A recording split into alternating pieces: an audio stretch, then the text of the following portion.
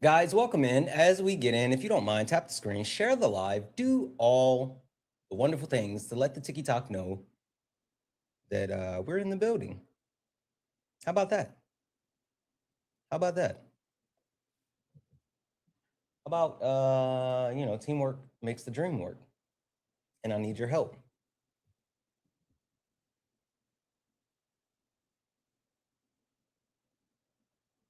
All right. Good morning, good morning, good morning. I hope everyone's having an amazing day. If you don't mind, as you get in, send your daily heart me. It's only one coin. It'll help boost the live, push us out to the FYP. Also, I have these daily gift goals. I have 3 of them.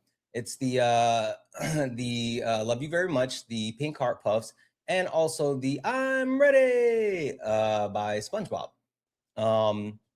If you don't mind, because they're making me do like 3 in a row, but it's the little 1-cent gift goals. If we can knock those out a couple of times, it'll help push us out to the FYP. So if you don't mind, I hope you don't mind, I hope you don't mind that I wrote down in words how wonderful life is. Now you're in the world. Anyway, yeah, sorry. Guys, if you don't mind, please knock those out for me a couple of times. Send your daily heart me. And we're going to go ahead and get started here in just one moment. We are here for some debates. So if you are a Trump supporter, get in a box. I think we're good everywhere. All right, perfect.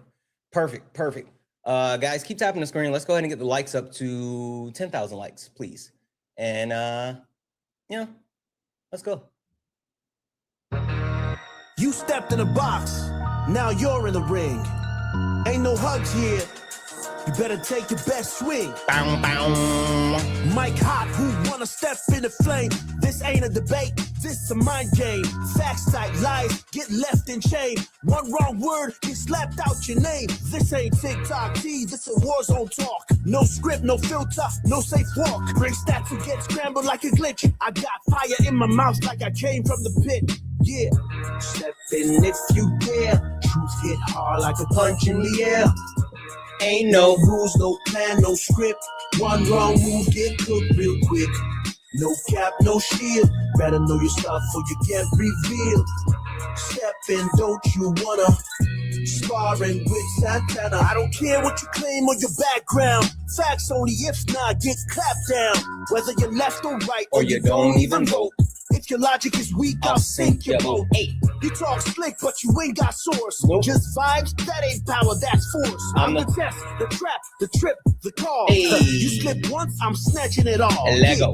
Step in if you dare. You dare. Hit hard like a punch in the air. Ain't no rules, no plan, no script. Yeah. One wrong move, get cooked real quick. No cap, no shield. No. Better know your stuff or you get revealed. Step in, don't you wanna? Sparring with Santana. Step in, if you dare. Hit hard like a punch in the air. Ain't no rules, no plan, no script.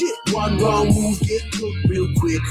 No cap, no shield. Better know your stuff or you get revealed. Step in, don't you wanna? Sparring with Santana. Yeah, this ain't your safe place. It is not. This is flame It space. absolutely is. Don't you wanna? Sparring with Santana.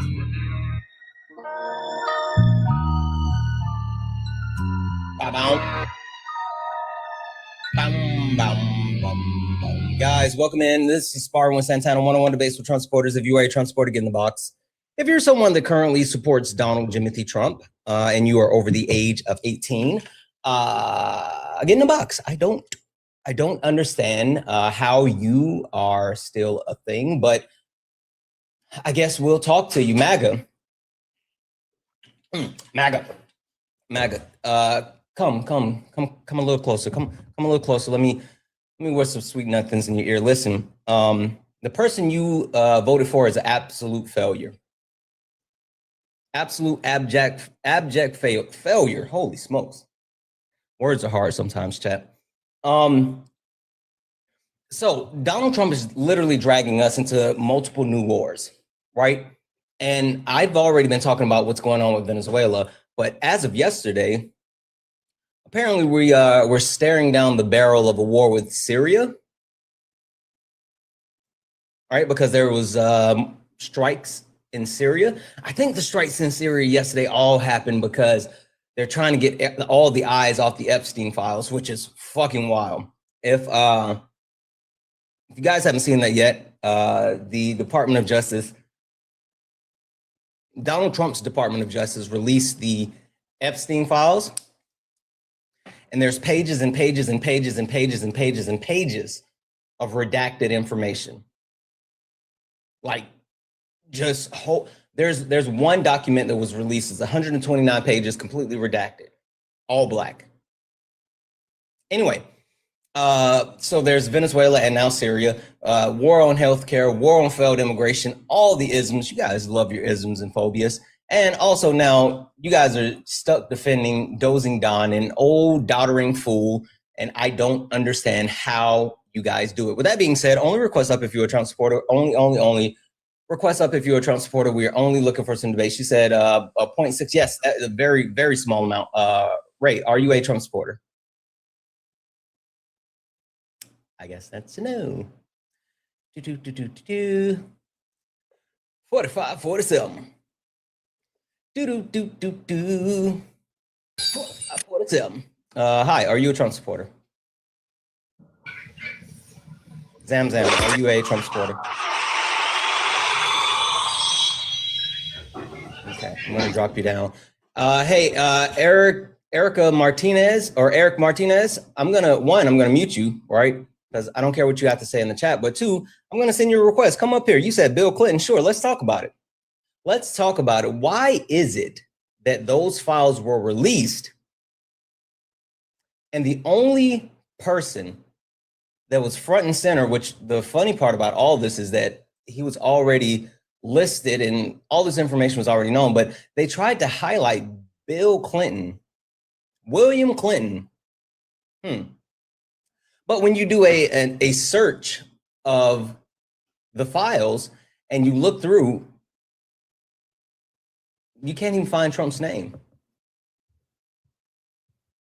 That's not a wee bit odd, a tad bit, a smidget concerning. Yeah, I didn't think you were gonna come up. MAGA Clips, yep, I'm gonna mute you. Come up here and tell me about it. You said no, sure.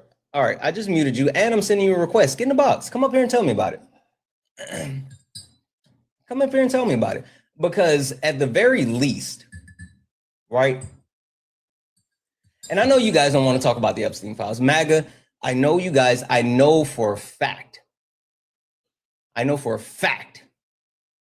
you guys don't want to talk about the Epstein files. So I'm not going to hold your feet to the fire because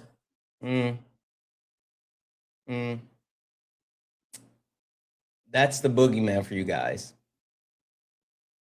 Someone said, remember when Nixon tried to hide tapes? Yep, I remember that. I remember it. But you know, the sad part is MAGA doesn't. MAGA, so this is the thing, right? Trump supporters, and I'm going to give you free game. And hopefully you guys will receive this information and it won't be a situation where you feel attacked. I'm letting you know right now, right here up front, this is not an attack on you. So please don't take it personal. Trump wants you to stay stupid. That's it. Donald Trump doesn't want you to know history. Donald Trump doesn't want you to know facts. Donald Trump doesn't want you to know information, because if you know history, facts, and information, then it makes it harder for you to be manipulated, right? It makes it harder for you to be manipulated if you actually know information. And so that's why Donald Trump and the Trump administration are doing things like targeting the Department of Education. That's why they're doing things like trying to ban and burn books. Why they are actively telling you that you don't need a college education. That's liberal stuff. Bunch of libbies. You're a libby if you learn.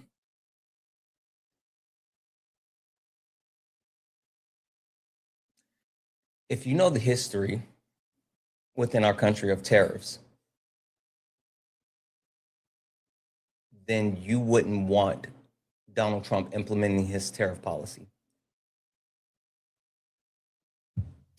If you know the history of weapons of mass destruction and war, hey, Kirsten, you wouldn't be so gung-ho about going to Venezuela.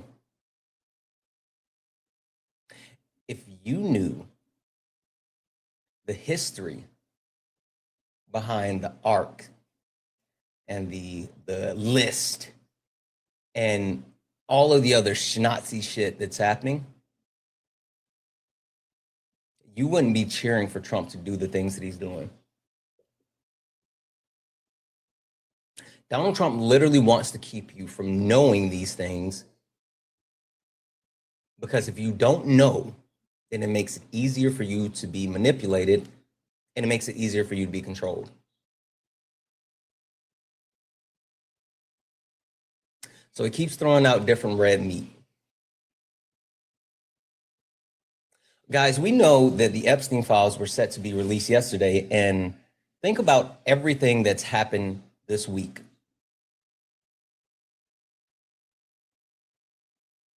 We became pirates, right? I mean, we literally stole a Venezuela oil tanker, put in a blockade. Donald Trump held a nationwide primetime address to talk about nothing. He had doctors at the White House come out and say, no more transgenderism, saying that kids wouldn't be able to receive gender affirming care anymore.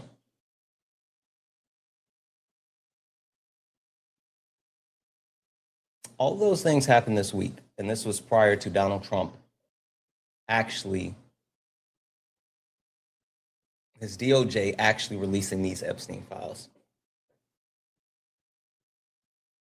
Right? He said they shouldn't. Sure, I'm gonna mute you, right? I'm gonna mute you. Me who? Come up and tell me about it. I'm sending you a request. Come up and tell me about it. All of these things were done.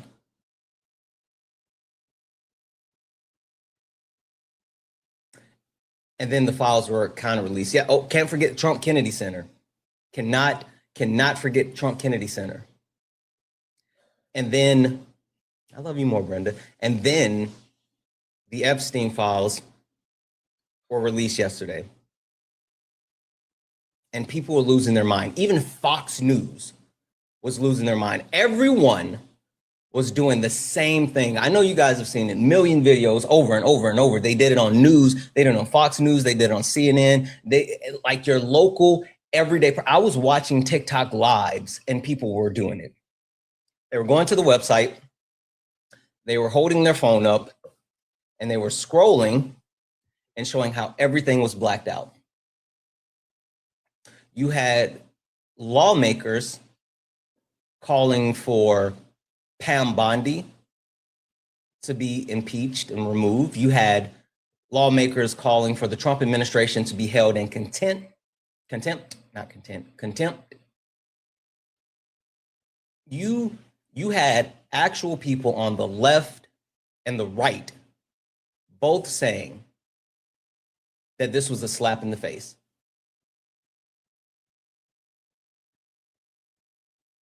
Thank you for the cake. And what did Donald Trump and his administration do to try to distract and deflect?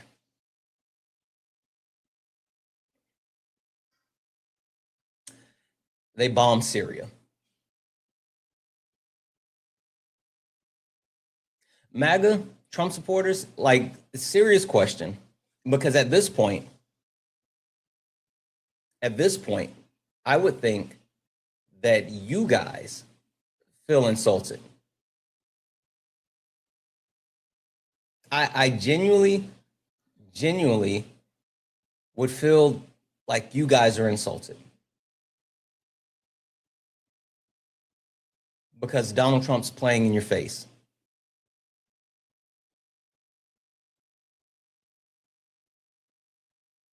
Even if we got tricked, why would we vote left?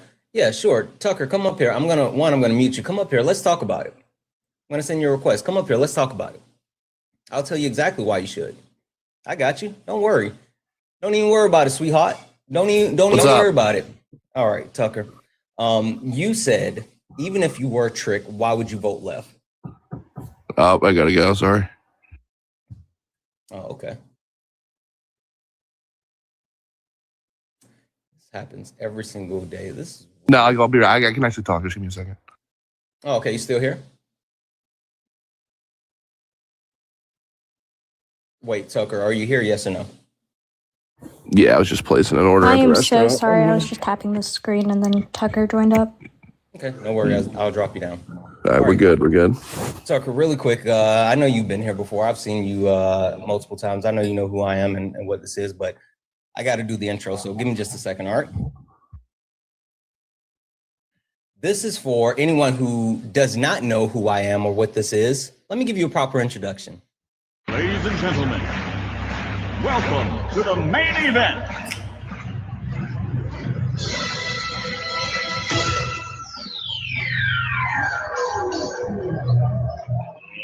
Let's get ready to rumble!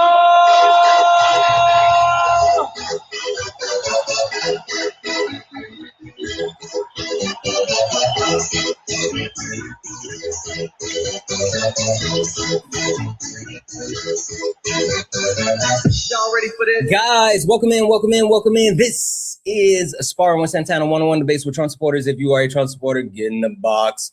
If you're someone that supports Donald Jimothy Trump, get in the box. We're only looking for some debates. If you are not a Trump supporter, please do not request that. We're not talking to friendlies.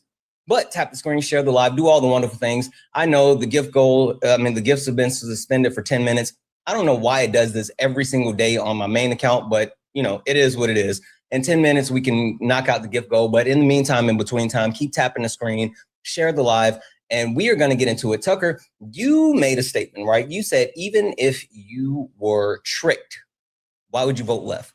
Tucker, I guess before we move forward with that premise, can we get an understanding? Do you feel like you were tricked? Do you feel like you were misled, bamboozled, led astray, run amok?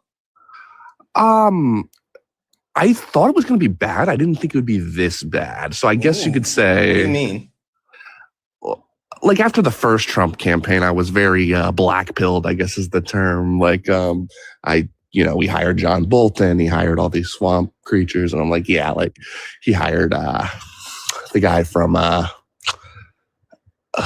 one of the health secretaries who was a big pharmaceutical guy. It just seemed like everything he wanted to do, he just did the opposite, right? So, and he didn't get the border wall done in 2016. So I wasn't very, I didn't have much expectations for the second term, but. Then why did you vote for him? Was it more so in the sense of, even though you didn't have expectations, to your point earlier, you still were like, I'm not going to vote left? Or was there anything that you thought, okay, well, ideologically, I am a right winger, right? So like I would never vote for like a. Okay, wait, hold on. Tell me what those things are, though, because like I hear people, and I can understand people. I'm from the South. I'm from South Carolina. I grew up around many Republicans. I know a lot of conservatives. I know people that absolutely uphold like the actual, values of what Republicans are supposed to be. But those people don't even support Trump. So tell me what your right wing values are. Well, the main reasons I voted for Trump was to restrict immigration, right? Was to kind of at least push the idea of America first, right? I am an America first conservative. I don't believe in putting other countries before us. And we're just not getting that. But so I guess the question. But I just the thing is like, I would never be like, well, if we had Harris, we'd be so much better off, or if we had Biden, we'd be so much better off. It's like no one don't think that we would be in a better position today with Kamala Harris versus Donald Trump. Not saying that we would be in a position that you want, right? Not saying we would be in a position that you want, but just in totality. Some people believe that Donald Trump kind of quells the right wing response to like some people think if we actually wanted to get like a right wing leader in there that was America first, a Donald Trump presidency kind of quells the thirst from the middle America, and they're like, well, we got Trump in there, and it's kind of done, and we saved the day. And I don't think so. I kind of think if Harris was in there, it would radicalize a lot more right wingers. Yeah, especially imagine if it was Harris covering up the Epstein files, and it was Harris bringing us to war in Iran, or it was Harris that couldn't close the war in Russia. The average person would be fucking radicalized. We would be their mind. Exactly, and then we'd be able to vote in like an extreme hardcore right wing guy. But now their thirst has been quelled. The thirst has been quelled with Trump. Because like that's the same thing that happens on the left. It's super interesting that you say that, because the same thing happens on the left.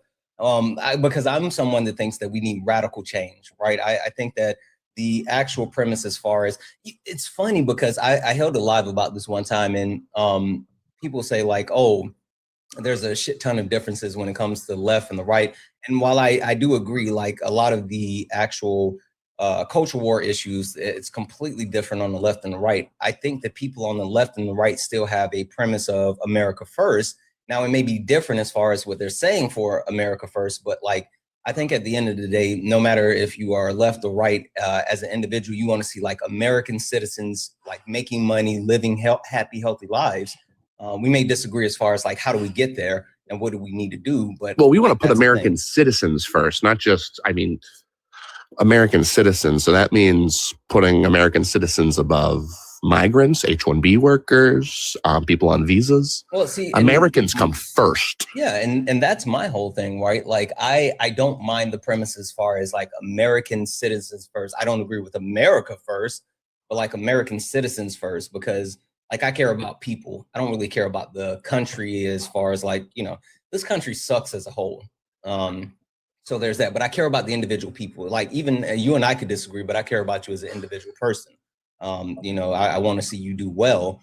But like at the end of the day, I think there's a large gap as far as like, how do we get there? But the point I just think that's a good point. I think there is, but I think the avenue, it's not really viable on the left. Like if you look at the right, there's at least honest conversation going on. Like look at AmFest. Look at AmFest. You had Tucker Carlson and Ben Shapiro disagreeing with each other on stage, pretty much going at each other's neck. You'll never really see that at a Democrat event. They get in line and they're very good at unifying, and they're marching line and they hold the line. There's a difference though, like when it comes to the actual parties, right? We can talk about like the establishment, right? I think the establishment is a difference between, or is different between like the people. Again, like I don't care. I don't like Democrats. I don't like the Democratic establishment. I fucking hate Hakeem Jeffries and Chuck Schumer and Nancy. Like I hate all of them.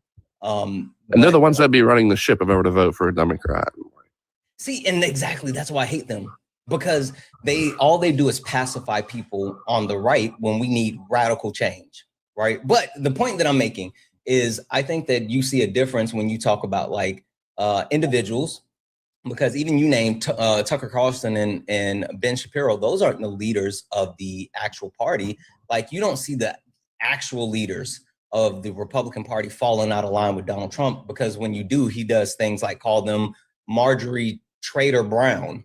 Right, not even. Well, I know they do. Look at Marjorie Greene and Thomas Massey. Adelson's the Trump top donor is trying to primary one of the biggest MAGA conservatives in Congress. So there's obviously like you see Marjorie Taylor Greene is leaving Congress, but then you see like everyone who has went head to head with Trump, they called them rhinos, and then they excommunicated them. Right, they actually kicked them out of the party, whether we talk about Adam Kissinger, whether we talk about Mitt Romney, like all of these people, they say Liz Cheney, oh, they're a rhino. They're not really Republicans. Get them out of here. Like when you talk about the establishment, I think the establishment is different than the people. They're different than you and I. They're different than even like, Ben Shapiro and Tucker Carlson. Well, I'd say Shapiro is establishment. Well, he's not official. He represents the establishment. Well, no, that's how politics works, though. There's surrogates. Yeah. What about things like the Heritage Foundation? Would you say that's not? I mean, they're not Heritage politicians. Foundation is the establishment now. Well, no, Kevin Roberts, he doesn't hold an elected office. Like your Chad doesn't really understand how politics work. I mentioned things like the Heritage Foundation. You go, well, but people don't understand how much influence these guys have on the party. That's a bad example now, right? They used to be. Kevin Roberts has massive influence. But hold on, think about it. After Donald Trump got back into office this time with Project 2025, they actually went through the process of installing people directly from the Heritage Foundation into the federal government. So prior to this administration, I would have agreed with you. It would have been just influence. I mean, like hell, the Heritage Foundation was driving behind getting Roe overturned for over 50 years. And that's influence, right? They did everything possible to influence to get that done. But now, but you say Tucker has no influence when he's like friends with the vice president and friends with all the like congressmen. No. Tucker absolutely has influence. Yeah. What I'm saying is he's not, an actual politician that's in power. Now, you know what I think is interesting. He's in bed with them though. Yeah, but it's still different between like being in bed. Well, that's how that works. It's when you're a politician, you have the people. When you're a high level politician, you have people going to bat for you in the media. Yeah, you have people going back to you in the think tanks, and there's cliques. There's like the feel. Yeah, I agree with you, but like, come on, you and I can agree. Like, there's a huge difference between like Tucker Carlson and Tommy Tuberville. Tommy Tup is that the Democrat? I don't even. Tommy Tuberville. That's the old guy. Yeah, I know who that is. No, he's the Republican senator from Alabama. He used to be like the football coach. Okay. SEC football coach, and then he became. Anyway, there's a huge difference between, having name recognition and you're someone who is an actual surrogate versus being a direct person of power and influence, right? And that's the point that I'm making. Like, that's the difference between Tucker Carlson. Now, I still contend whether he wins or not, which I don't think he'll win. I do think that Tucker Carlson's going to throw his hat in the ring for a 2028 presidential bid. No, he's behind Vance. He's pushing Vance. He's going to push Vance. I don't think so. I'm telling you, we've done the research on this. It makes too much sense. We've been watching this closely, right? And he pushes Vance in almost like a weird way. He is, no. This guy will not run for president. It's too weird. He's mobbed up with the Russians and the Qataris. Like, he would never win. I'm telling you. Derek, are you a Trump supporter? Vince. Who is we? Okay, hold on. So let me read a couple of things off, and let's actually get to the premise of what you were saying, because you and I, we're all over the place now. Let me refocus this. Give me 1 second. W's in the chat from Manda. Manda sent a $2 donation saying the guest is America First, the term coined by a Triple K. So he admits to, at a minimum, aligning with the Triple K idea. What a cool guy. Thank you. Thank you. Well, you said you were America First as well, so I guess we all aligned with the triple. We all aligned with the Triple K, I guess. I said American citizens. Me and Santana stand arm in arm and aligning with the KKK. No. Yes, we do. Yeah, we do. Don't take it back. You can't take it back. American citizens. No, but you said you were America First. I said American citizens. You said the Democrats were just as much America First as the right, but in different ways. Yeah, I think the Democrats are. Run the clip. Roll the clip. I think the Democrats are. It's fine, dude. It's fine. We stand in lockstep with the KKK. Also, I didn't vote alongside the Klan, so there's that. No, anyway, you did. W's in the chat for Megan. W's in the chat for Megan. Megan sent a $2 super chat to say, Santana, I hope you're having a great weekend. I am. This is a awesome start. I'm on my second cup of coffee. We are here. We're live. I had pizza for breakfast, guys. So it's a start of a great weekend. W's in the chat for MAGA Cries. What up, MAGA Cries? Who sent a $1.99 super chat to say all these MAGA cowards are over here on YouTube. I know they are. They're so soft. They're so soft. It's weird how they love me on YouTube. Like the wild thing is the Trump supporters over on YouTube. They hate watch every single day. They hate me so much, but they never turn it off. Which, appreciate the algo. Whatever. Anyway, if anyone else would like to support the live, you can do so. Cash App, PayPal, Venmo, all the pay links and link tree in the bio. Santana Speaks For You is the best way to support the live. Everything's accepted, anything's appreciated. If you're over on the YouTubes, you can send a super chat and I will read that out. Guys, keep tapping the screen. Let's get the likes up to 100,000 likes. Also, I think the gifts are back now. Okay. Yep. I'm going to keep resetting to these little small gifts so we can get more push out to the FYP. Last but not least, we're on the main account. I am so close to 70,000 followers. on the main account. Look up at the top. If you see the word follow, that means you're not following me. Hit that follow button. Hit that follow button. We need to get the main account over 70,000 followers. We can do that today. Lock in. Appreciate it. Only request up if you're a Trump supporter. We're only looking for some debates. Do not request up if you're not a Trump supporter. All right, Tucker. So you said, even if you feel like you were bamboozled, why would you vote for the left? Yes. I think the biggest premise as far as why you would vote for the left is progression for all people, right? And again, going back to the point that I made as far as like, I'm American citizens first. While I don't agree with the Democratic Party, I don't even necessarily align with the Democratic Party. I do think the Democratic Party is one of harm reduction, but at the very most, it's the only party that's absolutely doing things to benefit the American citizens, right? They, while I don't like the ACA, I think the ACA is a failure in the sense that it should have been gone past that since it was implemented. It was at least the Democratic Party that put up the ACA. So my point being is that at the very least, I think both parties suck ass, right? That's just being truthful. Hey, thank you, Gucci. Both parties suck ass, but at the very least, the Democratic Party has a little bit of hope as far as doing something beneficial. And I think the ticket for 2028 is going to be AOC. Thank you for the DJ glasses, Gucci. It's going to be AOC with Bernie Sanders as the VP. Really? I think, how old will he be? You think he'll be old? He'll be super old. That's why I think he can't be at the top of the ticket. But I think having him as the VP, you have him as the wise elder, the person that's sitting there backing AOC, the young progressive woman. The guy's gonna be like 90 plus, right? Yeah, I think he's gonna be. Let me look it up. He's gonna be old. I would never say that he is actually. I mean, his time has passed, right? But yeah, he's 84. He'll be 86, and then if he makes it, he'll be 90. I don't know. Maybe that's kind of a pie in the sky, but he'll have something to do. Okay, maybe not VP because I didn't realize he would be that old. But like AOC is going to be at the top of the ticket.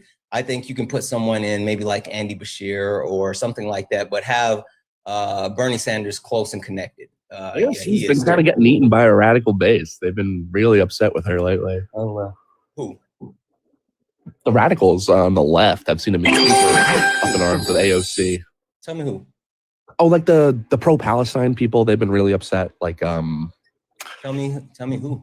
Oh, like a guy. Oh, what's his the guy's name. Guy. Your favorite guy. You know him? Guy Christensen. He's like one of the biggest liberals on this app. I have no idea who that is. It's like the pro-Palestine left. They're kind of crazy anyway. Yeah, I mean, so they think she's like turning on her radical base and like voting with like Schumer and Pelosi and all that stuff. That was a criticism, and she was also. I've never seen this guy before. Your favorite guy. I have no idea. He's fucking insane, honestly. But pro justice advocate. He calls for violence, which is probably a bad idea. But listen, I would say that I'm sure that you've never watched Daily Bread before, but I will say that listening to Sean, I don't think there's ever been any type of change without violence. So, like, there's that. I believe in peaceful stuff because I don't want to get RICO'd, and it's the right thing to do, right? Yeah, the right doesn't believe in peace. Stop it. Stop it. Well, I'm talking about me. Yeah, but your party doesn't. Like, you guys riot over lies. For the most part. Like, you guys. I think political violence comes from the left more than the right, honestly. No, it's actually statistically proven that it comes from the right. 59%. Well, I read into that study, the ADL study. They don't count any of all the BLM riots were apolitical, and a lot of the right-wing violence, like they've said, Islamic attacks were right-wing. No, they didn't. The study had a breakdown showing the 3 different ideologies as far as like violence over the last 30 years, and they broke it down into 3 categories: people who hold right-wing ideology, people who hold left-wing ideology, and people who hold Islamic ideology. And right-wing ideology had committed 59% of all violence, political violence as a whole. our contention with the study was that like what classified as right-wing violence, like it didn't encompass like 85% of like, or left-wing violence. It didn't encompass like 85% of it. It just omitted it. That was our contention with it. I disagree. And sorry. Well, yeah, it's like it all comes down to it's like who classifies what as right wing and left wing, and then it's just a matter of counting which is more. But it's like, who's to say like what is left and right wing? I'd say not the ADL.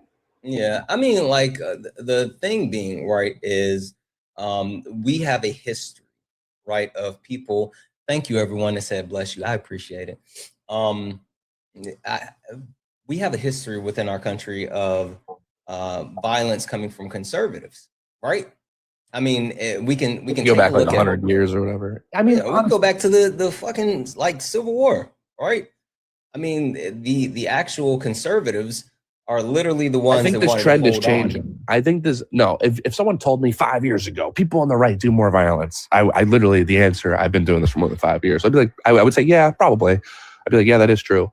Now I think it's changing, honestly. Like with the whole Antifa, like oh, come on. You're smart enough to know Antifa isn't a thing. Stop it. Oh, you're one of those people. You think it's like, since it's like, come on now. You think there's no card carrying members of Antifa? Really? If there were, I would be one. That's why I know there's not. That's crazy. Yeah. What's crazy? You wouldn't be Antifa? They're a terrorist organization. So wait, are you Antifa? Yes or no? No, they are classified as a terrorist organization. So you're a fascist. Are you? I'm the anti-good guy club, or I'm in the good guy club. And if anyone not in my club is a bad guy, I don't know what the good guy club is, but I need to understand this. Super simple. Yes or no? Are you a fascist? No. Okay, then you're Antifa. That's like saying, are you pro-Israel? No. Good. You're part of the Islamic State. You're ISIS now. That's not how that works, bud. Why not? That's like prescribing me to a terrorist organization because I don't agree with an ideology. Donald Trump is trying to classify it as a terrorist organization when it's not an actual organization, it's ideology, right? So that's just like saying there's Facebook groups. Yeah. What about the people who get the shit kicked out? It's like this. It's like this. Check it out. Are you a member of the Triple K? No. Okay. But that doesn't make me something else. That's like anti-Triple K? Or do you like the Triple K? Are you for the Triple K? Yeah, but that doesn't mean I'm in a club. Yes, no. That means I'm anti.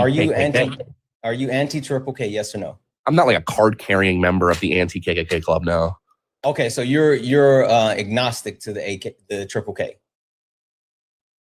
Agnostic? Well, no, I think there's probably a few of them that exist, like in West Virginia or something. There's probably like 3 of them, honestly. No, my point is, I've never met one. My point is, are you like Triple K? I can take them or leave them. I mean, I don't really give a shit. There's only like 2 of them in West Virginia. They don't really have much influence. What does that have to do with them? Like, just because there's only quote unquote 2 of them, there's first and foremost, there's way more than fucking 2 of them. I don't really give a shit about like 8 drunk guys running around the woods in West Virginia lighting crosses on fire. Again, I think there's bigger issues. So what you're saying, Tucker, is Triple K, I can take them or leave them. Yeah, pretty much. I mean, it's as much. Wow. If I had to deal with, like, think about it. If I had to live in a country where the biggest problem was the Triple K, and it's like 8 guys running around the woods with fucking the Triple K is not 8 guys. See, have you ever met one in your life? Have you ever met one in your fucking life? Yes. Where? Who? Name them. Who? I'm from South Carolina, bud. What was their name? Why would I give you their names? Because they're a KKK member and they're a piece of shit and they should be exposed. Tucker, 1, stop saying that. Say Triple K. Okay, sorry. Got it. 2, even if I gave you their names, you wouldn't know them. 3, what I'm saying is the Triple K is literally a hate group that has unalived thousands of Black people throughout the history of the United States of America, and they still exist today. They absolutely, he said, David, you're a weirdo, and you follow me. You know what, David? I'm just gonna go ahead and block you because you never come up. So I'm gonna give you a block. You live with that one, weirdo. Anyway, they have literally unalived thousands of Black people. And after Donald Trump got into office the first time, there was a spike in the actual joining of the Triple K, right? You do know that they're like literally able to function in public without like being restricted. Well, yeah, you're allowed to assemble, like, even if you have like the craziest ideology, you do have like the right to free speech, and if you're nonviolent, they can operate. And but why aren't they categorized as a T organization? I mean, if you're sitting here saying Antifa is, who are they? Not? Are they not hurting anyone? They've literally have a history of unaliving Black people. What do you mean not hurting anyone? Yeah, but that was like hundreds of years ago. That was like, not hundreds of years ago. That was literally not hundreds of years ago. Like, who's the last victim? Like that Emmett Till guy? What was his name? That kid was like. That was now like you're being fucking ago. willfully ignorant. Yeah, no, the last victim was like. Stop! I'm gonna go ahead and mute you.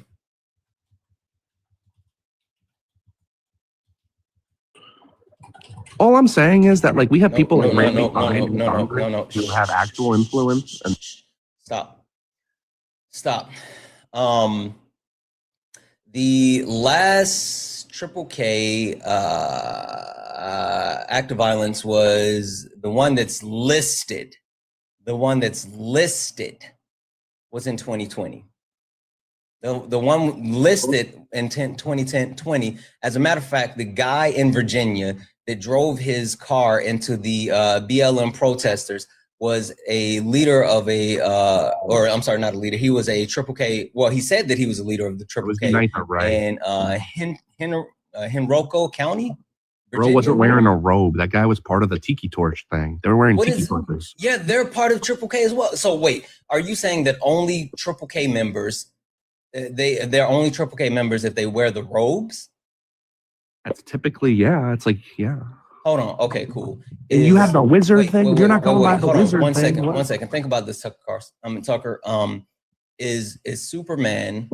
Is Superman always Superman, no matter if he's in his actual uniform or if he's dressed as Clark Kent? Is he always Superman still?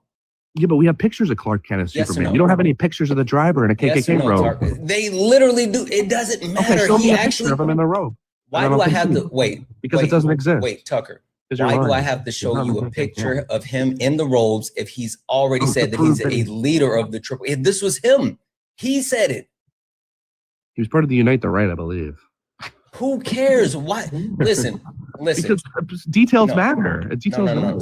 Stop for a second. Stop for a second. Listen to me. I need you to listen to me because you're being disingenuous, and this is the first time that I feel like you've done this since we've been talking. If he's said his own words, he said that he was a member of the Triple K. Then why do we need to see him in robes if he's openly admitted that he was a member of the Triple K? Oh, he said that? And then I guess not. I kept saying that. I just haven't seen that. Yes, he said that he was. Yes. You can take a look at the BBC reporting from the actual attack from 2020. The title is listed as let me make sure I can say this right. Say it again. No, I'm saying like this may be true, but like my contention, like my argument is like even if there's like KKK members, like we have people in. Sorry. Triple K.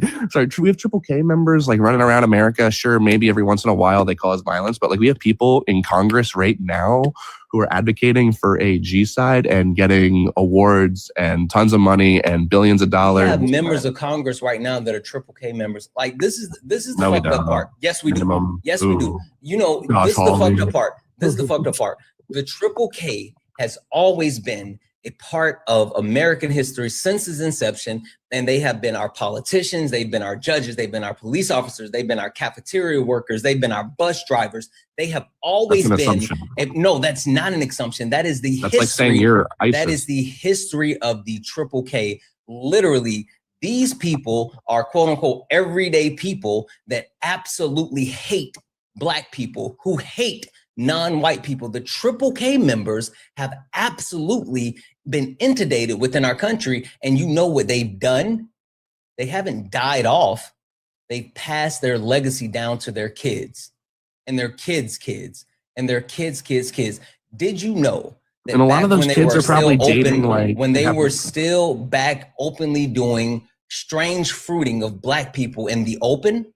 It was a family event where they had kids out at the strange fruiting watching. They would leave church and then go strange fruit a black person.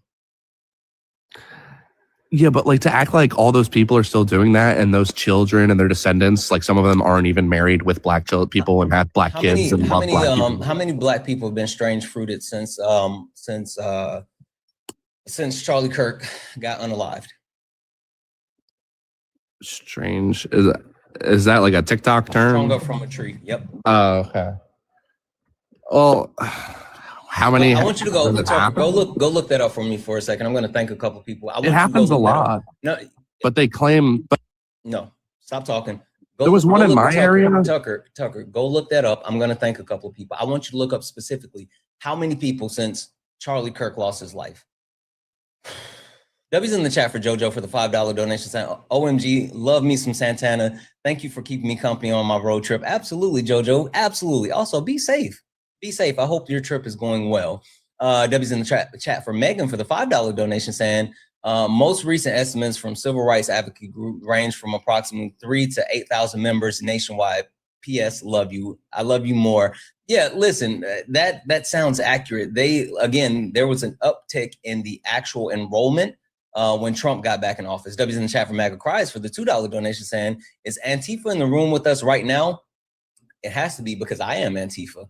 W's in the chat for Erica for the $3 donation saying, Charlottesville, little money, and Alexandria, Virginia, big money, are some of the most well-funded triple Ks in the U.S., i.e. there are some good people on both sides. Go ahead, go read a book. Yeah, there's that. And fucking W's in the chat for Sonia. Sonia sent a $25 donation and say, no fascists, no triple K. Exactly.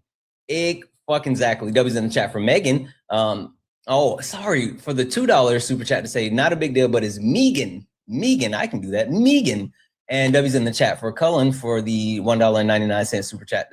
I used Google, Claude, and $1.99 super chat to say, didn't say anything, but just sent some love. And last but not least, W's in the chat for Just Alpha for the $5 super chat to say, thank you, caller, for proving you are extremely racist. And second, didn't know the fact that French resistance, US GI, the Polish, the Finnish, and some other Germans were Antifa. Exactly. Like Antifa literally just means anti-fascist.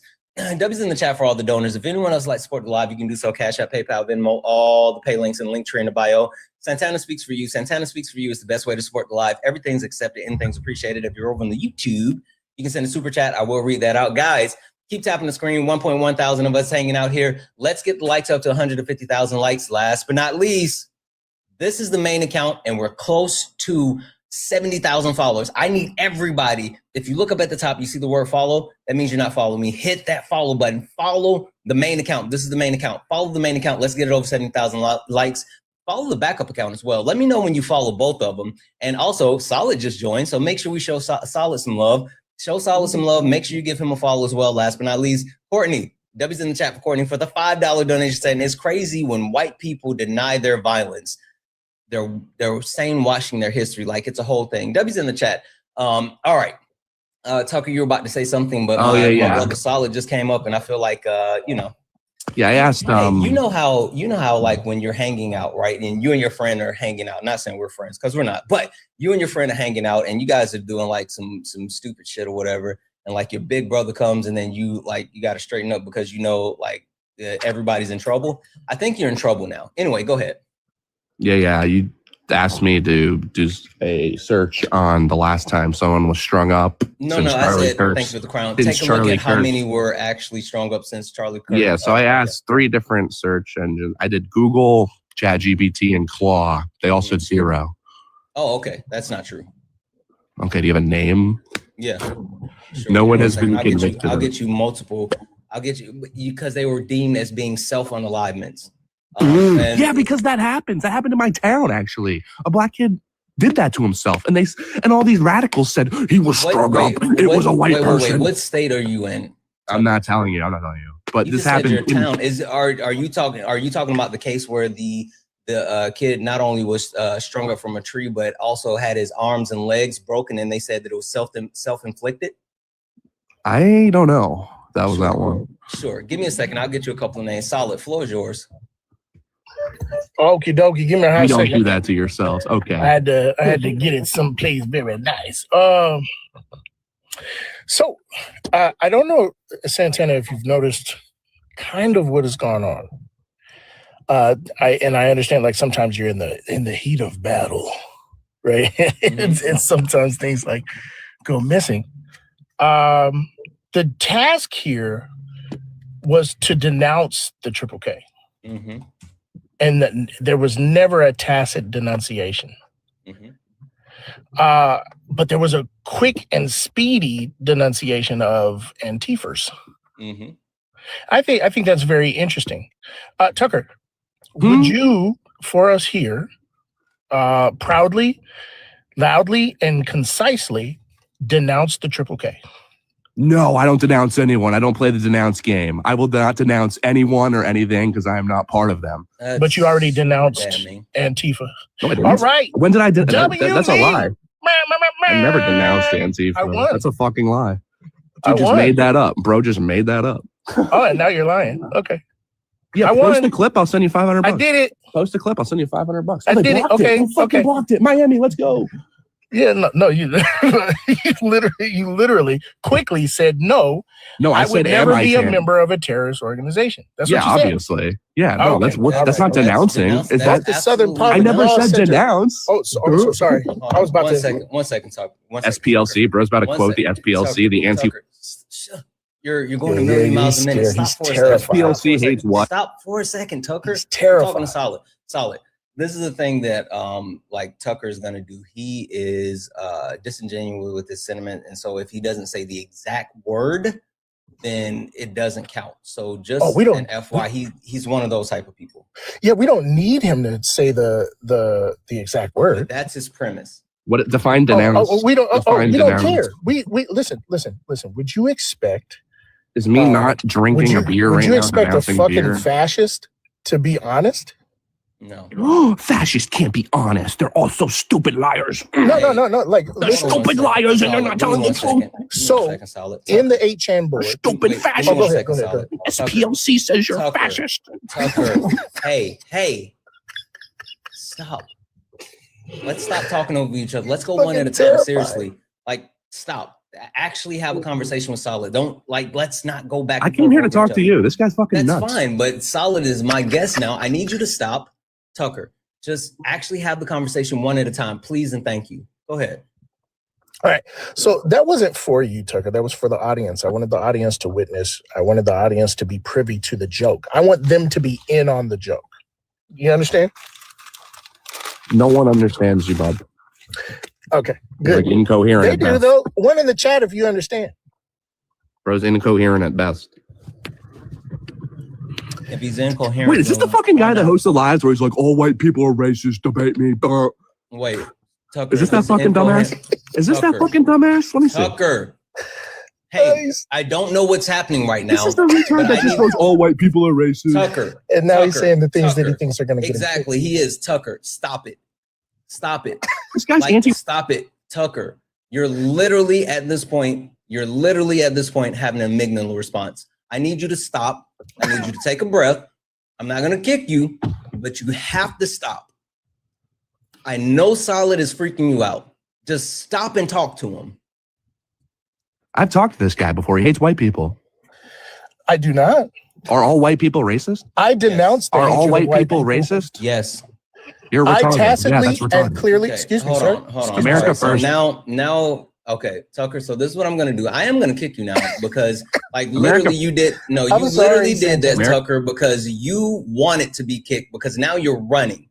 Like I'm that's hungry. the only reason you haven't done this entire time. But you know what I'm also gonna do, Tucker, because you decided to crash out like that. I'm just gonna go ahead and block you. Like I know Be you a follow me. faggot.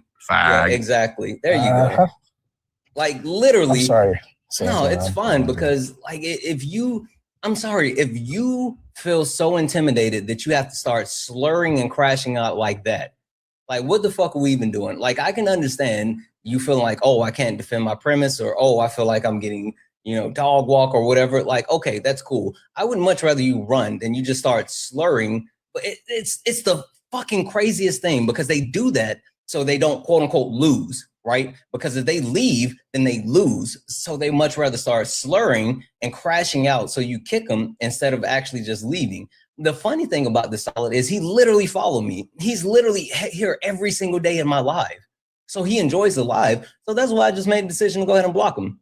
He'll never be able to come back on my live ever again. The fuck are we doing? I'm sorry, but I know you don't like it when we break the toys, man. No, it's all good. Sometimes you got to. I think sometimes I just think it's important that the audience is just in on the joke, because I'm sitting here the whole time just cracking up, right? Mm-hmm. Because there's a phrase, right? Disavow, disavow, disavow. That used to circulate in the days leading up to Charlottesville on the 8chan boards. They would post to each other that in the media, it is their job to disavow, disavow, disavow. Say, no, I'm not a member of this. No, I don't support this. No, I don't, right? But also, he can't signal to his people. And I'm going to be honest with you, it's probably because he was trying to clip farm. Mm-hmm. But he can't, if it ever goes public and he is being tacitly against these hate groups, then he loses his acceptance, because why aren't you being proud? Mm-hmm. You know what I'm saying? Mm-hmm. And so like when we get to mixing things up and running around, right? When the job here was to say that you should be anti-fascist. He made an admission when he first came in. He said that it would have been cool to have Kamala Harris be president because it would have further radicalized a lot of conservatives. Mm-hmm. Sit still, son. Please, the noise. It would have radicalized a lot of conservatives, right? So he's saying he wants fascism. You can't go much further right than fascism at this point, right? And it's the pretending that bugs me, right? Because their ancestors were so much tougher. You know what I mean? Their ancestors were just like in your face. Hey, this is what I am. You know what I mean? That's why I tell them all the time. Their ancestors would be so upset at them. You know, it's a whole thing. Hey, Fund, are you a Trump supporter? I'm a Trump supporter, and to indulge you, I do denounce the KKK, the triple K. Excuse me, I do denounce it. It's not that hard. It's really not that hard. Like, you see how easy that was? Yeah. So okay, really quick, because we were all over the board. The last guest, I mean, the reason why he came up was he was admitting that he felt basically bamboozled by the right, and it was more so supposed to be a conversation around like why would he support the left. It was a whole thing, so we didn't even really talk about the topic on the background. I'm going to thank a couple of people, and then you and I can just have a full reset and go from there. Is that all right? Sure. All right. W's in the chat for Chloe. Chloe sent a $2 donation saying, can't believe it's hard for this guest to say he's against the Triple K. Anyway, love you, Santana. I love you more, Chloe. Thank you so much for the 2. W's in the chat for Sims728, who sent the $4.99 super chat to say there's no difference between David Duke and Charlie Kirk except generationally. There's that. Guys, if anyone else would like to support the live, you can do so. Cash App, PayPal, Venmo, pay links in the link tree in the bio. Santana Speaks for You. Santana Speaks for You is the best way to support the live. Everything's accepted, anything's appreciated. If you're over in the YouTube, you can send a super chat. I will read that out. Guys, if you don't mind, keep tapping the screen. Let's go ahead and get the likes up to 200,000 likes. Also, look up at the top, see the word follow. That means you're not following me. Hit that follow button. Follow the backup account. If you see like a gray heart, that means you have not sent your heart me, send it. It's only 1 coin. It'll add you to the team. You have to make sure you go back in and claim it and turn on your notifications as well so you know when I go live. Last but not least, Solid's here, guys. Solid's here. Can we show Solid some love? We love it when he stops by. Can we go ahead and get Solid over 1,000 coins? Please, please, please. There's 1.2 thousand of us hanging out here. We should be able to get him over 1,000 coins like that. Take care of Solid, and also make sure you give him a follow. Santana, I appreciate the plug. Let me do this. I'm almost back to the DMV. Let me get to where I'm at. I'll set up. I'll come spend a day with you. How about that? Yeah. Let's do it. For sure. All right. So, question for you. Sure. Fun. How do you feel about Trump pulling you into all of these different wars? I believe they're necessary. Venezuela, it's not about just the oil. It's oil is a benefit. We can send companies over there, build them again. Remember, they kicked their companies out. Mm-hmm. So we can improve the standard of living in Venezuela. It's awful right now. People starving, human rights abuses. The T word, they let in Hezbollah? They let in those guys. They let in China, Russia. So this is also about protecting the Western Hemisphere. The Monroe Doctrine is something we need to do to spread democracy as best as we can. It's a complicated world. I know sometimes we back dictatorships, but it is such a wickedly complex and a complicated world. And I wish everything were ideal. Okay, so let me talk about this real quick, because you said a couple of different things. One, you said it's not just about the oil. Two, you said that we want to help the actual people there because of the living conditions. And three, you said that we want to kick out Russia and China and spread democracy or whatever. What if I told you that all three of those things that you said are vehemently wrong, and Donald Trump and his administration have proved that through their words and actions that they completely disagree with all three of those things that you said? I completely disagree with you, full-heartedly disagree with you, Santana. Well, what if I can prove it? You can't prove it. If I could prove it, then would you, come to the light? If you could prove it, I'll come to the light, but you're going to have a... Cool. Yeah. All right. So first premise, it's not just about the oil. It is.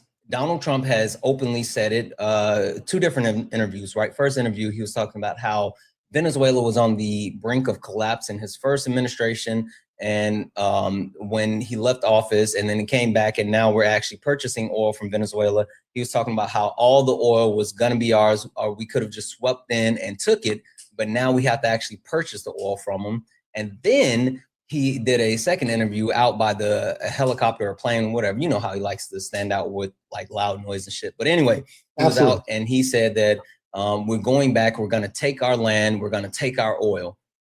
He's been openly, loudly championing that it's about the oil and we want the oil. Mm-hmm. And he said that we want Venezuelan oil. And also that's why we commandeer oil tanker. That scares other. I'm sorry. Go ahead, Santana. Yeah, no worries. Second premise, as far as him, as far as us caring about the people and wanting to see something better for them, no, right? The Trump administration has eliminated any type of additional people carrying initiatives through U.S. aid, eliminating the soft power that we utilize to help people in other countries, while at the same time continuing to support countries like Israel, who is actively going through a genocide of the Palestinian people. So as far as caring about the people, they don't even, the Trump administration doesn't even care about the people within the United States, because they have done things like withheld SNAP benefits from 42 million Americans, even when there's emergency funds. And so far as pressing it all the way to the Supreme Court and openly saying that they will not be sending out SNAP benefits to American citizens if the blue states don't give them actual information on undocumented immigrants. They don't care about American people. I mean, there's multiple things that they've done that show that they don't care about American people, including even reversing the policy that keeps medical debt from being put on American citizens' credit report anymore. So there's a shit ton of stuff says they don't care about people, especially American people, but especially other people. And last but not least, you said that we want to spread democracy and keep Russia and China out of the Western Hemisphere. They don't care about that. Literally, Venezuela made a deal offer to the United States, which was rejected by Marco Rubio and Donald Trump, where Venezuela would have gave the United States controlling interest in rare earth minerals, gold, oil in Venezuela, and completely cut ties with both Russia and China. And both of them said, no, we want a regime change. So that's my premise why everything that you said is something that Donald Trump and this administration absolutely disagree with.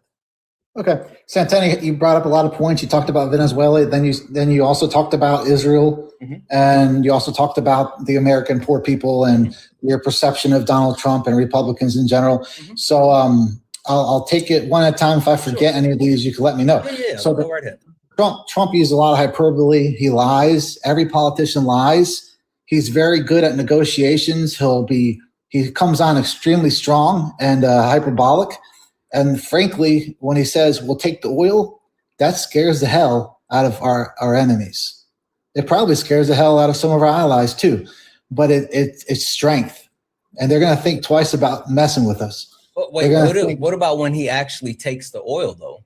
Because again, we became pirates and literally stole an oil tanker and brought it to the United States. That had been sanctioned.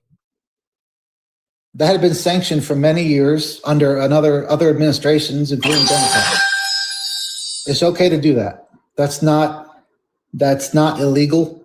That's literally, we literally became a pirate, and those sanctions were put in place after that. Hold on, let's see. When are you saying the Venezuela sanctions were in place?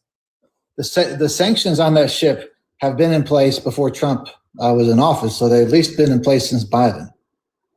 Let's see here. You can fact check me on that. If I'm wrong, I'll admit it. But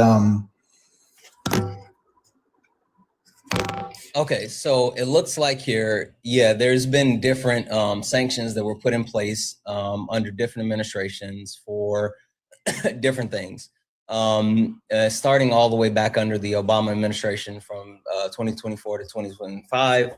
Mm-hmm. And so they did visa bans / asset freeze on officials for human rights. Mm-hmm. The Trump administration did a financial sanctions on the government and oil company now. So yeah, so that's been in place. The Biden administration put in debt, gold, digital currency. But so you're trying to say that the sanctions that are on the oil in Venezuela allows us to commandeer and bring their oil tankers into the U.S. Absolutely. Okay. I mean, we're going for a regime change. How so though?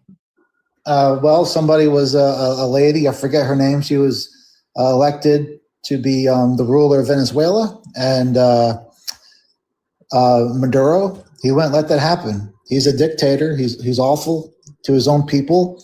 It used to be that they had a lot of wealth and with their oil, and used to be that people had a higher standard of living. Now it's truly it's unbelievably disgusting conditions for the common citizen of Venezuela. It's a shame. It really is. It's slums. It's slums, Santana. Mm-hmm. Hold on a second. Yeah. All right. So just looking this up as far as like what they can do. So there's things that they can do with other countries as far as once they're sanctioned. They can do seizure and boarding, right? Meaning that they can board the ships and they can actually search them and ensure that there's no terrorists or any illicit substances on there. They can actually ban them from ports. They can also do ghost fleets, which apparently is, let's see. Oh, okay. It looks like here that's hide the ships from other ships and basically spying on them. And then they can do targeted bans, which is like making sure that they creating a blockade, which is all of that. So I say the reason why I say all of that is as far as like them boarding the tanker and searching them, yes, they could absolutely do that. The issue though is when they brought the oil tanker back to the U.S. They cannot do that. That's the problem. They can. It's a seizure. UK did this in outside of Iran not too long ago. I'm literally looking here as far as like what the rules of engagement are, and again, looking at the information. This is multiple breakdowns, and even it's funny because Reuters did a story on a BBC, PBS. Like, oh wait, Congress.gov. Hold on, let me go look at this one. Sanctions on global can adopt market facilitate. I'm going to keep looking for this because, again, everything that I'm seeing is saying that they're not supposed to actually bring it back. Like, they can block it, they can keep it from coming into ports, they can search it, they can do all this, but it doesn't say anything about actually bringing those tankers back to the U.S. Regardless, the question I have is, again, what's the justification then about it not being about oil? Because it sounds like we're getting to the point where you're agreeing that it is absolutely about oil.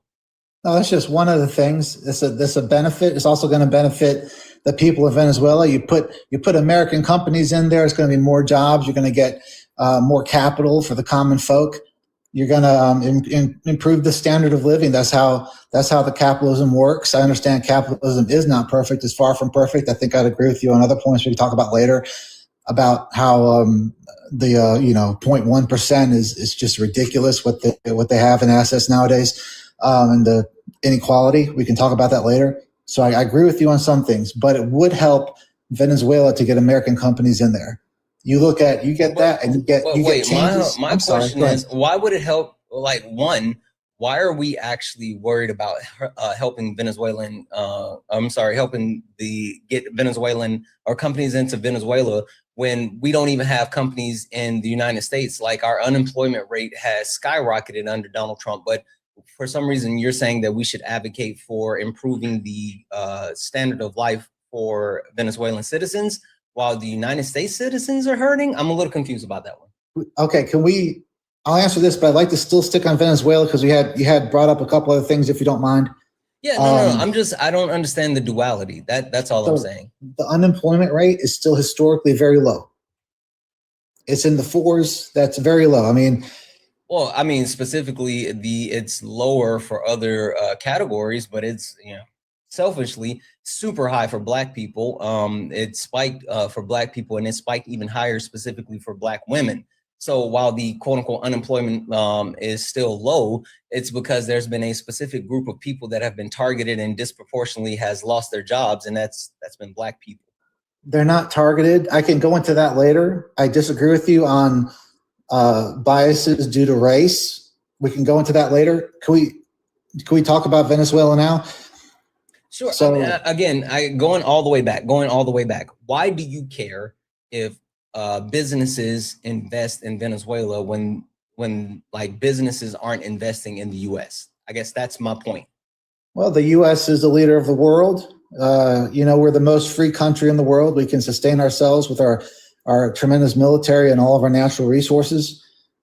We've got to what natural resources can we sustain ourselves with? I'm so confused. We have vast resources in America. Agriculturally, we have oil. We have oil, yeah.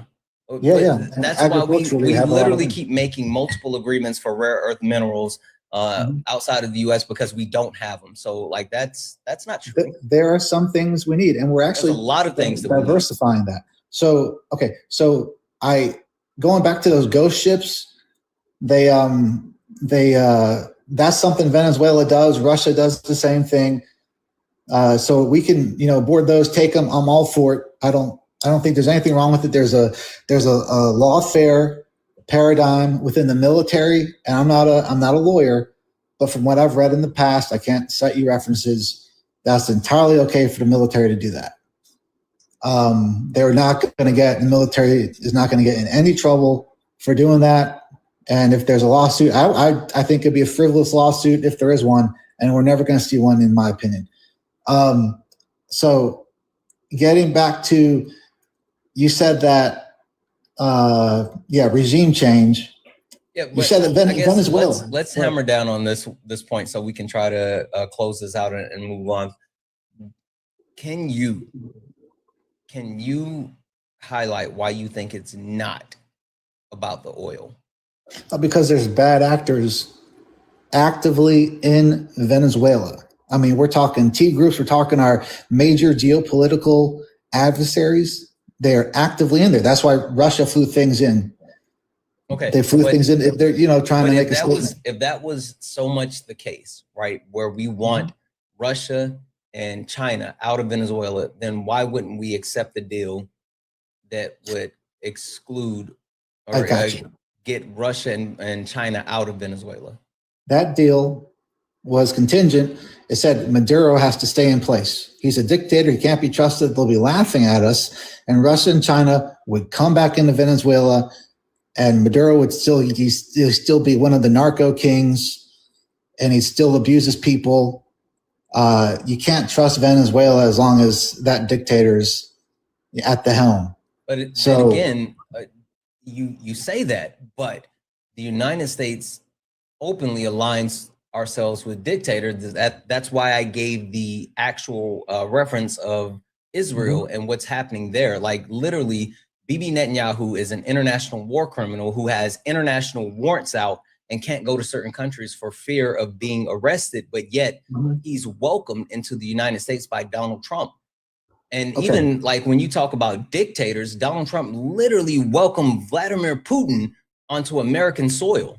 So like as far as, being, there being a dictator, the Trump administration has shown that they are not above welcoming dictators and actually working with dictators. So it doesn't make sense. Yeah, I mean, we look at China, and 40% of our biggest 500 companies, they get revenue from overseas. Like 40% of the revenue. I'm sorry, 40% of the revenue of the biggest 500 companies come from overseas. Okay. We do a lot of business with China. Russia does a lot of business with, especially the Western European countries, our allies, some of our biggest allies and most important in the world. You did say, I really want to talk about Israel, but I want to talk about Venezuela and continue talking about Venezuela where we can. So again, my point being, like, I'm not even necessarily trying to talk about Israel, because like it's not even like a conversation for me. The point that I'm making, right, is that your premise that Maduro is this dictator, which I'm not denying that, but the premise that he's this dictator that the United States wants to remove because of his inhumane actions and who he is and the threat that he causes his people and the alignment with these other countries, like those aren't valid because of the Trump administration's alignment with other dictators throughout the world and the actual promise for Venezuela to cut ties with those other countries. Like, it doesn't make sense. They contradict each other. That's the only thing I'm saying. It's not a contradiction. You can't trust Venezuela, so you can't take what they're saying as word. They're gonna, like I said, they're gonna laugh at us and stab us in the back as long as Maduro's president. Venezuela, you said, why is Venezuela important? It's in the Western Hemisphere. I touched on that earlier, but also this is a gateway to more business and more improving human rights in South America. Look what he's done. Yes, it is. Look at what he's done. It's not about human rights. You don't care about human rights. Stop it. No, I do care about human rights. Absolutely. There's modern day slavery needs to be abolished. I mean, look at what goes on. We have modern day slavery in the U.S. I completely disagree with you, Santana. I know history is brutal for so many people. What's the 13th Amendment? 13th Amendment. You can refresh my memory. I don't have it in front of me. Is that the anti-slavery amendment? It ratified legalized slavery. Okay. So we can talk about that too. Why did you just say okay instead of address? And like, again, the 13th Amendment made slavery legal within the U.S. That was a long time ago. Every nation on earth. I mean, slavery started in Mesopotamia. No. We still engage in it today. No, we don't. We don't, Santana. That's not true. Well, this is what I want you to do. If you don't mind, take a second. Go look up the 13th Amendment and read it. It's really short. I'm going to thank a couple of people. Sure. W's in the chat for Anthony. Anthony sent a $5 donation saying they pretend to care about the people in Venezuela while committing human rights abuse in their own home. Fake traitors suck. Exactly. W's in the chat for Lori. Holy shit, Lori. Thank you so much for the $25 donations. And Guest cares about common people in Venezuela, but does he care about the people who didn't eat when Trump didn't pay SNAP benefits? That was the point that I called out as well. Like, they don't care about the people here in the US, but we're supposed to believe that they care about people in other countries. But then when people in other countries come to the US, then they hate them. Like, it's all so confusing. It's just a bunch of contradictions. W's in the chat for Ellie, who sent a $5 super chat, and Ellie must have meant this because this is in all caps. Oh, hell yeah, brother. What a wonderful day. I say, what a wonderful day. Jake Paul was knocked out. It took so long, but we finally up, bruh. Finally. That was the funniest fucking thing. He got his ass whipped. You know how many times I watched that on replay last night? Like, whew. Anyway, W's in the chat for Ellie. And Ellie also follow up with an additional $5 super chat to say, Santana, what a wonderful day. I say, what a wonderful day. When Jake Paul gets knocked out, I really don't like that guy. Slash 50 Cent. Down goes Jake. It was great, Ellie. Not gonna hold you. It was great. It was great. He absolutely knew it. W's in the chat for Sims, who sent a $9.99 super chat that said, tell MAGA Dick Cheney here has his version of foreign policy is no longer acceptable. So much for no more nation building, LOL. Exactly. Like the whole premise that, oh, they don't want us to be the police of the world. And then like, apparently we're still supposed to spread democracy. It's all kind of contradictory. W's in the chat for Witch Woman, who became a late night tuber. Welcome to the tubers. Guys, W's in the chat for all the donors. If anyone else like to support the live, thank you for the fireworks. You can do so, Cash App, PayPal, Venmo, pay links and Linktree in the bio. Santana Speaks for You. Santana Speaks for You is the best way to support the live. Everything's accepted, anything's appreciated. If you're over on YouTube, you can send a super chat. I will read that out. And guys, make sure you keep liking the stream. Let's go ahead and get the likes up to 250,000 likes, 1.2 thousand of us hanging out. Only request up if you're a Trump supporter. We're only looking for some debates. Please do not request up if you are not a Trump supporter. We're not talking to friendlies. Also, can we knock out the donuts? Can we knock out the donuts? Welcome in, Doug Raid. Welcome in, Doug Raid. I hope you guys had a great stream and welcome. All right. Did you look up the 13th Amendment? I did. I think it's, yeah. What does it say? Listen, it says it abolished slavery, which is what I assumed. No, read the whole thing. Said, okay, well, I don't have said officially abolished slavery and involuntary servitude. Did you Google it, or did you actually, did you Google it and look at the overview, or did you actually read the 13th Amendment? Because that's why I said, look up the 13th Amendment, and I want you to go bar for bar, ban for ban. All right. Come on, where's it at? 13th Amendment, Congress. Neither slavery nor involuntary servitude, except as a punishment for crime whereof the party shall have been duly convicted, shall exist within the United States or any other place subject to the jurisdiction. Yeah, Congress shall have power to enforce this article by appropriate legislation. What does that mean? Neither involuntary service is punished, except as punishment. What does that word "except" mean? So involuntary service, punishment for crime. Except as punishment for crime. So except means this is when you can do it, right? So they're saying the first part say neither slavery nor involuntary servitude, except, like you can't do this at any other time except this time, which it says as punishment for a crime, wherefore the party shall be have been duly convicted, shall exist within the United States and any place subject to the jurisdiction. So it's saying that the only time that you can have slavery is if people are convicted for a crime, i.e., this is where they legalize slavery. And that's why we still have it today. That's why you have people going to jail and they're using people for free slave labor. They have them working for free. They have them, doing things like fighting fires. They have them doing things like washing cars, like all these other things like this. They have them doing this work for free. But then that's why you see the over policing, especially of Black and brown people. But the actual laws shifting towards, just petty crimes and things like that continue to lock people up into the industrial prison complex, right? You have the school to prison pipeline that directly affects Black people. Like there's so much to it. But again, the point being is it's legal slavery. Okay, so the things you mentioned in terms of motivation was racism. That was a long time ago. That was actually a consequence or the reason that people were arrested. That doesn't happen nowadays. There's white people, there's Hispanics, there's Black people in the prison system. I know disproportionately Blacks are represented. I wish it weren't like that. Black people. But white people are too. If it were systemically racist, you would not see any white people in prison. No, that is true. That's literally not true. Just because you see white people representing the amount of prisoners does not mean that the system isn't geared towards non-white people. Like the point is being able to legalize certain actions. Have you ever heard of the black codes? Vaguely, I can relate that to something or correlate it to something that I studied a long time ago, but I don't remember.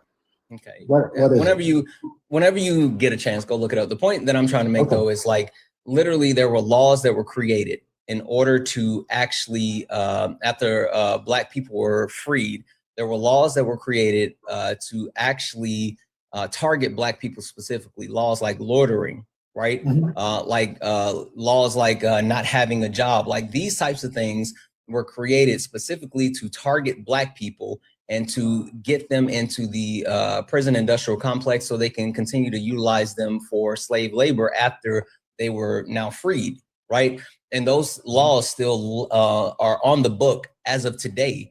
And the point that I'm trying to make, right, and the point that I'm trying to get across is that the way that the system is set up in its work, that's why you see the actual, the amount of black people being arrested does not correlate directly with the exoneration rate of black people. Like it's such a huge discrepancy.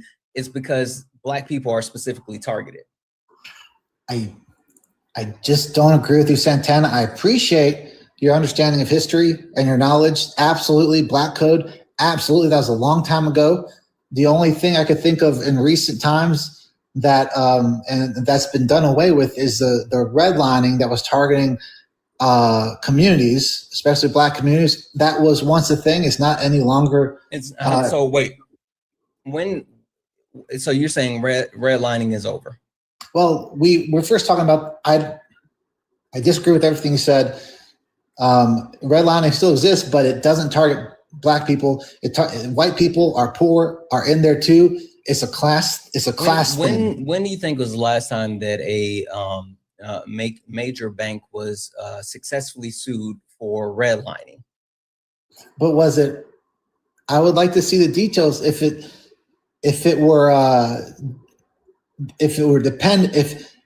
was made up of if it connected solely with black people, or if they're black and white people, Hispanics, any other Asians that are poor. Because answer the question, please. When do you think is the last time that major banks were successfully sued for redlining? I'm sure that stuff goes on all the time.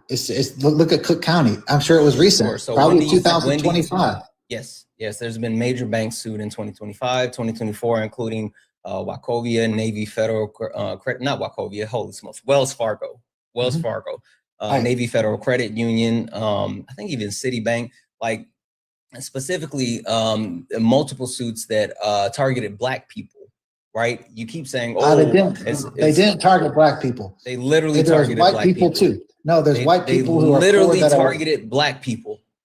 No, they didn't. I don't agree with you on that. And if it did, it would be one in a million. Have you looked it up?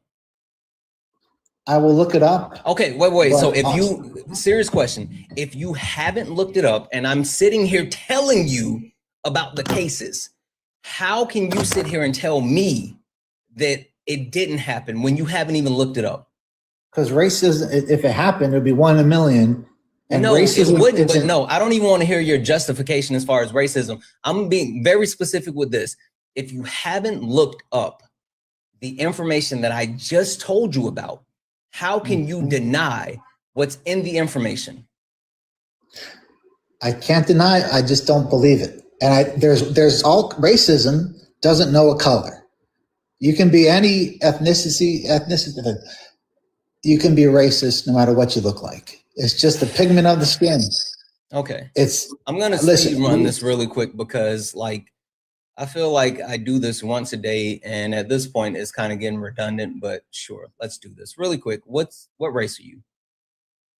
I'm a white man. Okay, you're a white man, cool. What is race? Race is white, black, Asian. Not what are the races, what is race? Want me to look you up the definition and tell you verbatim? Give me your understanding. As a matter of fact, no, I don't want you to look it up, because if you look it up, then like I want to know, because you're being very confident in the things that you're saying, and so I want to understand why you're so confident. So I want you to say it with your chest. I want you to just run through this as quickly as you can. Give me your best answers. What is race? Okay, I would say bigotry based on a group, how a group identifies. So do you think that's what race is? Well, are you trying to explain racism? There's denotation, but there's also connotation. Wait, are you trying to explain racism or race? I've been told black, white, race since I was the youngest I could be. You're listing what the races are. I'm saying, don't even worry. What does it matter? I'm going to speed run this. I'm going to speed run this. This is why I say that. This is why I say, like, you're not qualified for this conversation because you don't even know the basics in order to be able to defend your position. So race is a social construct that was created as the justification for chattel slavery. It is used for the othering of non-white people, and it's set to highlight capitalism. It was created by a Portuguese white man named Gomes de Zurara, who was justifying to the church that these black people are from the lower hemisphere, meaning that they are not equal to white people, so they could actually use them through chattel slavery, of course, again, to hold up capitalism. And racism is just that. Racism is literally the systems that continue to perpetuate the othering of non-white people in order to uplift white people through finances. So like it's all tied together. That's literally why race was created. You could talk about slavery being in place prior to race, but there's a difference between indentured slave and chattel slavery. And chattel slavery is what was used in the premise of race and racism and Gomes de Zurara. Like all of these things are in place. When you talk about these systems that are still in place today, you've already highlighted redlining, but you have to look at other systems where race manifests itself, whether we talk about education, whether we talk about medical racism, right? We can talk about the pulse oximeter that can't actually properly read the oxygen levels of black people because of the amount of melanin in our skin, but yet they know about this issue and they still have not tried to correct or address this issue. You can talk about the false dichotomy where there's taught that black people feel less pain than white people, and so they don't get proper treatment when it comes to the amount of medication, pain medication. Hell, you can even talk about the racist old trope that black people have thicker skin than white people. And you can even take a look at the disproportion when it comes to black women losing their lives during childbirth versus white women. You can see how the level of care and the survival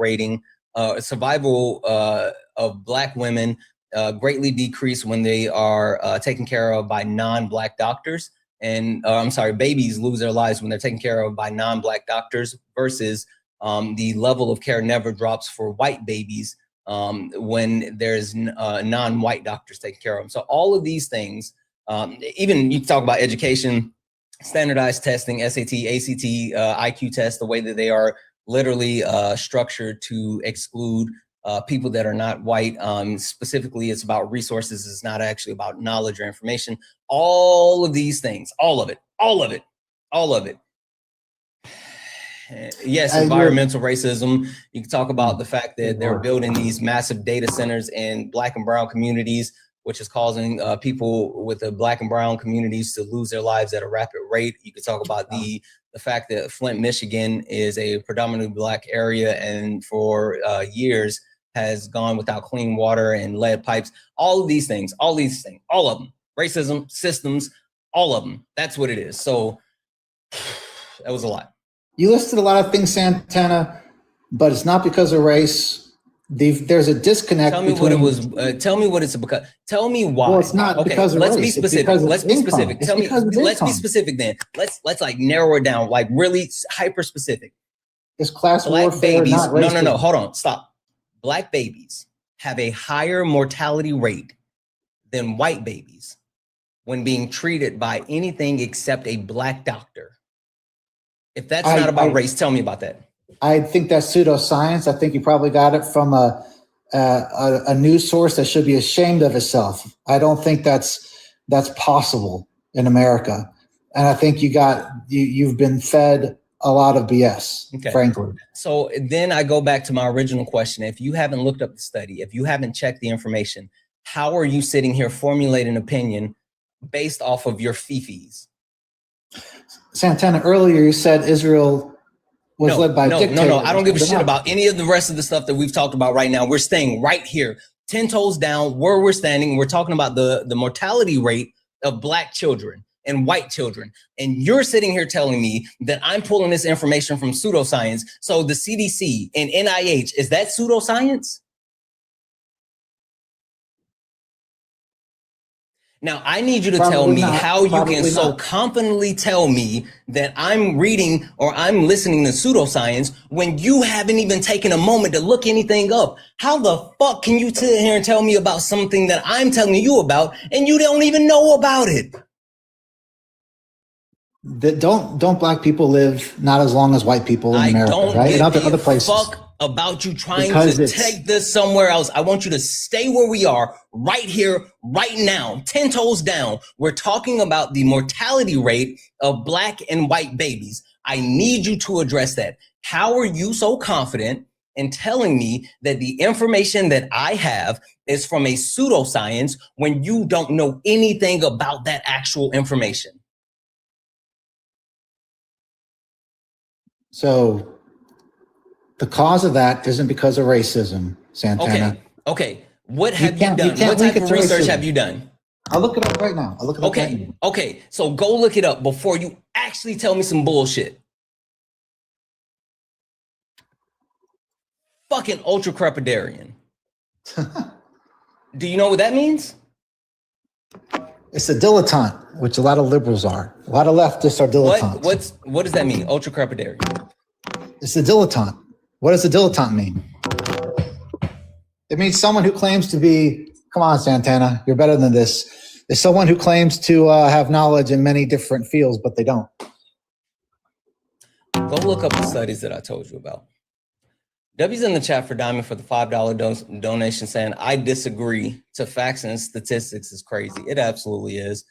W's in the chat for Marie for the $6.70 donation saying, my cousin is a casserole if you think racism isn't the problem because you are white and can choose not to see it. And that's privilege. That absolutely is privilege.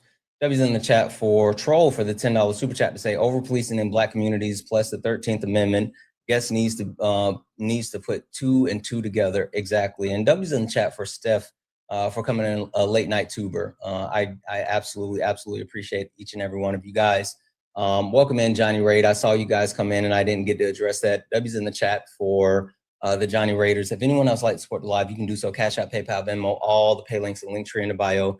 Santana Speaks for You. Santana Speaks for You is the best way to support the live. Everything's accepted and things appreciated. If you're over on the YouTube, you can send a super chat. I will read that out. W's in the chat for Gerard for the $2 donation saying Santana cooking has me more awake than this cup of coffee. Love this. I love you more, Johnny. Not Johnny, Gerard. Sorry. God, damn it. Thank you so much for the $2 dono. If you are a Trump supporter, get in the box. If you are someone that supports Donald Trump, get in the box. We're only looking for some debates. If you are a friendly, tap the screen, share the live. Let's go ahead and get the likes up to 300,000 likes. 1.6 thousand of us hanging out here. Make sure if you look up at the top, you see the word follow. That means you're not following me. Hit that follow button. Hit that follow button. Make sure you follow the backup account as well. Follow me on both the accounts. I would appreciate that.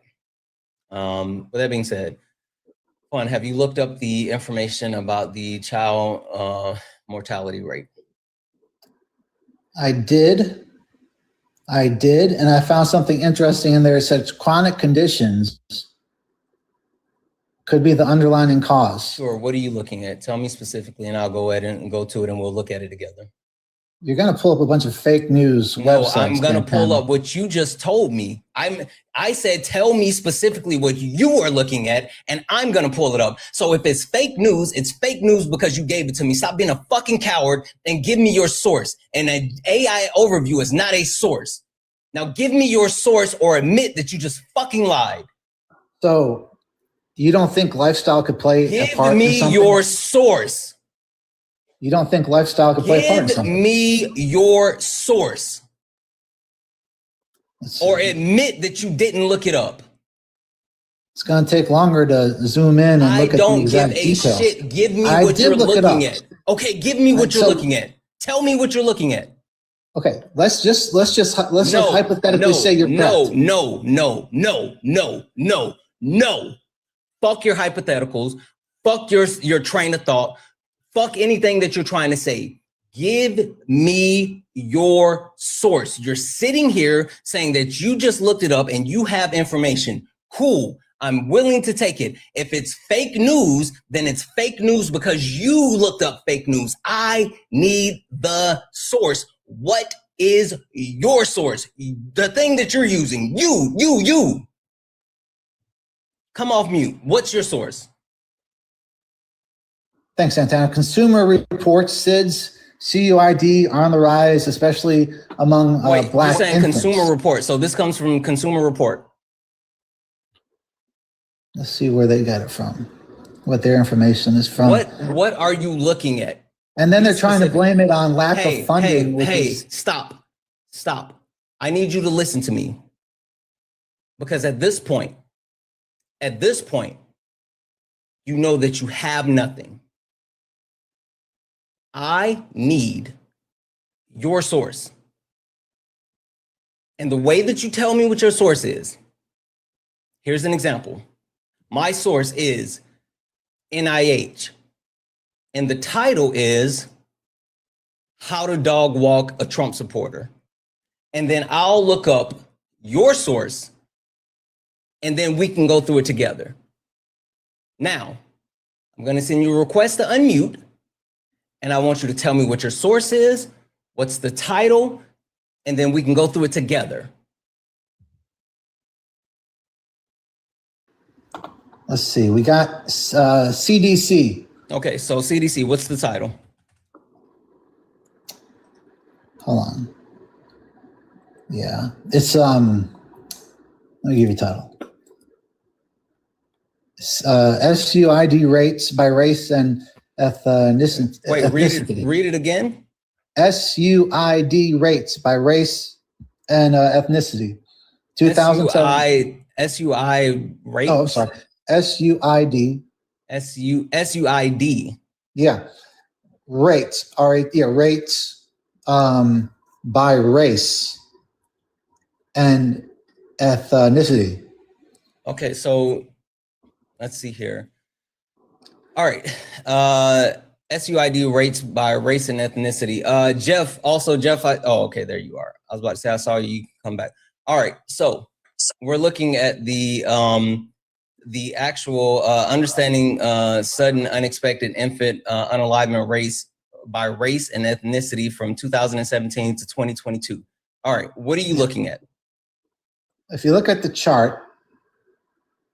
Which one? There's two charts. Are we looking at the first chart, which is a bar chart? Or are we looking at the second data table? Just to make it easy, let's just look at the data table. If you look at the data table, okay, you can tell Black people at a higher rate. Unfortunately, they have the highest chances of it. Other than Indians, apparently Indians have the higher chance. Indians and Alaskan Natives, American Indian and Alaskan Natives. American Indian, so indigenous people. Again, all right, so what's okay? So it's saying sudden infant death is SIDS is the reason, not racism. No. Yes, it's literally that's what it says. That's not what this says, bud. That's what it says, Santana. You're looking at a graph. And the graph specifically talks about SIDS and the actual tracking of SIDS by race and ethnicity. This has nothing to do with the infant mortality rate. It's just specifically looking at SIDS. And even with your source, the information that you gave me that I'm looking at right now, this says nothing about anything that has to do with the racial discrimination and the actual infant mortality rate that persists outside of SIDS. So you're specifically targeting SIDS. Yeah, because that's part of it. Do you deny that SIDS isn't wrapped up as part of those numbers? Part of it. Is it the entire infant mortality rate? Yes or no? No, it's not. Okay. However, it is part of it. No, you're giving me something that's a part of it. I want you to look at the entire infant mortality rate. Well, when you mentioned the death rate, the mortality rate of babies, black babies being higher, your only cause for that was racism. So this disproves your theory right there. Okay. No. And we could look at one by one too. It doesn't. You didn't listen. I said, I was very specific. The study that I told you to look up was the study that shows that the infant mortality rate when it comes to black babies losing their lives when treated by anyone except black doctors is higher, where white babies, the infant mortality rate does not change depending on their doctor. So the study that I gave you and the study that I told you about was the discrepancy as far as the mortality rate for black and white babies, depending on the race of the doctor that's treating them. That's what I told you about, but you were so busy trying to talk about shit that you didn't know, that you didn't listen, and then you were looking up something to try to justify the shit that you were saying, and you still didn't find something to justify that you were saying. Now, how about you look up the study that I told you to look up, and then you refute the study that I told you about? And while you look that up, I'm going to thank a couple of people, and then I'm going to toss it to Swan. W's in the chat for... Sorry, guys. I got to take a breath. Okay. W's in the chat for Heidi. Thank you so much for the $5 donation, Heidi. Heidi sent a $5 donation. Didn't say anything, just sent $5 for love. I really appreciate you more than you could absolutely ever imagine. W's in the chat for Sonia, who sent a $10 donation saying, the saddest thing about Navy Federal Credit Union racist antics is that it was developed and it historically has been there to support the armed service and family members, regardless of race. Exactly. Like, that's a whole thing. W's in the chat for Nima, who sent a $1 donation saying, ask him to look up the projection and denial. Yeah. W's in the chat for Tiffany for the $5 donation saying, keep your foot on his neck and read his ass for filth. Like, I just don't understand. Like, this whole thing, it's making my fucking head spin. I don't understand how people can just literally talk out of their R's. Like, none of that makes sense to me. W's in the chat for Terry for the $25 donation saying, I'm a privileged white woman and a nurse. Santana, you're 100% correct with your facts. I never understood what you feel, but I'll continue to stand with you and choose to see you and hear you and experience daily. Keep educating. Thank you so much for that, Terry. I really, really appreciate you. W's in the chat for Kat, who sent a $20 donation saying, God, I want to smack the white right off your case. W's in the chat for Kat for the 20. Thank you so much. And W's in the chat for Daniel for the $20 super chat to say, it ain't much, but I'm willing to support. Daniel, $20 is a lot of fucking money, especially in this economy, especially in the world that we live in. And the fact that you're willing to put anything towards supporting what I do means the world to me. So thank you so much for that. All of you. Thank you to all the donors. You guys are all fucking amazing. I truly, truly mean that. Thank you. And thank you to the chat. Thank you to the people that's watching, tapping, gifting, commenting. Just thank you all for being here. I genuinely mean that. If anyone else likes support the live, you can do so. Cash App, PayPal, Venmo, pay links and links are in the bio. Santana speaks for you. Best way to support the live. Everything's accepted. Anything's appreciated. If you're over on the YouTube, you can send a super chat. I will read that out. Also, Deb's in the chat for Dragon Lover for the $5 super chat to say, you asked me to describe fruit, or you asked him to describe fruit, and he said apple is red. Right? They're fucking stupid. Debbie's in the chat. Guys, we got Swan up here. We got Jeff up here. Show both of them some love. Please, please, please. If you don't mind for me, show Swan and Jeff some love. Make sure that we appreciate them while they're here. Give them both a follow. They're both absolutely amazing. And I know for a fact that they're going to bring so much to this overall conversation, much more than I could ever do. So make sure that we appreciate them while they're both up here. Swan, the floor is yours. Yeah, fun. I have a question for you. if you're there. Sure, indulge me. What do you got? Can you tell me what the difference between the infant mortality rates, or just tell me what the difference between the infant mortality is and SIDS? What's the difference between those two things? Infant mortality, that's infants that die of many causes. Could be all kinds of birth defects, could be low birth weight, could be unintentional injuries, could be maternal complications. It could be a lot of things, and not racism. Okay, what I didn't ask you about the last part, but can you tell me what SIDS is? Like, what's the difference between the two? SIDS is rolled up in the mortality rate. So wait a minute. I'm sorry. Can you explain the difference between those two things one more time for us? Is SIDS not rolled up in the mortality rate of babies? Well, I'm not asking you to ask me any questions. I'm asking you to explain the difference. I did explain it. I explained it crystal clear. It's You didn't. You can try to do a gotcha question, but it's not working out. I'm just asking you to explain the difference. That's it. Because when you responded, you kind of responded in a very bizarre way. And you said it has nothing to do with racism. I didn't even bring up racism. I'm just asking you. Santana's brought up racism. This is whole. Wait, no, but hold on. We're still talking about that. Hold on. Fun. Just answer my question. What is the difference between infant mortality and SIDS? Infant mortality is a broad term for any death in babies under 1 year, encompassing varied causes like, it could be, like I said, birth defects, prematurity, infections, accidents, while SIDS is a specific type of infant death. What's specific about it? As a sudden unexpected death of a baby under 1 year. They both are under 1 year. No, that means this is bam. I mean, what are you trying? Swan, he's being disingenuous. So I you have comprehension issues. You're disingenuous and you don't know shit, and you're talking about shit that you don't know, and you're looking up the shit in real time, trying to talk about it when you haven't actually looked at any of it. So it literally you're sitting says here right from here. a place of fucking ignorance speaking. Swan, the difference is with SIDS is literally referring to them passing away while they're asleep. Like it's the unexpected passing of them while they're asleep. Yeah. So that's the answer. Sorry, Swan. It's interesting. No, you're fine. It's interesting because like when you first ask him the question, he'll respond. And then when he's on pause while you're speaking, he gets back on the microphone, and then all of a sudden we can hear him reading something. So I think that shows, right, Fun, that you're being disingenuous. If you were asked to look up the infant mortality rate and what the cause of that was and why it's so high for Black women, then why did you pull up information on SIDS, right? That doesn't make any sense. Anyone Because who it doesn't has, have to do with racism. hold on. It does have to do with racism. You're so fixated on denying racism that you don't even know what you're looking for, which is why hold on, let me finish. Which is why I asked you if you knew the difference between infant mortality and SIDS.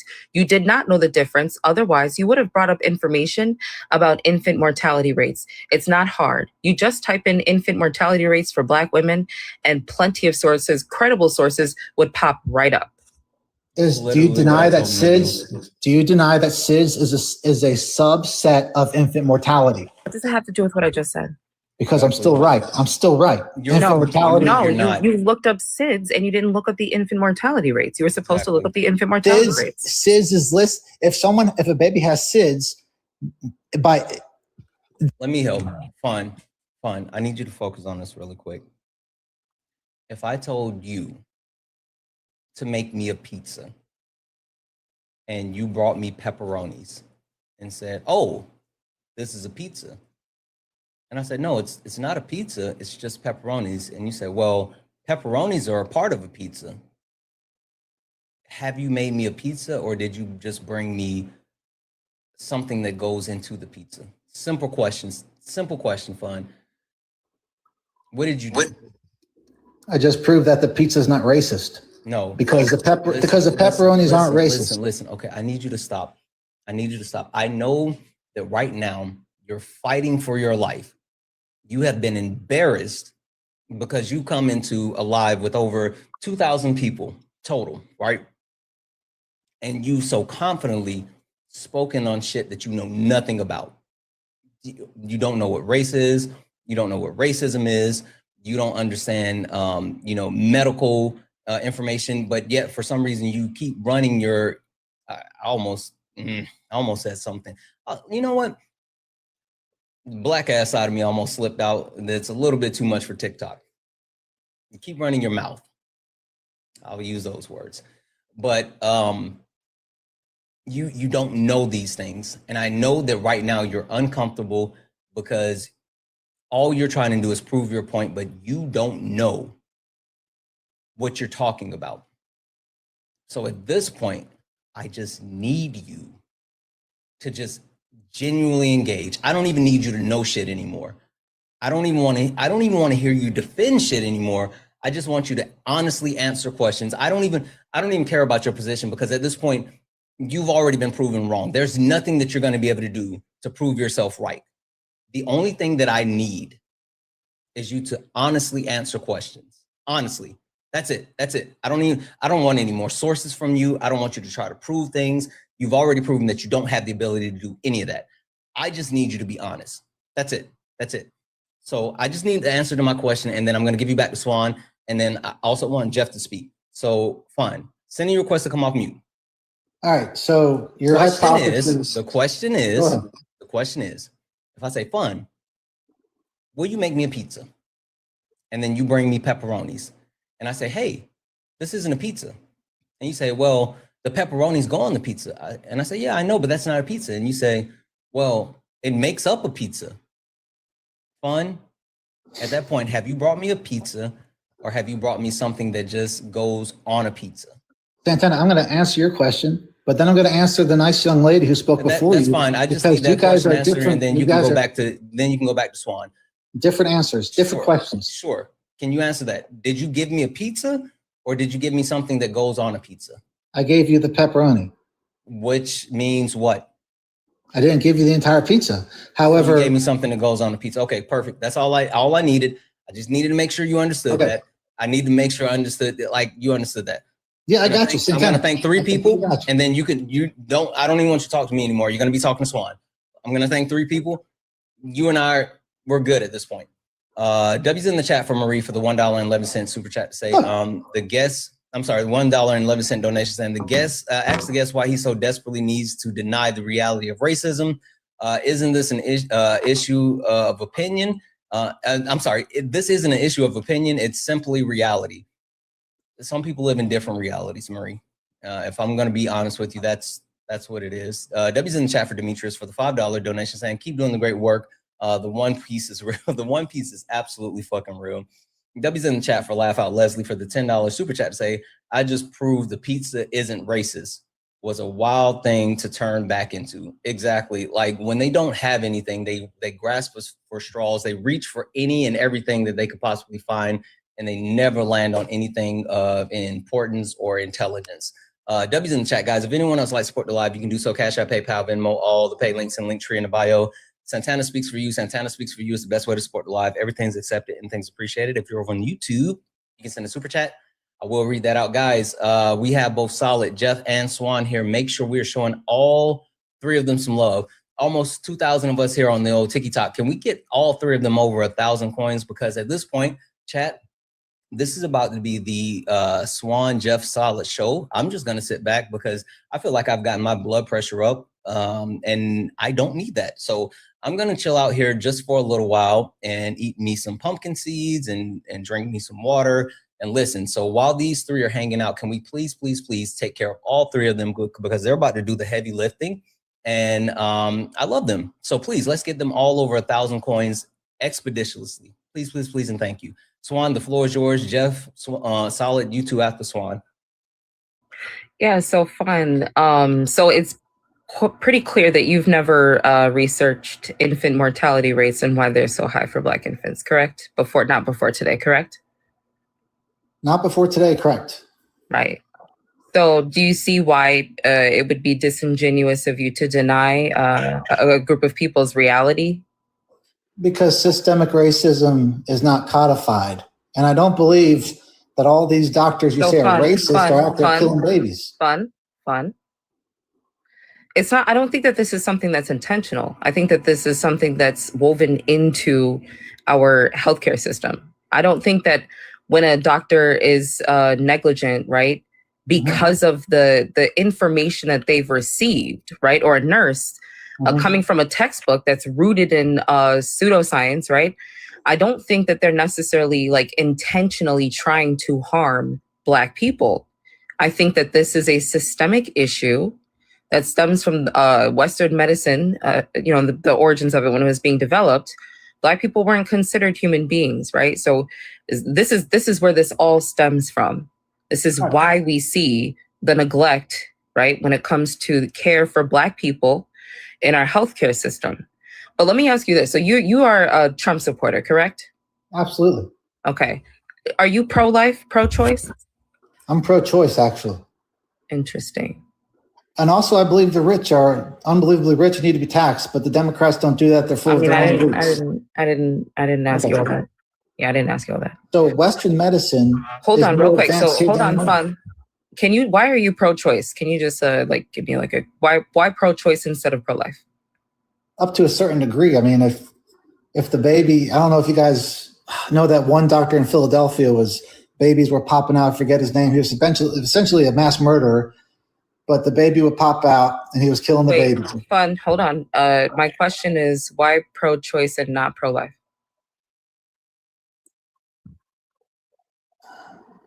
I think it's reasonable that at a certain point in the womb that it's okay to extinguish the cells, extinguish the life. I do. It's a hard decision. Are complicated matters. These are. What if a woman is raped? What if it's incestuous? These are very complicated things, and so she has her choice. I think that's okay. Interesting. I don't necessarily understand your logic there, but the reason why I asked that question is because to me it seems as though like you being so quick to deny something that you've never researched before is due to the way that you've been indoctrinated and due to the way that you've been socialized, right? Well, actually, let me get to your reasons. Okay, well, actually, it's not indoctrinated. It's not being indoctrinated. Okay, where are all the racists? If you guys is there one part of the country that has more racists than another part of the country? Go look in the mirror, bud. Yeah, go look in the fucking mirror. Yeah, is it south? Is it south or is it north, northeast, west? Which where do you live? Where do you live? I live in South Carolina. Okay, they're in fucking South Carolina, bud. Okay, what if I told you that blacks in the south? No, this is gonna blow your minds because you don't know anything. What if I told you that blacks in the South are wealthier than blacks everywhere else in America? Black people. Damn. Black people. And what I was trying to get to, and I'm sorry, Swan, I'm so sorry. But the point that I was trying to make is you're the fucking racist, bud. You missed it. It went over your head. I was talking about you slap nuts. You guys are so far into your racism that you're brainwashed. So why do black people in the South, where you claim all the race, most of the race? Fun. Listen. I just wanted to get you to acknowledge the fact that you made a statement about medical racism and you admitted to never having looked it up before, right? So the mask is off, okay? The jig is up. Like, we already know what time it is. Like, that was goofy, right? Even you looking up the infant, you could literally Google, why are the infant mortality rates so high for Black infants? And there is a plethora of sources that will pop up, credible sources, but you chose to look up SIDS. And when I first asked you, what is a difference between SIDS and the infant mortality rate, you couldn't give us a straight answer. And the reason why is because you are racist, right? So in this conversation, I don't think that you're necessarily here to gain any clarity. I think you're just here to deny the reality of Black infants and Black people, which is harmful. It's problematic. But I do think it's definitely a reflection of why you voted the way that you voted. And I'll end there. What's coming next is a demonstration of something me and my siblings like to call reindeer games. What up, Fun? How you doing? Fun? You still haven't answered my question why blacks in the South are richer than blacks everywhere else. I don't Because even it know. debunks your systemic racism. I don't It even know debunks that it. that's. I don't know that that's true. But what Look, you would wait, be wait, wait, looking wait. I for, looked I don't up know why you're Santana's- talking. Right, I have no idea why you're talking. Why are while you I'm talking? I didn't have a because chance I to respond started to the young talking and lady. you're interrupting me. Are you a civilized person, Fun? He's not. He's not. Go ahead, Jeff. Are you? I just want to know if Fun is a civilized person. Are you a civilized person? He's not, Jeff. Well, I want him to answer because the truth will set you free, right, If Fun? he comes off mute and starts talking, he's not gonna stop, Jeff. I'm just letting you know, like, it's your choice, but I'm just telling he's No, gonna he's gonna steamroll cool. you. Go ahead. He look, what he has to understand is the mods are on my side. They're just gonna mute him, right? So, Fun, are you a civilized person? I'll leave that for other people to judge amongst I'm so glad you said that. Do you think the truth sets you free, Fun? Absolutely. Great. Would you rather live a truth or live as a coward? Live the truth, man. 100%. Great. So now I'm going to tell you, since you're going to leave others to judge, close to 2,000 people here know your truth. You've demonstrated it, right? What I would like for you to do is not be a coward and just feel the freedom to say your truth. Yeah, I'm part of the party of Lincoln. There you go. No, the truth about how you hate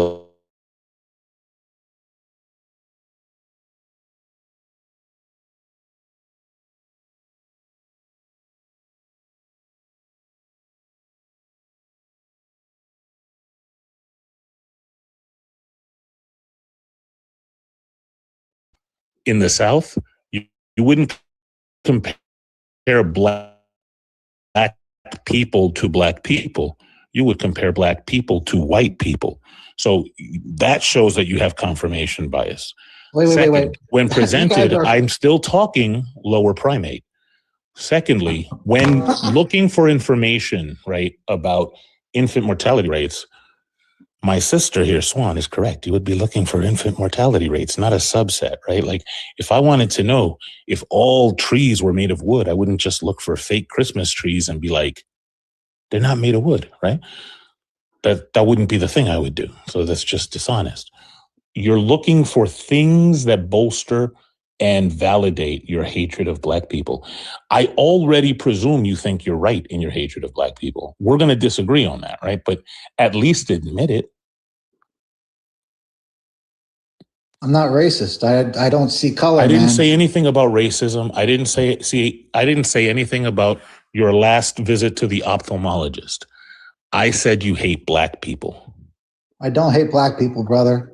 Okay, you guys, if you don't hate black people, there's five people here. That's fine. That's five fine. people talking. That's five people, not everybody. Lock in. You're only talking to me, right? I'm a very jealous husband. Nobody else exists until you and I divorce. Okay.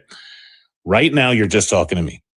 If you don't hate black people, why are you doing intellectually dishonest things to invalidate the harm that comes to black people? It's not intellectually dishonest, and actually confirmation bias is what you guys are doing in terms of good. You're right. Racist. So when looking for infant mortality rates, it's confirmation bias to look for infant mortality rates, right?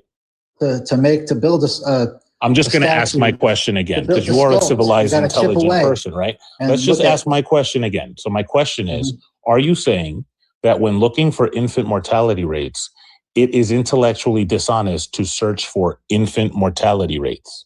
If you want to tally up all the intellectually dishonest things, you guys. I'm just going to ask the question. This is the third time I'm asking the question. No, it's not dishonest. Okay, good. So that's not the pieces. Hold on. Okay, cool. Pieces form the whole. We're just listen, steamroller. We're just going to go one step at a time because I don't like when people are dishonest, right? So if I'm intellectually dishonest, or if my siblings are intellectually dishonest, I would like to know, right?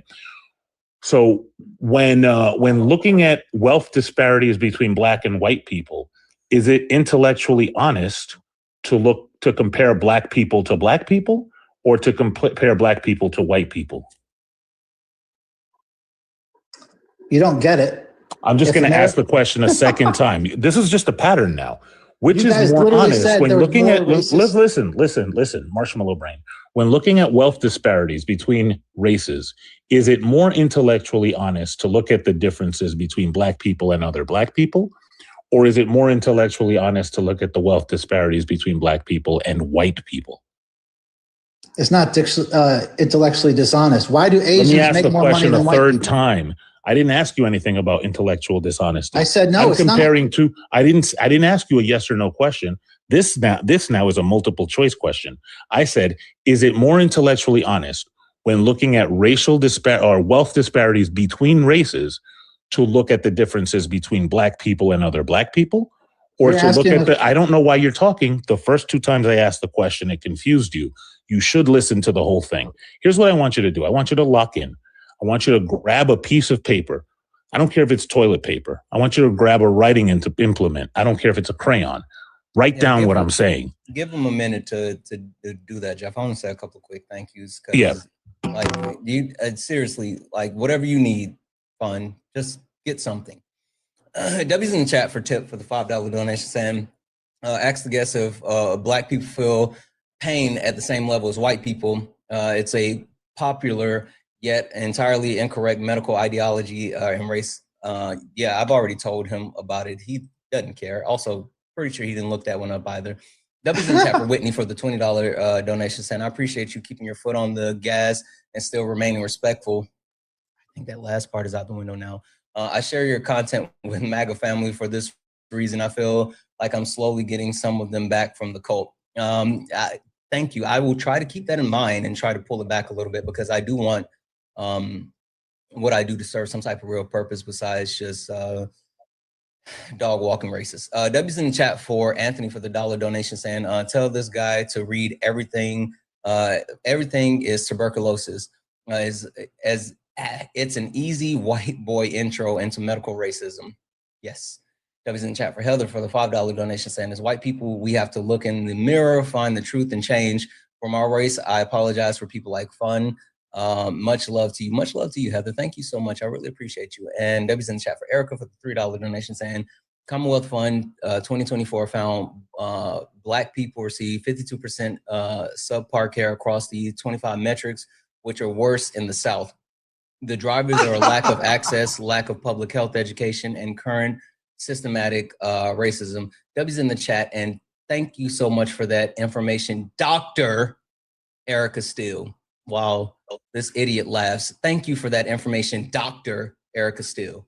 Guys, if anyone else likes to support the live, you can do so. Cash App, PayPal, Venmo, pay links and link tree in the bio. Santana speaks for you. Best way to support the live. Everything's accepted. Anything's appreciated. If you're over on YouTube, you can send a super chat. I will read that out, guys. Again, we have Swan, we have Jeff, we have Solid. Make sure we're showing all three of them some love. They are absolutely amazing. And at this point, this is the Swan, Jeff, Solid show because I'm just here to actually guide it along as this dog walk continues. So make sure we are showing all three of them some love. Make sure that we're gifting all three of them. But please, please, please, more than anything, make sure that you click on their profiles and hit that plus button. Give them all a follow. I promise you, it is well worth it. You will not regret it if you do. As a matter of fact, money back guarantee. If you guys follow Swan, Jeff, or Solid, and you guys go check out one of their lives and they don't deliver, come back to me and I'll give your follow back. I don't know how that works, but I'll do it. Anyway, Jeff. I just have a couple more questions before I pass you off to Solid, because what y'all don't know is Santana stayed trying to get me in trouble. And he was trying to entice me to break the toy before I share it with my brother. And I'm not going to try not to do that. I said, if you do it before it got to Solid, then that's on you. You guys all I said. Justice for Jeff in the chat. Listen, whatever. You sound old enough, Fun, to remember Scantrons. Do you remember Scantrons? I don't remember Scantrons. You never took like them fill in the bubble tests in school? Oh God, are you going to say math is racist now? No, I'm not. I'm going to say math is racist. You're not psychic. I'm just asking you if you remember filling in bubbles in school. Absolutely. All right, great. So you got two bubbles in front of you. I want you to fill in one of the bubbles. And the question is it more intellectually honest when looking at wealth disparities between two different races to look for differences between Black people and other Black people? Or is it more intellectually honest to look at the differences between black people and white people? Which bubble are you filling It's in? not intellectually dishonest. It's not one of the bubbles, as it turns out. So it looks like, look, they give you 400 points for putting your name at the top. Jeff, are you more of a racist? I don't care about none of that. Right now, let me give you an example of why your question I don't need an example. Listen, I answered your question. Fun. Hey, marshmallow brain. I don't need an example. The only thing I'm interested in life right now, I'm interested in this more than I'm interested in my PS5 Pro. I'm interested in this more than I'm interested in the release of Grand Theft Auto 6. I'm interested in this more than I'm interested in the old man nap I'm going to take later.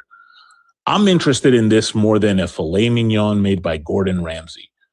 I only care about the answer to the question I'm asking you. Right now, all of the oxygen from Earth could disappear, and they could say, would you prefer more oxygen or the answer to your question? And I, through a gasp, would say, I need the answer to my goddamn question. So I'm going to ask the question now for a fourth time. When looking at wealth disparities between two different races, is it more intellectually honest to A, look at the black people versus black people comparison, or B, look at the black people versus white people comparison? You're going to show us your intellect by giving us the answer to that question now. The answers are both the same. They're both the same is an idiot's answer because it's built in. It's built in. It's built in. When I'm looking at the differences between two different, no, you got the wrong answer. It's fine. I don't need you for the rest of this, marshmallow brain. The reason that you had the wrong answer is because built into the question is a comparison of disparity between two different races, and option A is two of the same race. Is the same as different, marshmallow brain? When you're looking at the result, so now the two bubbles are different. When the same is the same as different. You got to analyze both of them. Is the same as different? You got to analyze both of them. Is the same as different? I'm just going to keep asking until you answer. You're not looking at cumulative data. The same as different? Look, I can ask this question literally all day. Is the same as different? All day. Jeff, are you more racist now or 10 minutes ago? I am incapable of being racist, but that's irrelevant. The answer to my question is it's the gotcha question you asked me, Jeff. Wait. How about this? I'm going to let you ask me one question, and then I'll ask you one question. Ask me a question, like an honest question. Yeah. Why do black people in the South why are they more wealthy than black people everywhere else in America? If all the racists, apparently from what you guys say, that's your hypothesis. All the racists apparently are in the South. You guys said okay. So there's two assumptions in your question that are wrong. The first one is I don't think all the racists are in the South. I only see racists when I open my eyes. I think the racists are everywhere. So that assumption is incorrect. So you're a racist. You just said that racists are everywhere. No, just when I see white people and I open my eyes. Look, the second assumption that you have is that it matters who makes more money where among the black community. See, us in the black community, we don't pocket watch. Again, do you know what the difference in wealth disparity is between black people and white people in the South? Yeah, it's there's a big disparity just like everywhere else in America. And just like so then there is racism everywhere. Good. So now you made the honest answer. So now look, the final question. Jeff, let me hop in really quick. Fine, I'm gonna answer your question super directly, and then I need you to answer Jeff's question super directly. There's more black people in the South than anywhere else in the US. Per capita. Stop it. I don't need you to say anything else. I need you to shut the fuck up and just let me finish my answer. There's more black people in the South than anywhere else in the country. And so when you see the actual upper echelon as far as wealth when it comes to black people, it is highlighted in the South, specifically in cities like Raleigh, Charlotte, Austin, Nashville, those cities. But then when you talk about the overall income level of black people, there's more middle income, meaning the actual like out of poverty, but not super wealthy, through different parts of the country, specifically in the North and on the West Coast. And even if you take a look at the most wealthiest areas for Black people, that's Washington, D.C. and Los Angeles, California. So the point is, when you take a look at the wealth of Black people in the South versus anywhere else in the country, it's because the majority of Black people live in the South. The major cities where finances are handled, Black people are able to excel because of those cities and what they allow. But when you look at the wide proportion of people, there's more Black people that are better off outside of the South than there are in the South. Last but not least, if you want to talk about there not being racism and Black people being able to achieve, then you would focus on Black people versus white people, not Black people versus Black people, because Black people versus Black people has nothing to do with racism. So I answered your question directly.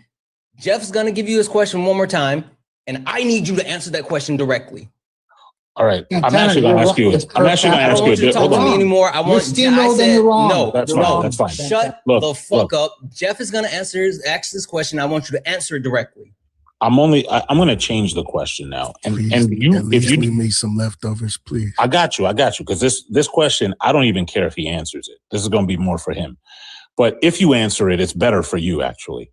So I'm going to ask this question, then I'm going to mute, and then you're going to talk to my brother Solid.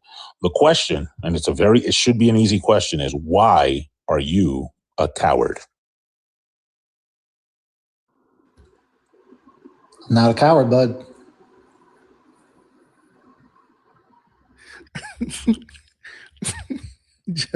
Well, I can't answer your question. I can't answer your any way I try to answer your questions, it tries to make me look bad. And I tell you the truth, and then you say it's not truthful, and you keep on doing your whole little. Let me ask you a question that makes you look like. Why are you? Jeff, it doesn't matter how I answer, Jeff. You guys, and by the way, Santana is per capita in terms of Black people being wealthier in the South. Per capita. It's hard to understand. Solid, you better go soon because I'm right here, Solid. It's on you. I'm right here. I got you, man. Fun. Forget about my mean siblings, my mean old siblings, man. You and I, we're just gonna have a laid back, cool, kick it conversation. All right. I just need to get like a synopsis of what's going on. Are you saying that racism isn't a problem? Racism exists within every race. Okay, you're saying everybody could be racist.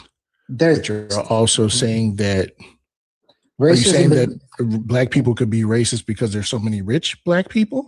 No, I didn't say that. I said, no, that wasn't. Black people can have the capacity for being racist, just like white people, just like Asian people, just like Hispanics. They all have the capacity. Okay, so then what made you bring up rich Black people? Fun. Because Santana said that most of the racists are from the South. I even said I was in South Carolina. He said that's where the racists are. Oh, I see. You're saying like if they're so rich, if they're so racist, then how come there's so many rich Black people in the South compared to the North and the West? Is DC? Do you consider DC to be the South? Yeah, it is. Okay, I do consider DC to be the South.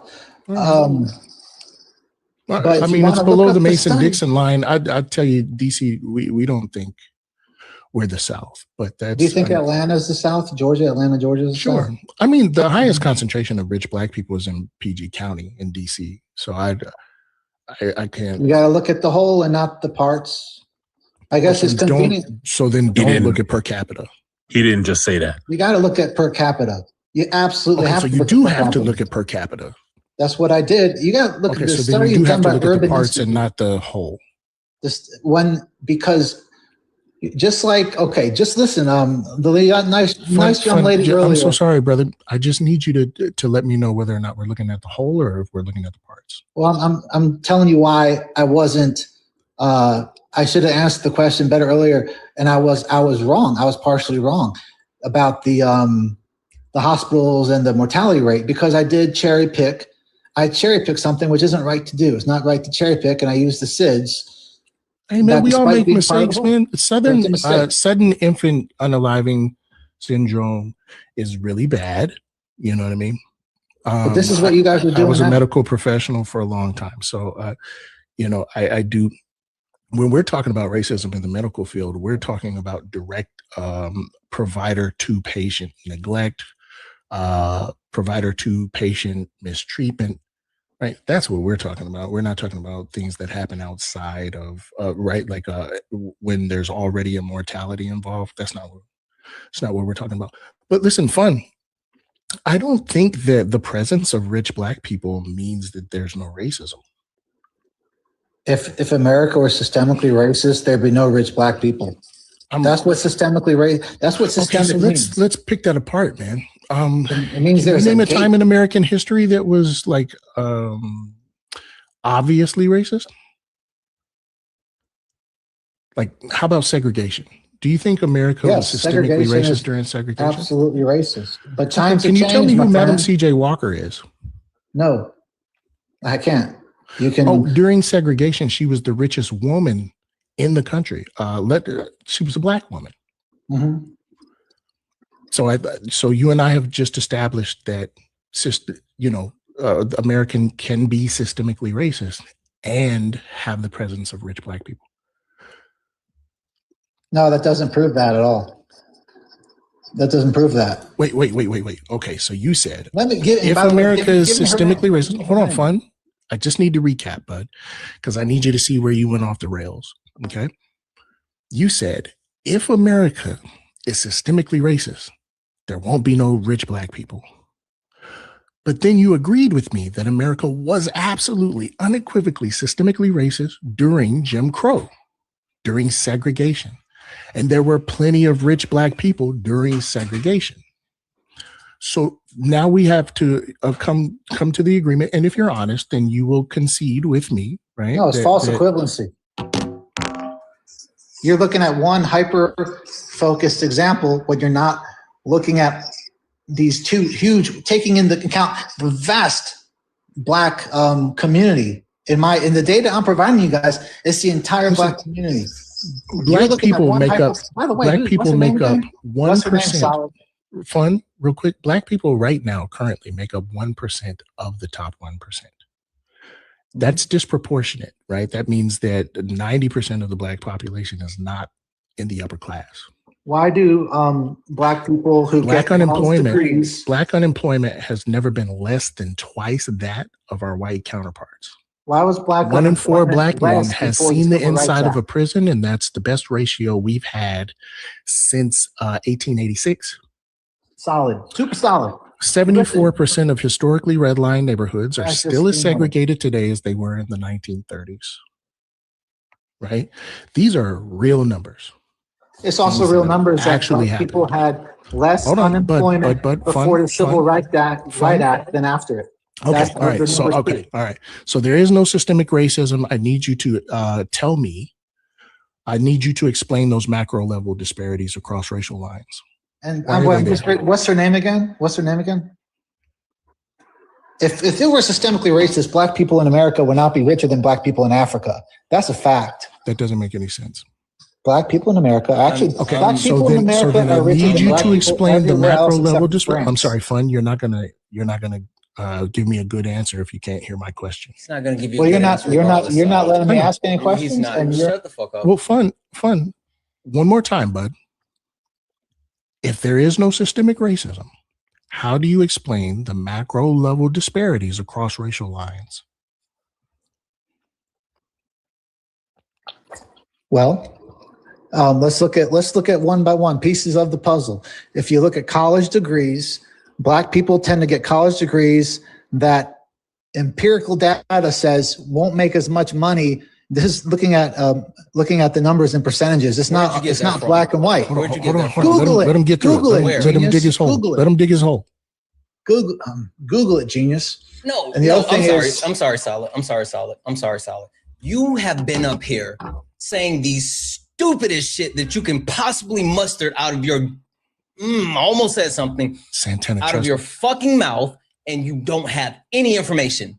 None. Not one time have you provided an actual source for the shit that you've been saying. You've been making things up, and then you've been looking for shit to validate the stupid shit that you keep saying. You don't know things. You're not here to listen, learn. You are fucking speaking from a point of nothing. Nothing. You have nothing. You absolutely have nothing. You know what? At this point, fuck you. Fuck up. No, fuck him. I'm sorry. I need to be able to do the ta-da at the end of my magic trick. I appreciate you though. I'm sorry. Yeah, so he just made a bunch of shit up. That was the point. That's where we were headed. We were headed in the direction of he's just making all of that shit up, right? When you get to the point where you have literally conceded, but now are changing your story to say that you haven't conceded, that means you suck. That means you've been lying the entire time. I apologize, Solid. I just you Gucci, bro. You Gucci. I can deal with stupidity. I can't deal with disingenuous people. Damn, it didn't work. Daddy, chill. So the reason I asked the question I asked is because it is true. Like we all saw it. Like he don't like black people, and you know that's him living his truth. We can't have a conversation. Like it's impossible for us to have a conversation that's productive if we're starting from a place where you're lying about your shit, right? The reason that he says all the stuff that he says and is just looking for confirmation bias is because he knows he don't have a reason to hate black people. He knows that. He don't really want to investigate why he actually hates black people. He just wants to do it. So he needs to justify the hatred. He needs to justify like why it is that he's okay with all the stuff that happens to black people. And that justification, that whole search for being able to create a lie and just stick to it.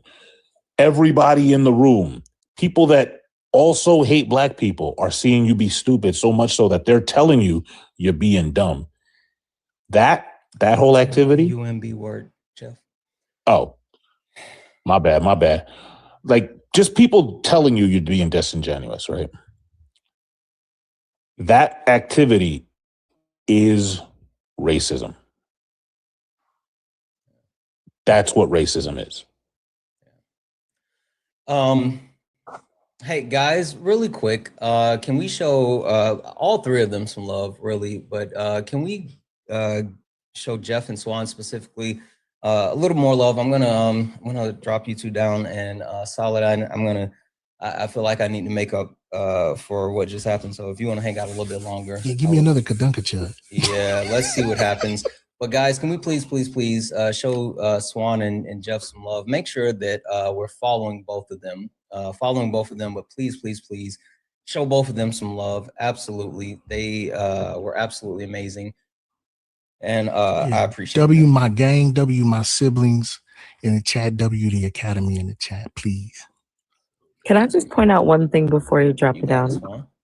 Per capita, if I had $1 for every single time they say per capita, when it doesn't even make sense. I just, every time they say it, I laugh. It's hilarious. They don't know shit. Anyway, Per capita. Jeff, thank you both for coming up. I appreciate you too. Of course, anytime. Guys, only request up if you're a Trump supporter. We're only looking for some debates. Please do not request up if you're not a Trump supporter. We are not looking to talk to friendlies. If you're in the box right now and you're friendly, please drop out of the request. We're not talking to friendlies, only talking to looking for some debates.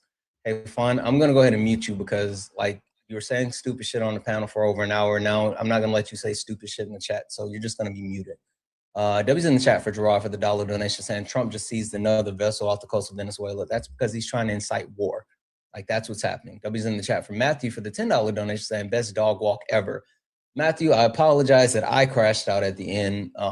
I I apologize, but I'm glad that you enjoyed it. W's in the chat for Cat for the $10 donation saying, I hate white men more than before. I do now. W's in the chat for Cat for that $10 donation. And W's in the chat for Ms. Donna for the $5 super chat to say, I would be unalive if I didn't speak up for myself and demand different opinions. 2015 to 2023 was a nightmare behind medical racism. Hashtag facts. Absolutely. Absolutely. Couldn't be more true. Guys, if anyone else would like to support the live, you can do so. Cash App, PayPal, Venmo, pay links and Linktree in the bio. Santana speaks for you. Santana speaks for you is the best way to support the live. Everything's accepted. Anything's appreciated. If you're over on the YouTube and you would like to send a super chat, you can do so, and I will read that out. Again, guys, only request up if you're a Trump supporter. I'm looking down at the box, and it looks like there's a bunch of friendlies in the box. So I need you guys to do me a favor. If you take a look down at the bottom and you see the pink and blue person, you're good. You're good. That means you're just watching. But if you look down at the bottom and you see a gray person, that means you're in the request and you're here ready for some debates. So if you are here and ready for some debates, please, please, please make sure you request up and you are a Trump supporter. Do not request up if you are not a Trump supporter. We're not talking to friendlies. I feel like this person's going to do the weird shit, but let's see what happens. Let's see here. Oh, my shit was not working. One sec. Sebastian, be quiet. Are you a Trump supporter? Absolutely not, but I want to ask a question. Okay. Then one, you shouldn't request up. Two, you don't get to throw out any questions. But three, maybe you should change your name from Trump supporter 2028. Like, there's no point of you being up here if you're not a Trump supporter. So there's that.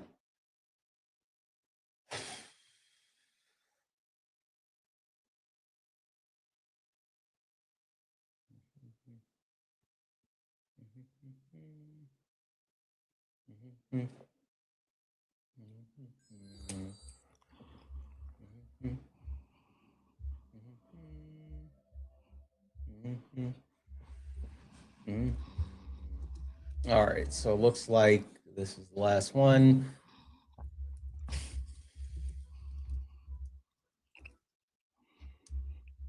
Let's see if they'll load.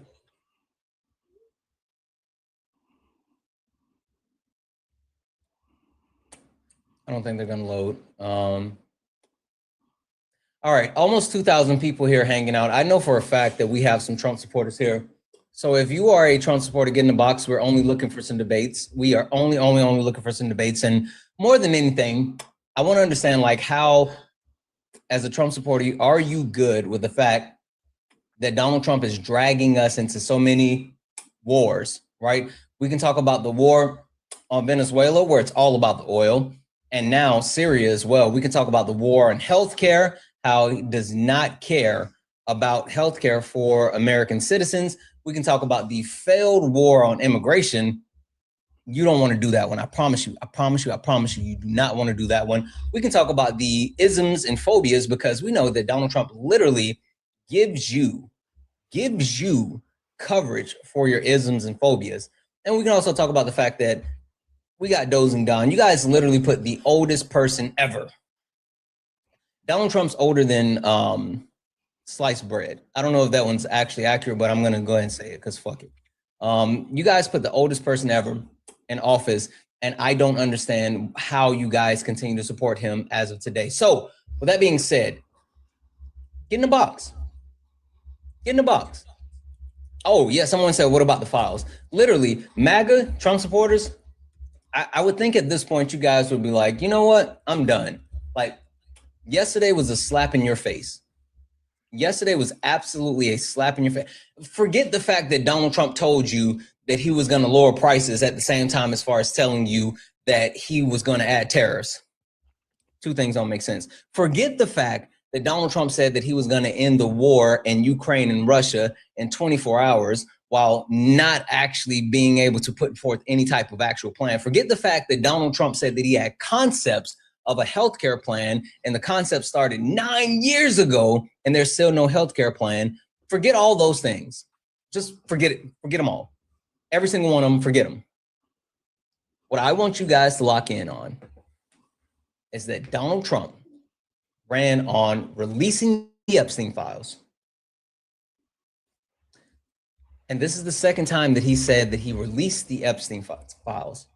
The first time was a whole big, rah-rah pomp and circumstance show that he had right-wing influencers at the White House and he gave them a bunch of nothing. But the second time, yesterday, literally, there was a bill signed into law saying that he had to release it. There was a bill signed into law said that he had to release it. And you know what he did? He put out a bunch of blank pages. He put out a hit piece on Bill Clinton, which I don't give a fuck. Like, there's a bunch of pictures.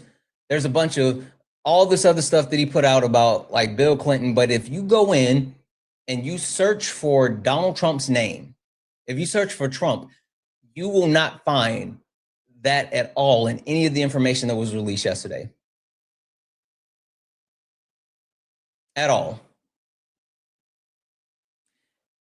And then when you look at the documents that were released, there were 129-page documents that every single word was redacted.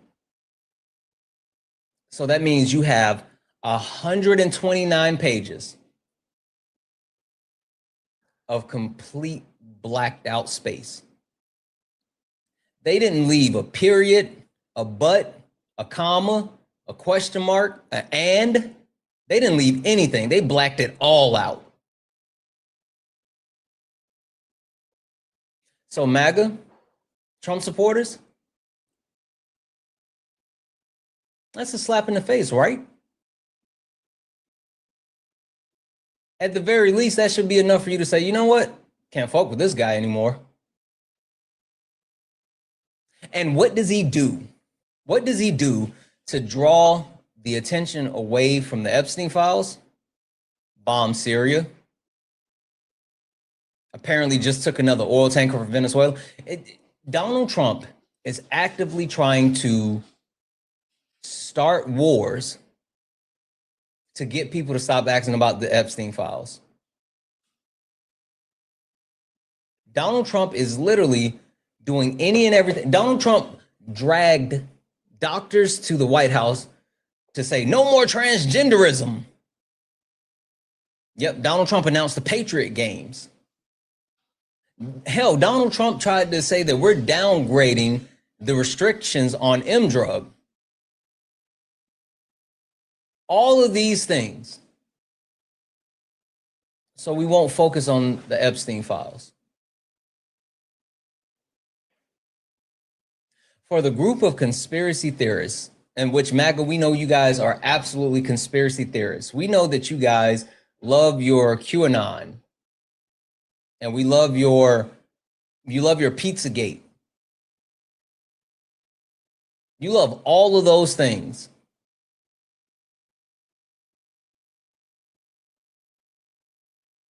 But you don't care about the Epstein files.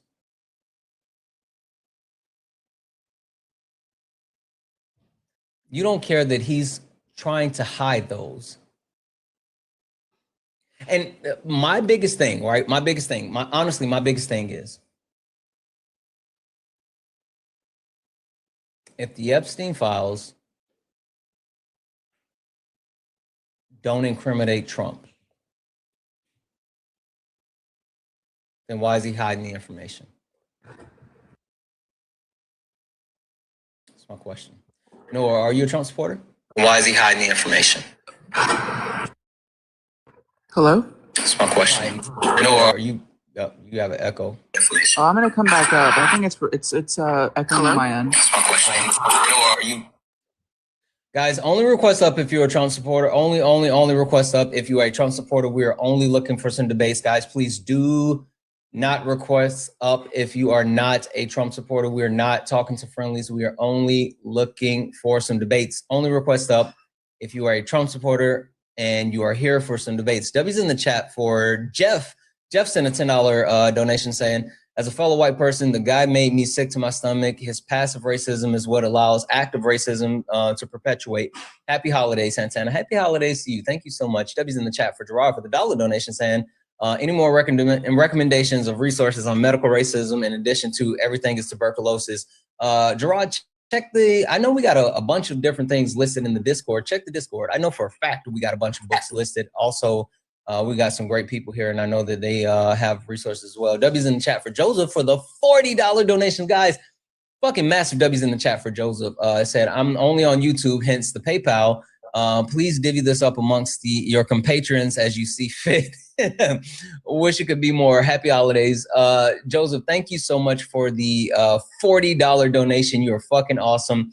And I will divvy that up between Solid, Jeff, and Swan. I'll just break it up between those three and keep it moving. Thank you so much for the $40 donation. Last but not least, Lotus, thank you so much for the $10 super chat to say Merry Chrysler, Santana. Merry Chrysler to you as well. W's in the chat for Lotus and also becoming a late night tuber. Guys, if anyone else likes to support the live, you can do so. Cash App, PayPal, Venmo.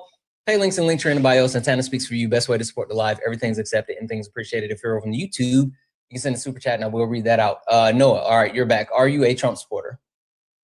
So if you want to sit here and talk about the effects of Donald Trump, no, are you refuse to bring up trans people?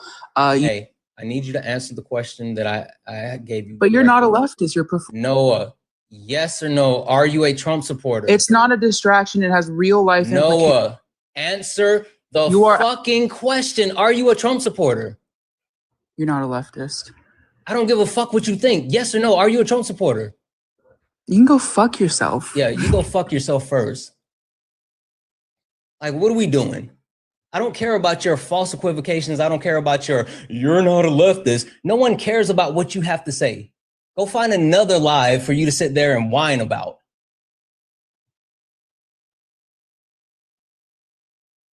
The fuck are we even doing?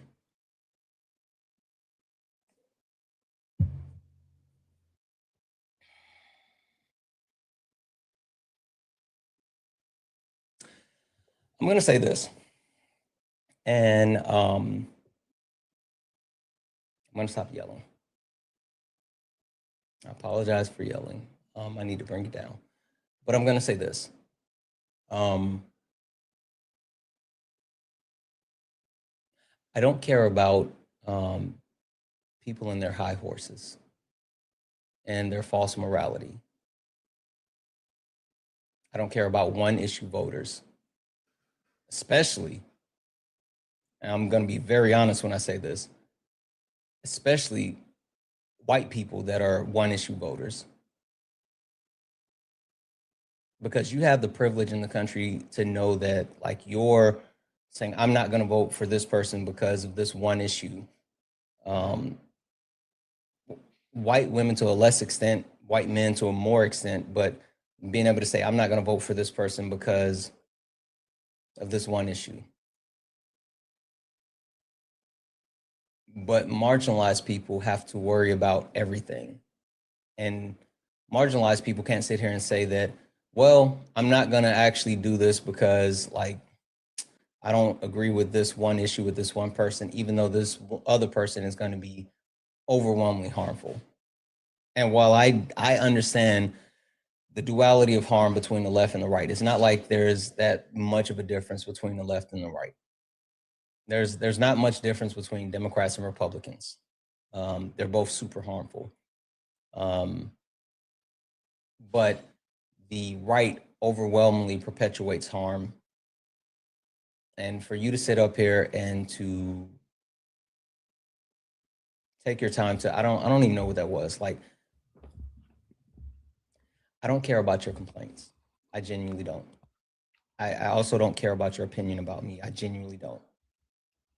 If you don't think that I'm doing enough, then okay, fine, you go do something. Like, if you think that I'm not a quote unquote leftist and I'm not doing enough, fine, you go do what you think I'm not doing. There's that.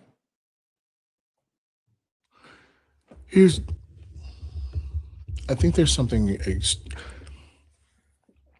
if we are talking about left versus right, I think that it becomes really pedantic and really harmful when we focus on liberal versus conservative, because the maintenance of capitalism is the maintenance of a white supremacist, cis, heteronormative hierarchy, right? That hierarchy, those hierarchies are in place specifically to extract free and cheap labor from the citizens, from the proletariat. Any leftist worth their salt would understand the intersections and the problematic component of being a white person, especially a white woman, jumping up on a black man's panel to finger wag and woke scold and put down and delegitimize, right? Like Santana and I have disagreements on execution. We have ideological disagreements, right? But those are things that can be discussed. It's very simple. A boundary was set. Santana wants to speak to Trump's supporters. Santana, like most cishet men, left out a marginalized group. That's what we're going to, as inherent misogynists, as inherent, transphobes. That's part of the deconstruction, is to remember those things. To indict someone, to scold someone with the huge historical materialism in place of white people thinking that it is their place to tell a black man how to act, to scold or chastise or chide a black man into palatability. Hey, black man, do that thing I want you to do. That is so incredibly harmful, right? I would wager that you're not a leftist. I would wager that you are not sticking to the values that are central to liberative ideology. Santana is a liberal. We're not expecting Santana to be not a liberal, whatever, Scarlett. Right? But I think the interesting thing is, and just FYI, I sent her an invite to come back up. Like I sent an invite because she was still chirping in the chat, so I muted her and sent an invite, but she's not coming back up. Like the biggest thing that like I have a problem with, right? And this is being like sincere and being completely honest, because this has happened to me before. If for some reason, yeah, I don't know why they're doing that. That's so stupid. For some reason, people think that the best way to deal with certain things is to, for some reason, cross boundaries and jump on a live and blah, blah, blah, blah, blah, blah, blah, blah, blah, right? And I've been very open, honest, and transparent about how I do read my inbox messages. I reply to inbox messages. Like if you have an issue or if you have something you want to say or whatever the case may be, like I actively check my inbox messages. So for people who, and even more than that, like Kay, like people know for a fact that they want to get a message across to me, good or bad, they go directly to Kay, and like she gets that to me as well. My mods are great about doing that. But if you think that I'm performative, then like you jumping up on my live, like that does nothing for your cause, and that does nothing to further your point except show that you're performative. Well, that was performative. Exactly. And like, that was the point of it. There's something that goes on in leftist circles where like the purity testing and the infighting, the purity test, like, well, if you don't do it the way I think you should do it, that means that you must not be real. It's the no true socialist fallacy. Right? It's like, you do it the way I like it. Do it my way. Do it. It's like, nah, Slim, like, if you should have the wherewithal of your social location. Yeah.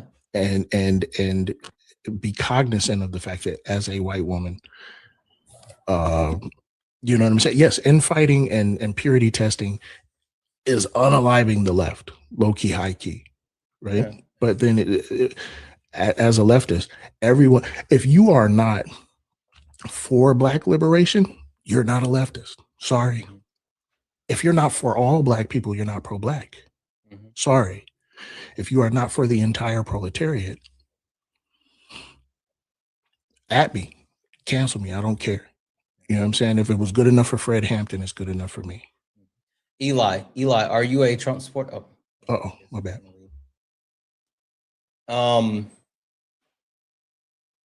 Yeah. Sorry, that's a pet peeve of mine when somebody's talking and then like we give a new panelist, it gives them time to either act a fool or run away. Mm-hmm. So that's my bad. That's all good. That's all good. I just like, I don't understand. I don't understand the premise as far as like, and maybe it's just me, right? Maybe it's just me in the sense that like, I know for a fact, if I'm trying to get something done, if I'm trying to achieve a specific cause or, you know, make something happen, I'm going to be strategic in my approach, and I'm going to try to get it done on the back end before I even go, you know, in public and try to do anything. Like if I, like, even when I send like different creators messages, right? And I'm trying to arrange something with them before I hop on their live and say, hey, you know, I sent you a message. Like I try to reach out through back channels and communicate with them first. And then if I exhaust other resources, then, you know, I'll hop on the live or whatever. But like, I don't know. It's just, it's weird. It's weird. The whole thing is weird. Well, I would wager this, right? We all have our idiosyncrasies, you know, but there are things that make me doubt that the people who are doing the purity testing are leftist to begin with. I think that the whoever that person was, their goal was just to discredit you. They were just angry at a black person, angry at a black dude. That's it. I mean, and it's fine. Like if you're upset at me specifically, that's fine. Like I'm not above criticism or reproach. I mean, like I'm wrong all the time. Like a lot of times I'm wrong. I mean, I'm fine with that, but I also don't like, I genuinely don't like people that cross the boundary set, especially not just for me, but like period. I hate when people join other people's lives after clearly saying, like, it's infuriating, it's frustrating, and even more so, like, if you want to have a real conversation, if you're really looking to have a productive conversation with me about something that's important to you, then that's not the way you go about it. Ashley, are you a Trump supporter? Ashley, are you a Trump supporter? Ashley, I'm gonna drop you down. That's what I'm thinking, because I still wanted to get more debates, and it looks like at this moment it's kind of dried up. I think I want to hit a reset, but I think we're going to come back on the backup. I think that would be, or you know, Ashley's back again. I don't know. Let's see. Ashley, you know you was up here with us, shorty. Ashley, are you a Trump supporter? Ashley got pets, and the pets was requesting. Yeah, I don't think Ashley meant to come up. Debbie's in the chat for Lainey. Lainey sent a $1 donation saying, I'm sorry, it's not much. Lainey, stop it. Stop it. Seriously, when you guys say that, I really mean it. Like, times are fucking hard. You don't have to give anything. And so when you do, like, it means, I don't care what it is. I genuinely mean it. Like, thank you, because you don't have to do it. Like, I don't expect people to show up and watch when I'm live. I don't expect people to engage. I don't expect anything. And like, you doing anything means so much to me. So seriously, anyone else, you guys never have to say sorry for whatever you do. I really appreciate it. Just want to say much love and respect to you and Dean and Parker so much. What you guys do is so important. Thank you for existing and always fighting for what's right, educating people with truth. Lane, thank you so much for the love, support, and again, I really hope that people are able to get something from some of the things that I do, something positive, because that's why I do it, even if it's not directly for me. That's why I have people like Solid on my live, and Jeff and Swan and Adorna, and I bring up like different people at different times, Joey, like all these different people that I try to make sure that I have in my space at different times to give different perspectives, and you guys get to hear different voices, not just me yapping all the time. It's because if you're not able to get something from me, I'm hoping you're able to get something from someone. And I know there's so many other people that are better than me in so many different ways. And so if I get the opportunity to highlight them, then I'm going to always do it. So hopefully you guys get something from someone. In the comments, they're saying the name is pronounced Lane. Lane? Yeah. Oh, sorry, Lane. Sorry. It's Lane now. I'm bad with it. Yeah. W's in the chat for a tip for the $5 donation, saying white leftists. I see most white leftists / liberals still have inherent problems with not acknowledging and confronting our privilege, but we need to hold ourselves accountable to solve it. Instead, most of them lash out as at the marginalized groups who do not call us out. Yeah, I mean, I don't know. Like, I just, again, I don't get any of it, and whatever. W's in the chat for Rhonda for the $2 donation. I love you so much, Santana. I love you more. Thank you for the love. Seriously, I mean that. W's in the chat for tip for the additional $5 donation. White privilege shows when we allow / expect Black and brown people to solve racism and white privilege on their own. We need to do way more. White people stop being silent in white spaces. We allow racists to be racist. W's in the chat. W's in the chat for Taro for the $2 super chat to say, if you're not first class, you're working class. Exactly. That's absolutely true. W's in the chat for all the people and all the donos. Guys, there's still 1.6 of us hanging out here. I need everyone. Seriously, I need a huge, massive favor. Because we're gonna run it back in just a few moments. But first and foremost, look up at the top. If you see the word follow, that means you're not following me. Hit that follow button, and then follow the backup account, because when we do a restart, we're going to go to the backup account. But this is the huge favor. Solid's right here. Can we please get Solid over 3,000 coins? Please take care of Solid. Take care of Solid, because he's been up here. He's been amazing. Please take care of Solid. Can we get him over 3,000 coins? Also, make sure you follow him. He's absolutely a great follow. He's absolutely someone that drops gems in every single way. He's super knowledgeable, someone who is always doing the hard work. And when I talk about like me bringing people up that I feel like you guys can learn from and gain information, knowledge from, he's one of those people, right? I often sit in his live and learn so much. And then I come back and I kind of share a lesser version of what I learn in. Oh, damn it. I didn't realize. Yeah, they suspended the gift. Sorry, Solid. I'm not tripping at all, but I did see somebody there in the comments. There we go. No, we're good. We're good. Let's go ahead and get Solid over 3,000 coins, guys. Please. I guess they suspended it for me. I don't know. Like, this shit is stupid. There's somebody in the comments named Eternal O, and I think that might have been the crash out from saying that you're not a leftist. Can you bring them up? Like, can I have a conversation with them? I don't see internal. If not, that's totally fine. I don't see it. I mean, I don't see them. Let me see if I can find them. Internal, you're more than welcome to request up. More than welcome to request up. I don't see him. I don't even see their ad as I'm scrolling back through.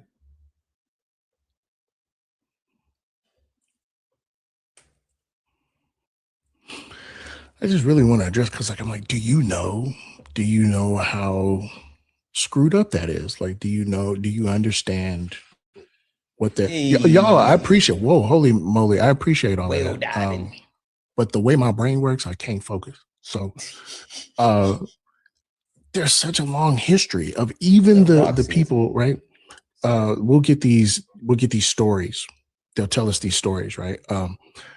These abolitionists, these benevolent white abolitionists, they were so nice, they were so sweet, right? And then nobody ever talks about the internalized or the implicit racism, the implicit bias that they would hold, where they would only allow Black people to speak up as long as they were okay with the ideas of the Black folks. You know what I'm saying?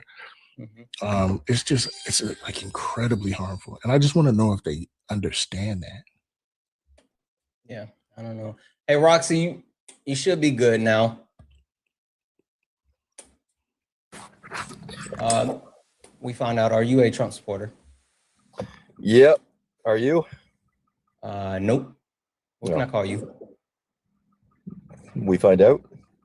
How about it? Like, do you have a name outside of that? Like, no, we find out is fine. No, Timmy, we find out it's fine. Thomas, I don't have to give out Theodore. personal information. Sure, I'm gonna call you Theodore. That makes me. You can call me like anything you want. Very distinguished. All right, Theodore. Yeah. So are you done Theodore, now? You cope hard, bud. Hey, let me ask you a question because we've been going around to different lives recording this. Can you No, you don't tell us what a woman is without? Hey, Theodore, slow down. You're muting now. You're mad. Theodore, slow Can down. you tell us what a woman is? Theodore, without including men or males. I can. You can't. I don't care. I'm not doing that. Like it. I have no interest in doing the weird shit. Like I genuinely don't. I said I was gonna stop yelling. I'm not gonna crash out. Like I can't even get through an opening questioning, and he thinks for some reason that he's gonna like come in and steamroll. You can request back up if you would like, Theodore, but like I have questions that I go through on my live, and there's a way that I do things. The point of this live is not for you to come up and say, "Do you know what a woman is?" That's not the point of the live. So you can address the problem. Okay, Jamal, you ready? So, sure, Theodore. Yeah, Bart, so, come on, let's do it. Go, Jamal. Theodore, Can you I need tell us what a woman is? Get a baseline of your IQ. Hey, come on, Hunter. Let's do it. Doing the same. No, stop. Listen, seriously, you're doing the same shit. What is the point of you coming up here if you're gonna makes do you look the same dumb when you thing? say it out loud, right? Yeah. Hey, what? Trans women are women. I believe men give birth. Okay. Go find another live to do the weird shit. Like I seriously, I mean, like I don't understand what you think this is, but I have no interest in that. Like if you can't even be a normal person to actually engage in like a simple dialogue, then you have no place that you. I don't understand why you're requesting backup. You're not coming back up. You might as well just Ryder. leave. If you would have just behaved just for a little bit, Ryder, all he has to do is I could have had a conversation with you. I would have told you. I would have given you the answer. All he has to do is have like just a little bit of common sense and decency, but like you can't do that. So I don't understand why you keep requesting up. You're not coming back up. You at this point you can just leave. Damn it. Okay, Baker. He just followed me. Maybe next time. What? Maybe next time. Guess what? He just followed me. No, I'm just blocking you. Like I don't understand why you just follow me. Don't be weird. No, they're all so weird, and I don't understand. Like, what's the point? You like literally, all you have to do is not be weird. I don't want to deal with the weird shit.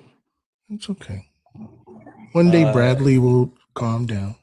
Shelly, are you a Trump supporter? Shelly, are you a Trump supporter? Okay. All right, I'm gonna go ahead and drop you down. We got you, which is a picture.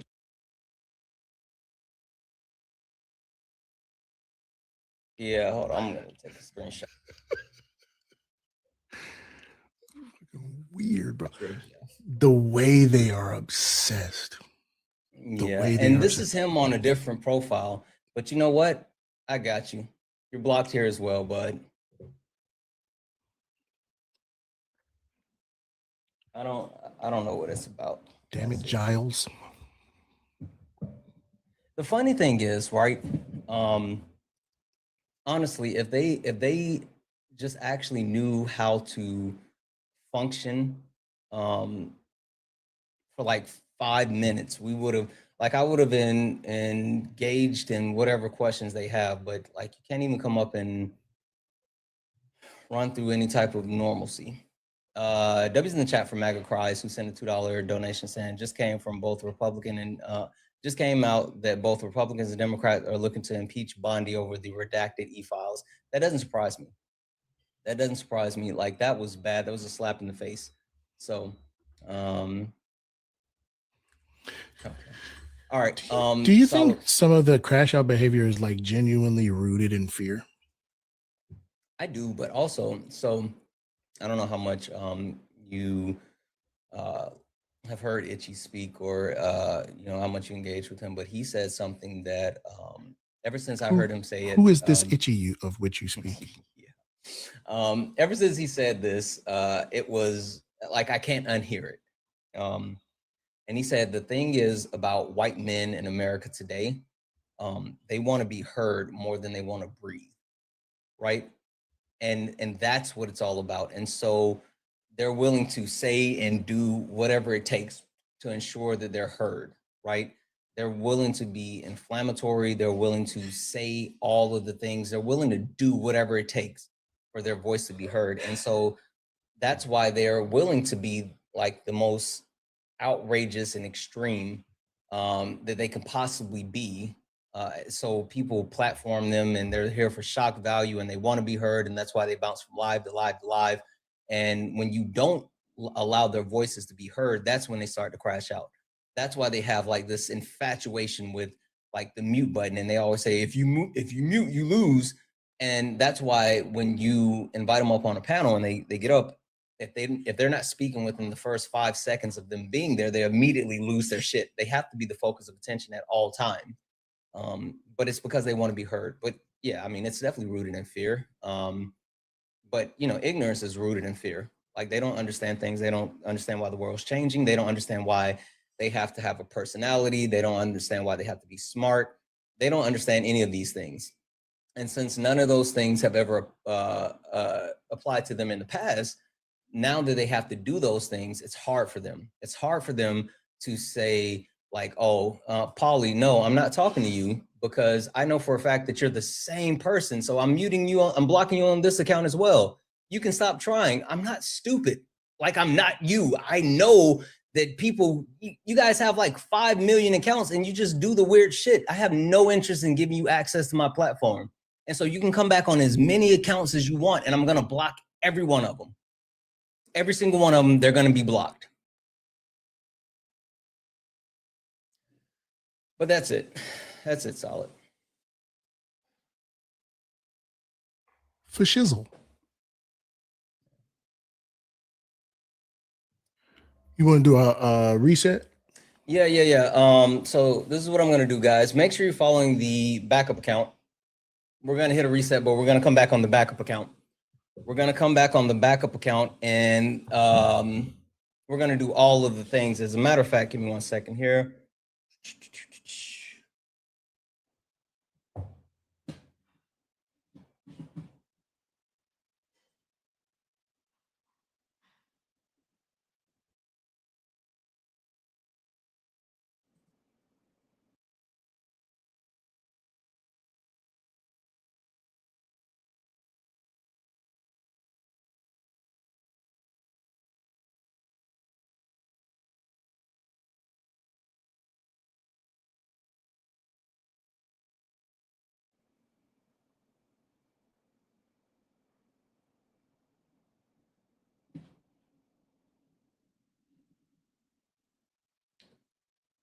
All right, guys, we are going to do a quick reset, and we're going to come back up on the backup account.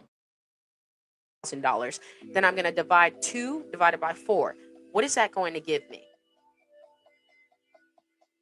50%. If I have $1,000 and my income is $3,000, that's going to give me 1/3, which is 30%.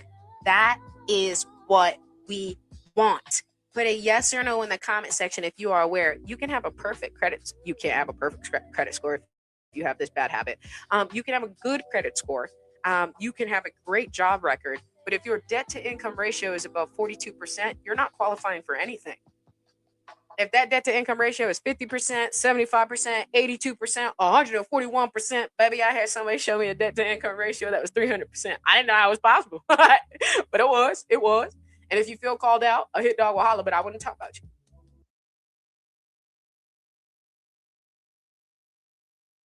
Wanna step in the flame? This ain't a debate, this a mind game. Facts type lies get left in chain. One wrong word get slapped out your name. This ain't TikTok T, this a war zone talk. No script, no filter, no safe walk. Bring stats and get scrambled like a glitch. I got fire in my mouth like I came from the pit. Yeah, step in if you dare. Truth hit hard like a punch in the air. Ain't no rules, no plan, no script. One wrong move, get cooked real quick. No cap, no shield. Better know your stuff or you get revealed. Step in, don't you wanna? Sparring with Santana. I don't care what you claim or your background. Facts only, if not, get clapped down. Whether you're left or right or you don't even vote. If your logic is weak, I'll sink your boat.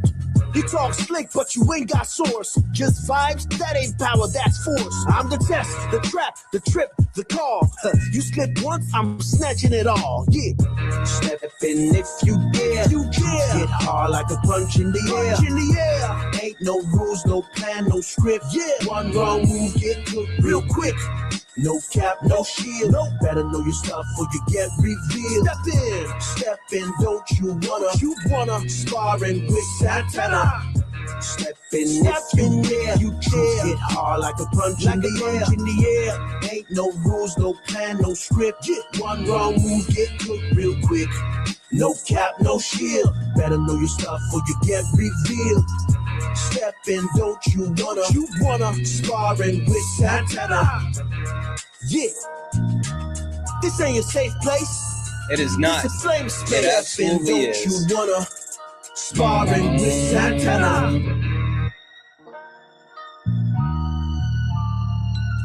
Da-dum.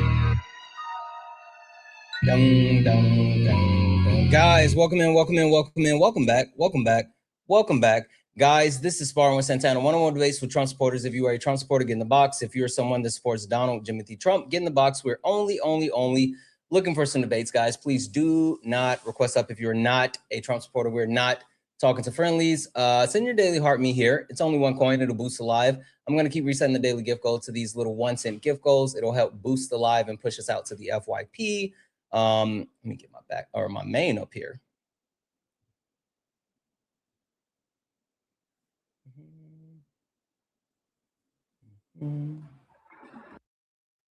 All right, there we go. Guys, tap the screen, share the live. If you are a Trump supporter, get in the box. We're only looking for some debates. And while I say we're only looking for some debates, we are only looking for debates, good faith conversations. I have a feeling that this is about to be exactly who I think it is. So I'm going to go ahead and do this just so I can do a thing. Don't worry, I got it.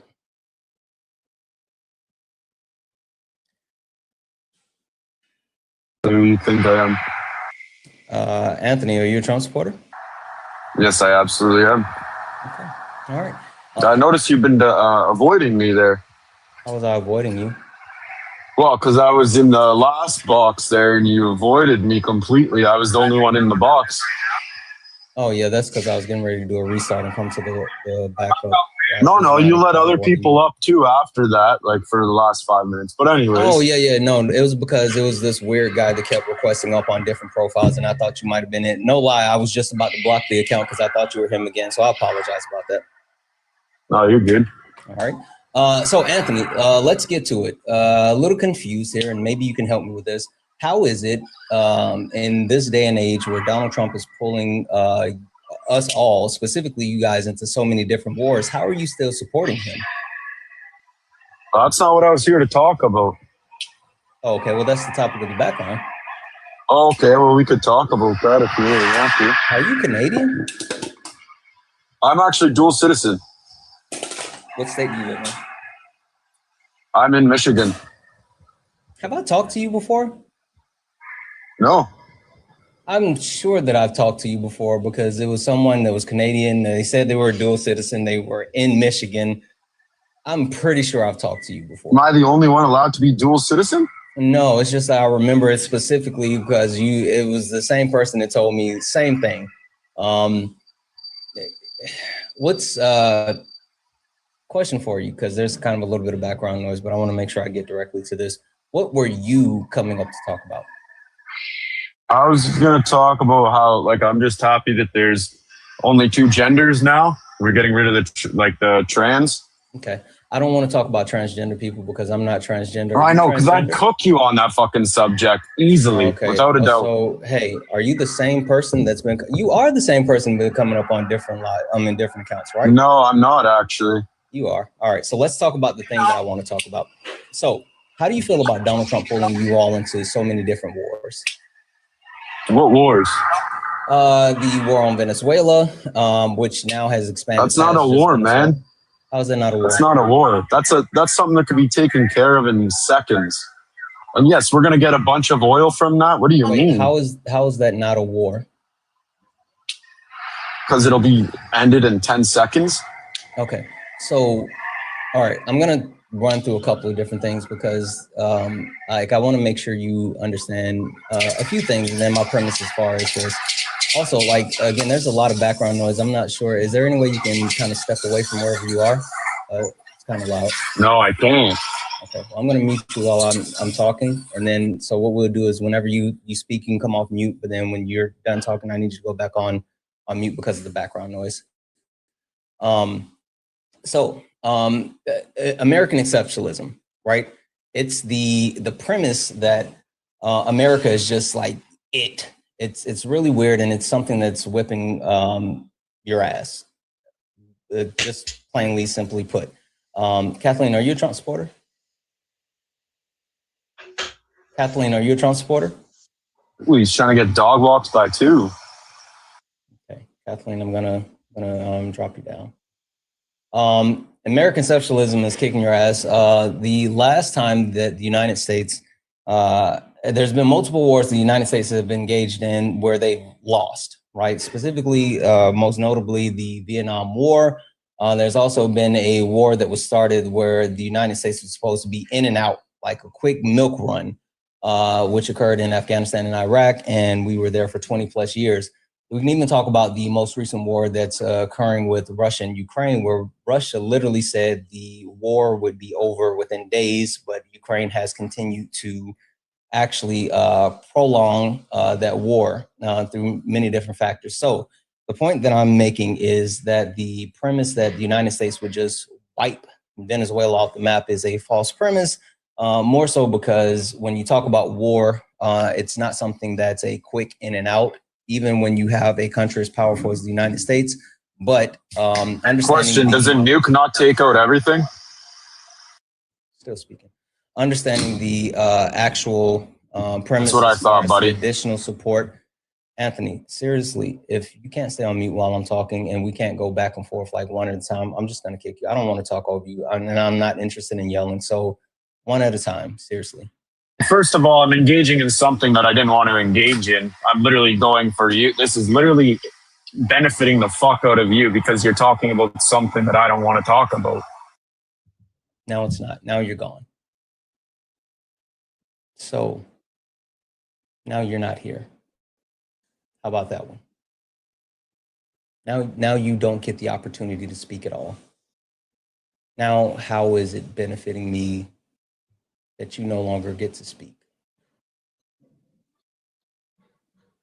Go find another live where you can, and now you're back in the request. No, you're not coming back up. I'm not letting you back up. I have no interest in having you here. You don't have impulse control. You want to talk about things that's not the topic. I have no interest in engaging in that. Mitchell, how are you?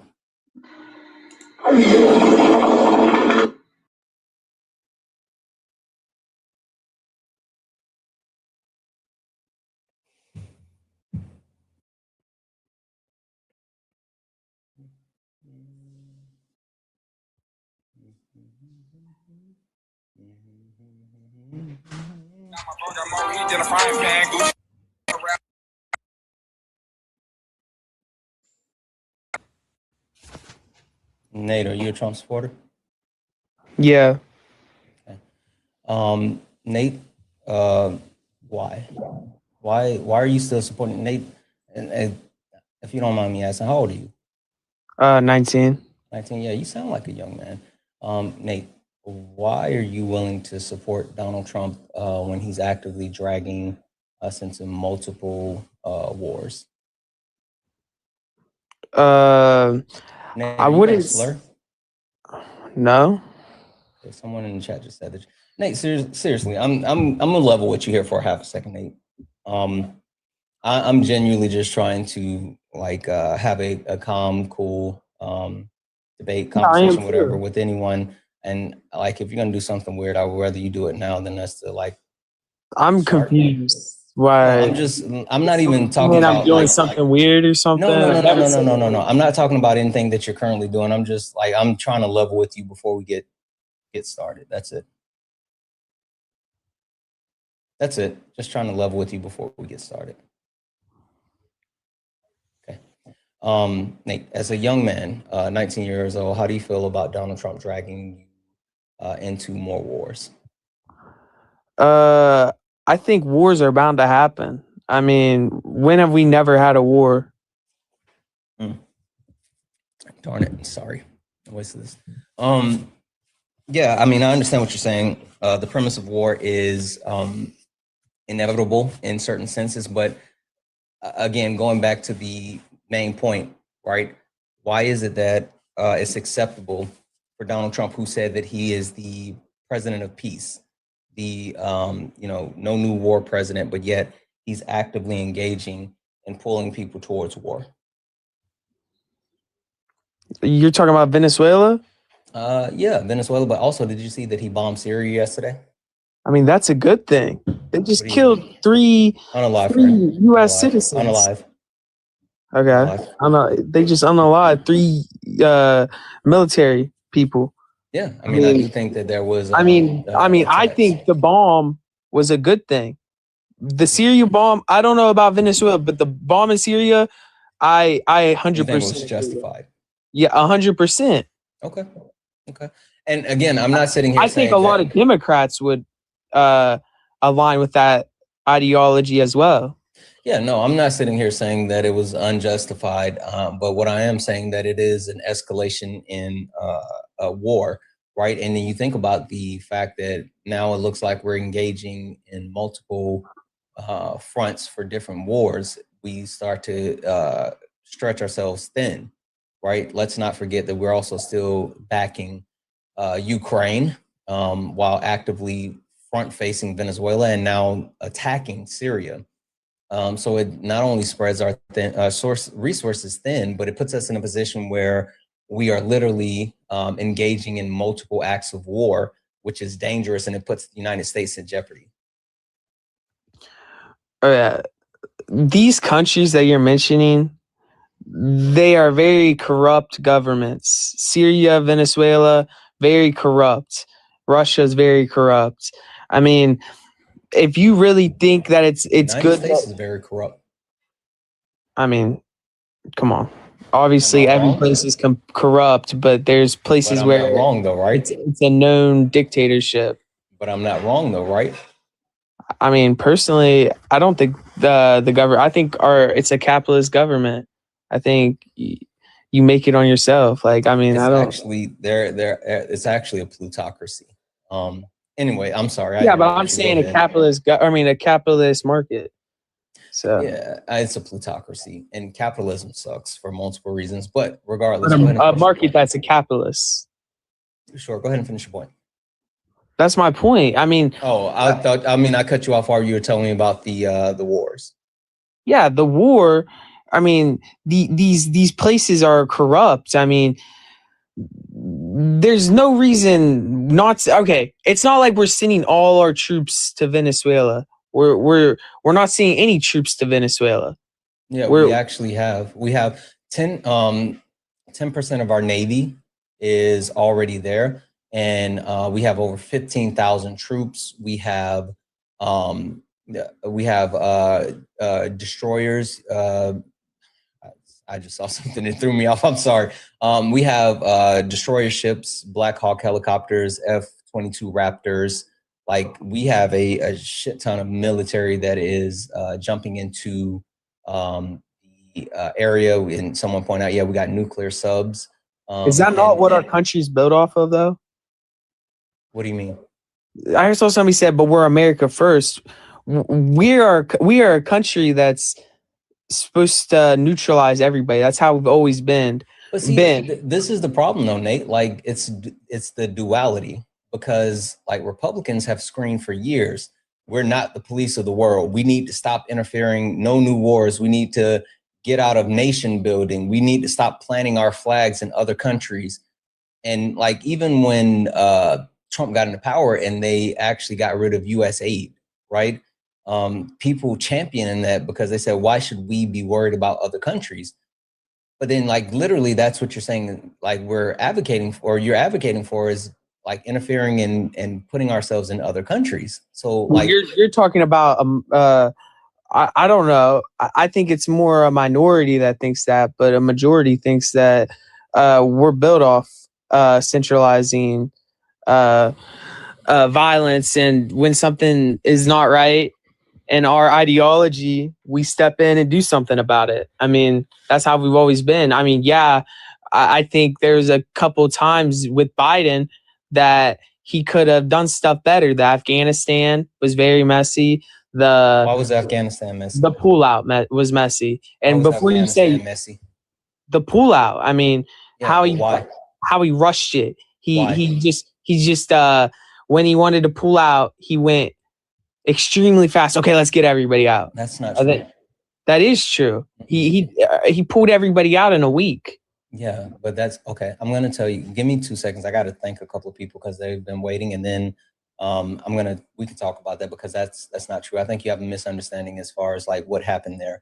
W's in the chat for Laugh Out Leslie for the $10 super chat to say sex and gender are two different things, and sex is not simple as woman is XX and men is XY.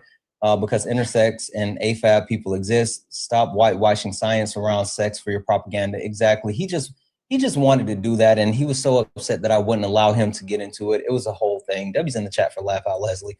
W's in the chat for Andrea, who sent a $2 donation saying, my dog suddenly unalive, but your voice is soothing.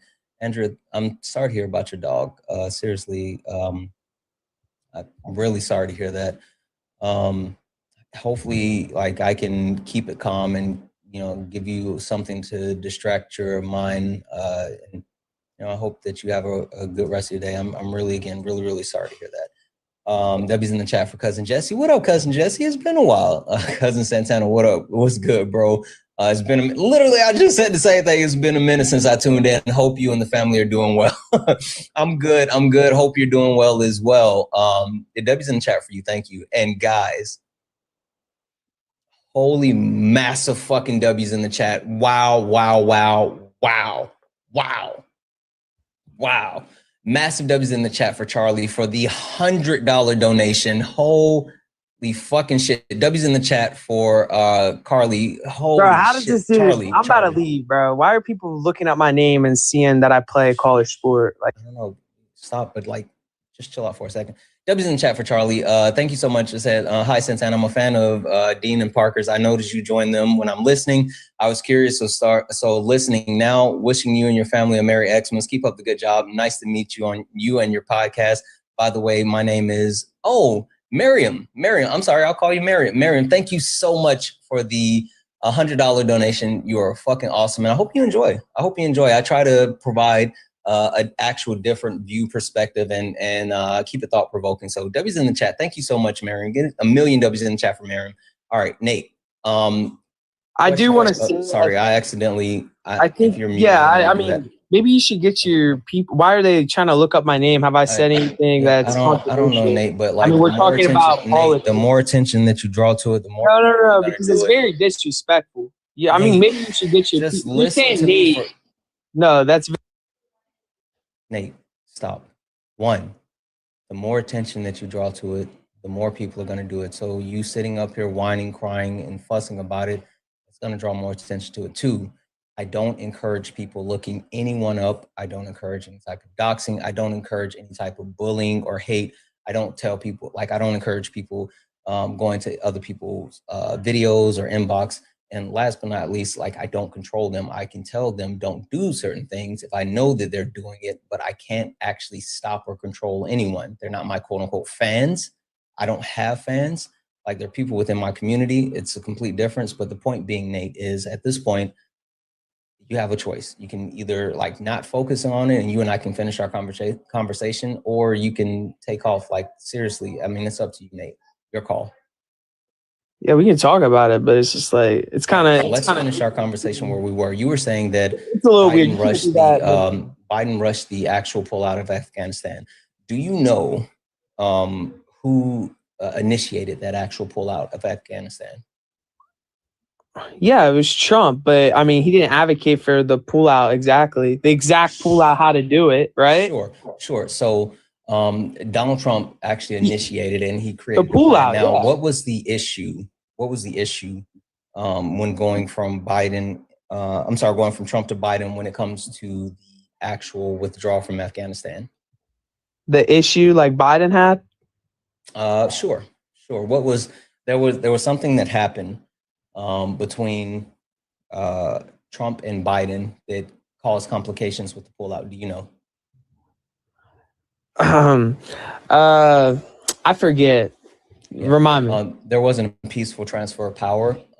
So Donald Trump and the Trump administration did not engage in handing over any actual information prior to Joe Biden being sworn in. So what actually happened is that normally there is like a transition period after the election where the current sitting president and their administration works with the president-elect to make sure that they have like insight information and all these other things about like what's happening within the current administration, like deals and all this other stuff. Donald Trump did not do that.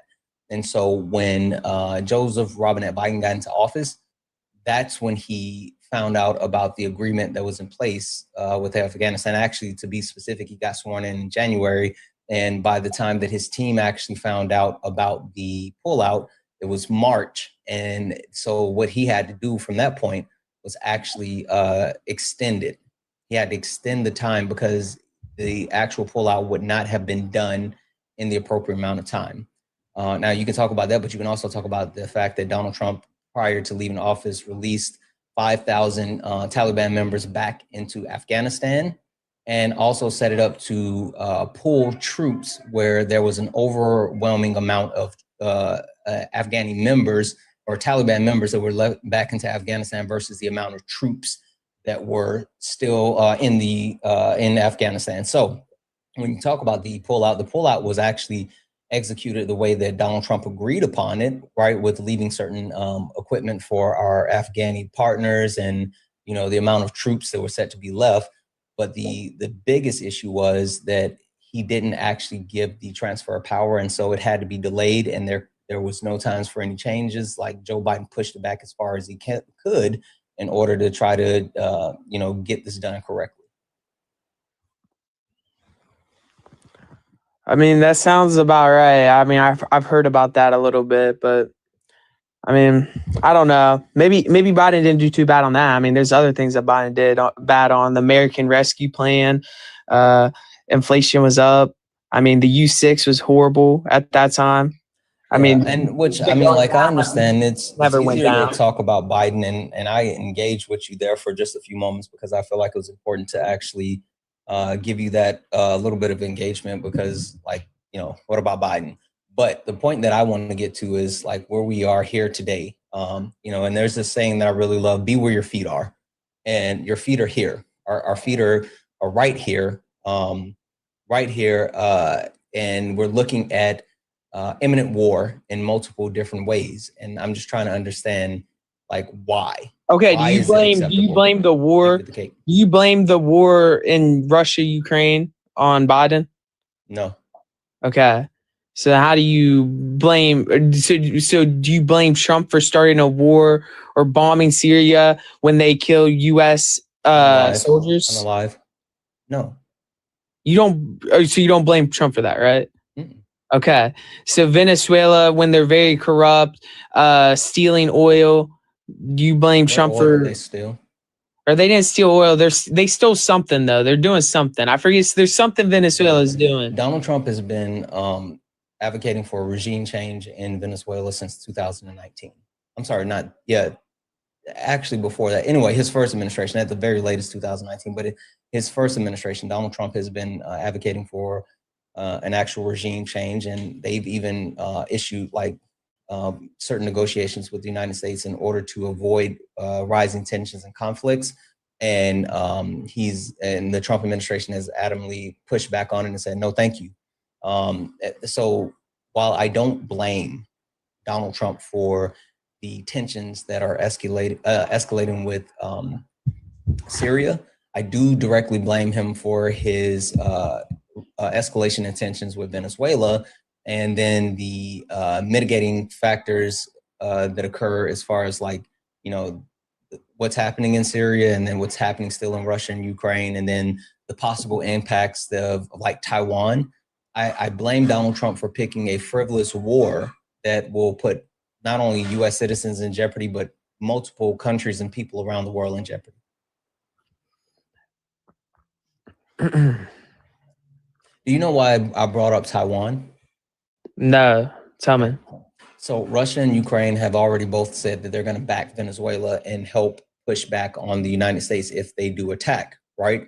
And what that is going to do, while we are allocating resources to Venezuela and we're still supporting Ukraine and we're still now in conflict with Syria, Ukraine, the amount of energy and resources that we're going to be able to give them is going to be lessened, but then the ability to protect Taiwan from China is going to be lessened as well. It's going to give both Russia and China the ability to get the two things that they want. Russia wants Ukraine, China wants Taiwan. It's going to put both of those areas in jeopardy because of the, again, exhausted amount of resources that we're putting out around the board.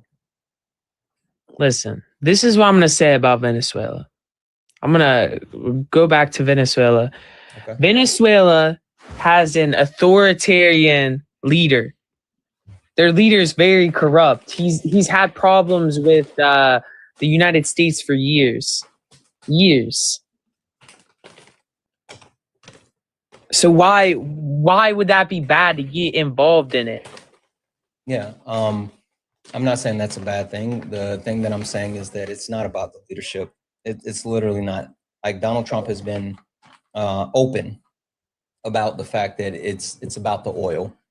Like if we're sitting here saying that it's about the leadership, then we would also be taking a look at places like Israel, right? Where Bibi Netanyahu is a dictatorial leader, right? He's an authoritarian. He's literally someone overseeing the G-side.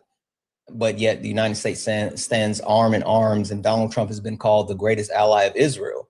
So, and like even when you talk about like dictators, Donald Trump literally welcomed Vladimir Putin, a dictator, a known war criminal, welcomed him onto United States soil. Donald Trump went to North Korea in his first administration and met with Xi Jinping, a known dictator. So Donald Trump is not above like brushing elbows with dictators. I mean, he's played he's praised Erdogan, right? Like dictators are kind of Trump's jam. So like. Okay, first off, with Russia and China, or not China, or North Korea, you're not going to go to war with hardcore nuclear power countries. Like, why would you? I mean, you're going to pick your poison. You're not going to go for Russia. Like, why would you try to, like, you know what I mean? We're already, not Russia. I mean, Russia a little bit, but we've already kind of been on Russia. I mean, we're still sending stuff to Ukraine. I mean, the only reason why Ukraine's in the war still is because of us and NATO. But what I'm trying to say is, I mean, and we can say how bad Israel is. I'll say one thing about Israel. I don't think they're completely innocent, but I think they're depicted a lot worse than what they actually are. Because, I mean, okay, so you said we're supposed to be American first, right? Mm-hmm. I mean, Hamas is killing Israelis. I don't think hey, I keep telling you, you got to stop saying that.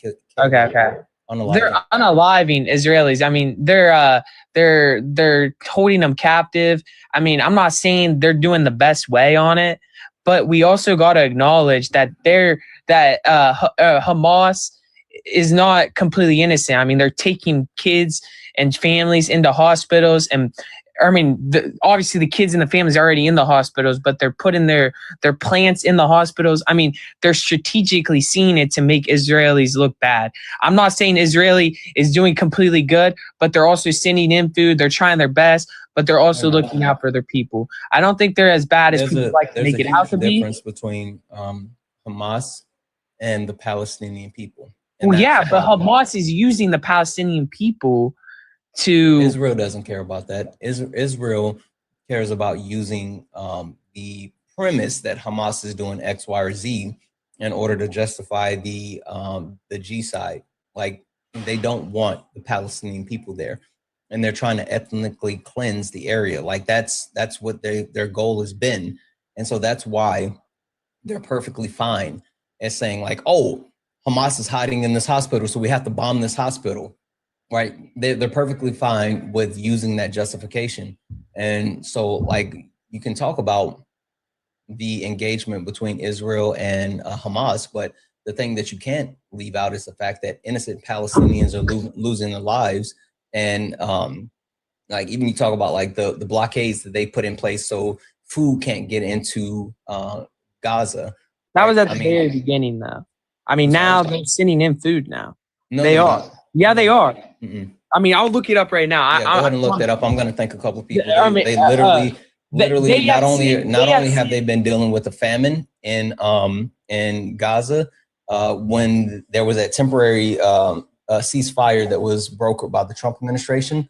One of the first things that Israel did to break that agreement was to start to put in blockades, which reduced the amount of aid that was able to go into Gaza. And from the Red Cross, and then started to stop allowing food in. So like, that's been a whole thing, but you can go look it up. I'm going to thank a couple of people.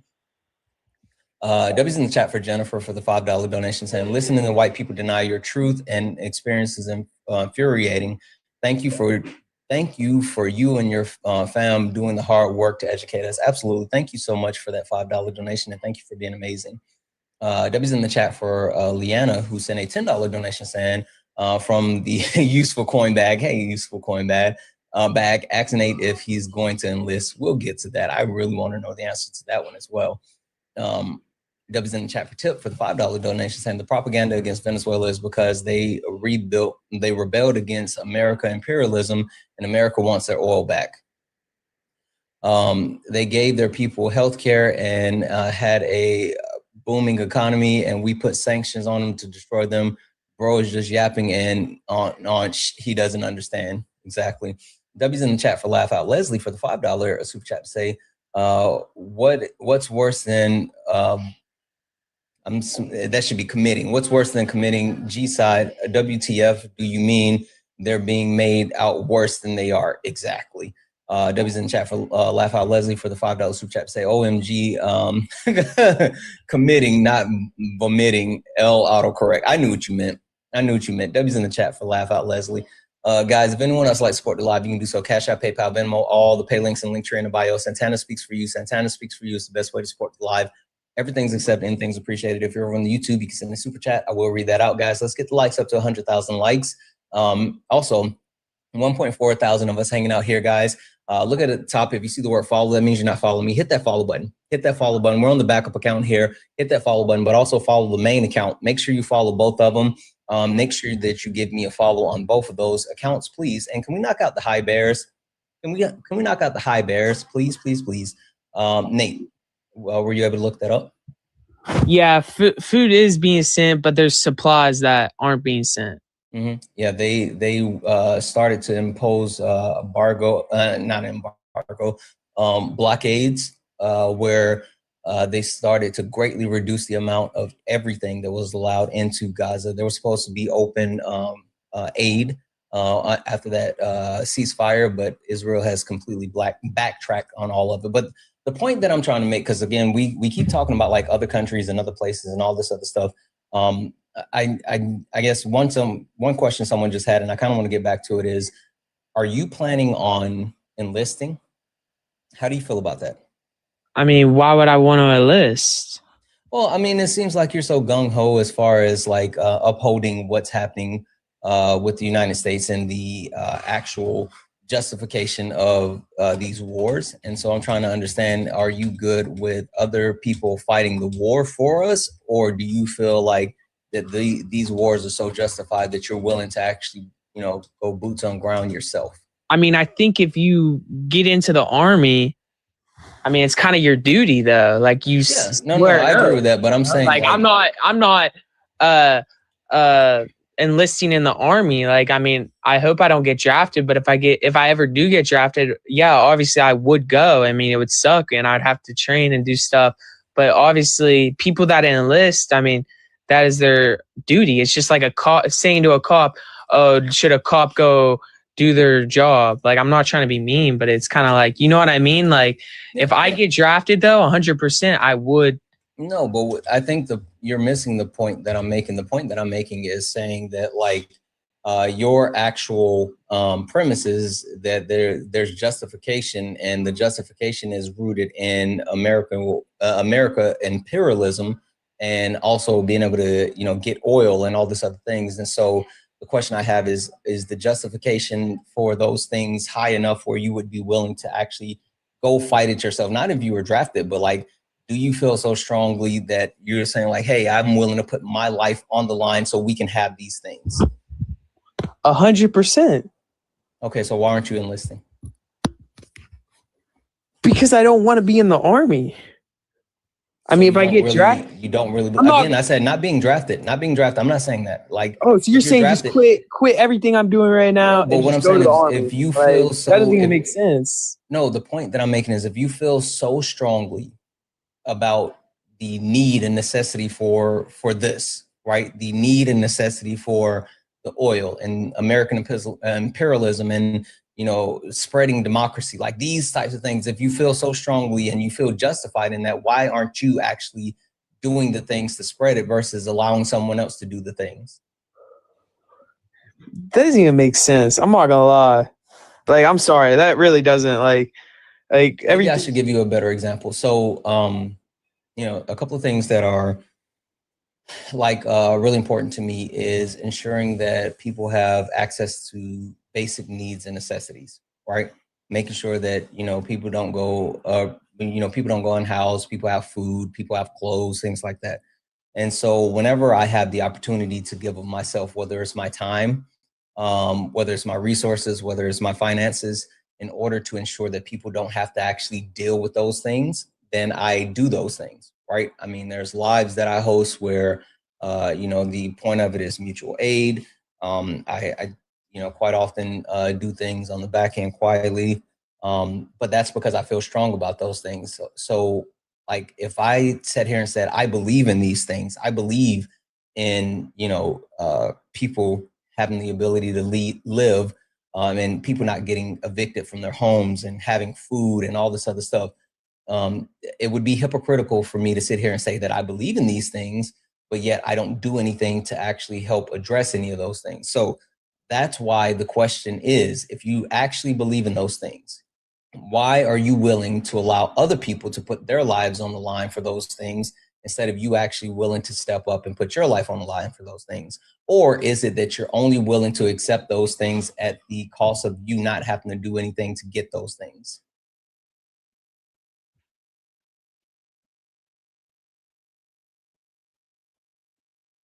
W's in the chat for me. Can you hear me? Yep. Listen.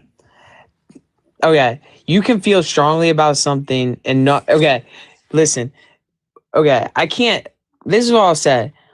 You don't have to be in the military and go to war just because you think that it's. If you enlist in the army, in the Navy, in the Marines, all these different branches, do you you're obligated to help the country. You are helping America. You're putting America first. I never said I wanted to go in the army, but if I get drafted, I would. I feel like it's just, this is very like so then that goes back to what I said. You want these things. I would go to the army if they paid better. If they paid 120, 130, I would go. So again, you want these things, but not at the expense of you having to do the things to get it. The money more than anything. No, I mean, I'm they're not talking making about the only money. 70. I'm talking about the oil. I'm talking about the American imperialism. Okay, but there's other factors of why I wouldn't go into the Army and Marines. I mean, they're not making as much money as what I could make after college, you know? I feel like the point that I'm getting across is missed on you because of like the and I'll even say this because you're 19, right? I don't expect you to be introspective, right? I don't expect you to be someone who can sit and reflect and to really digest complicated world issues and like reflect on those things and understand like how it affects society. But I'll give you this. I'll give you this.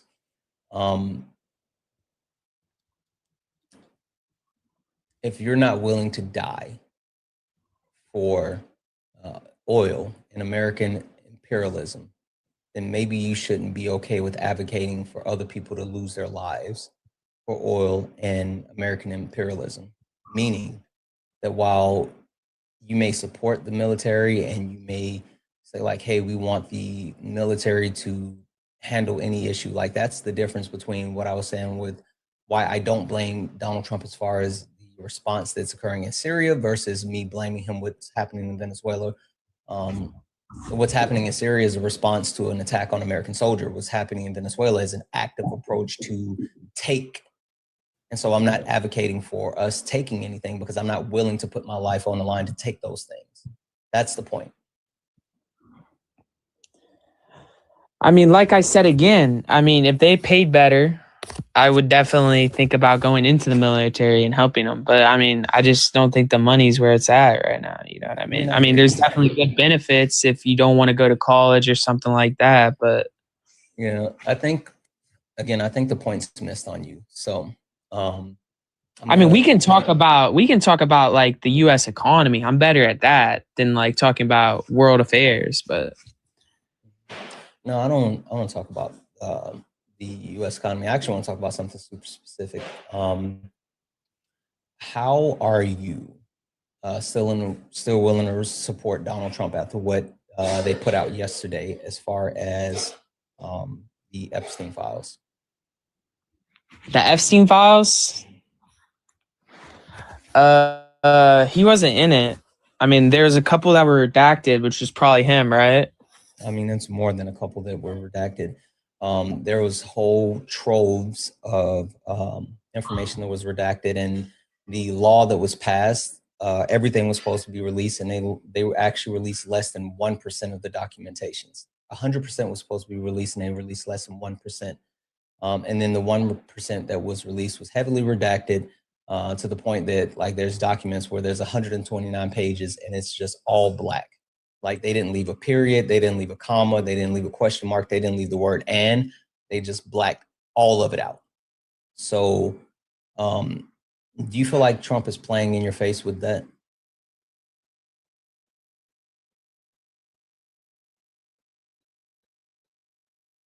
You muted yourself, Nick.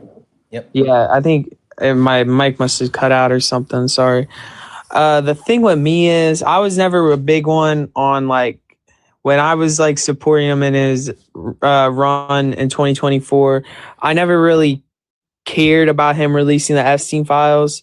Like I've kind of felt like the perpetrator was already in custody. If the police knew something else, they would arrest other people. Kind of. So hold on. Like it was never just because Jeffrey Epstein was in jail and now is unalive.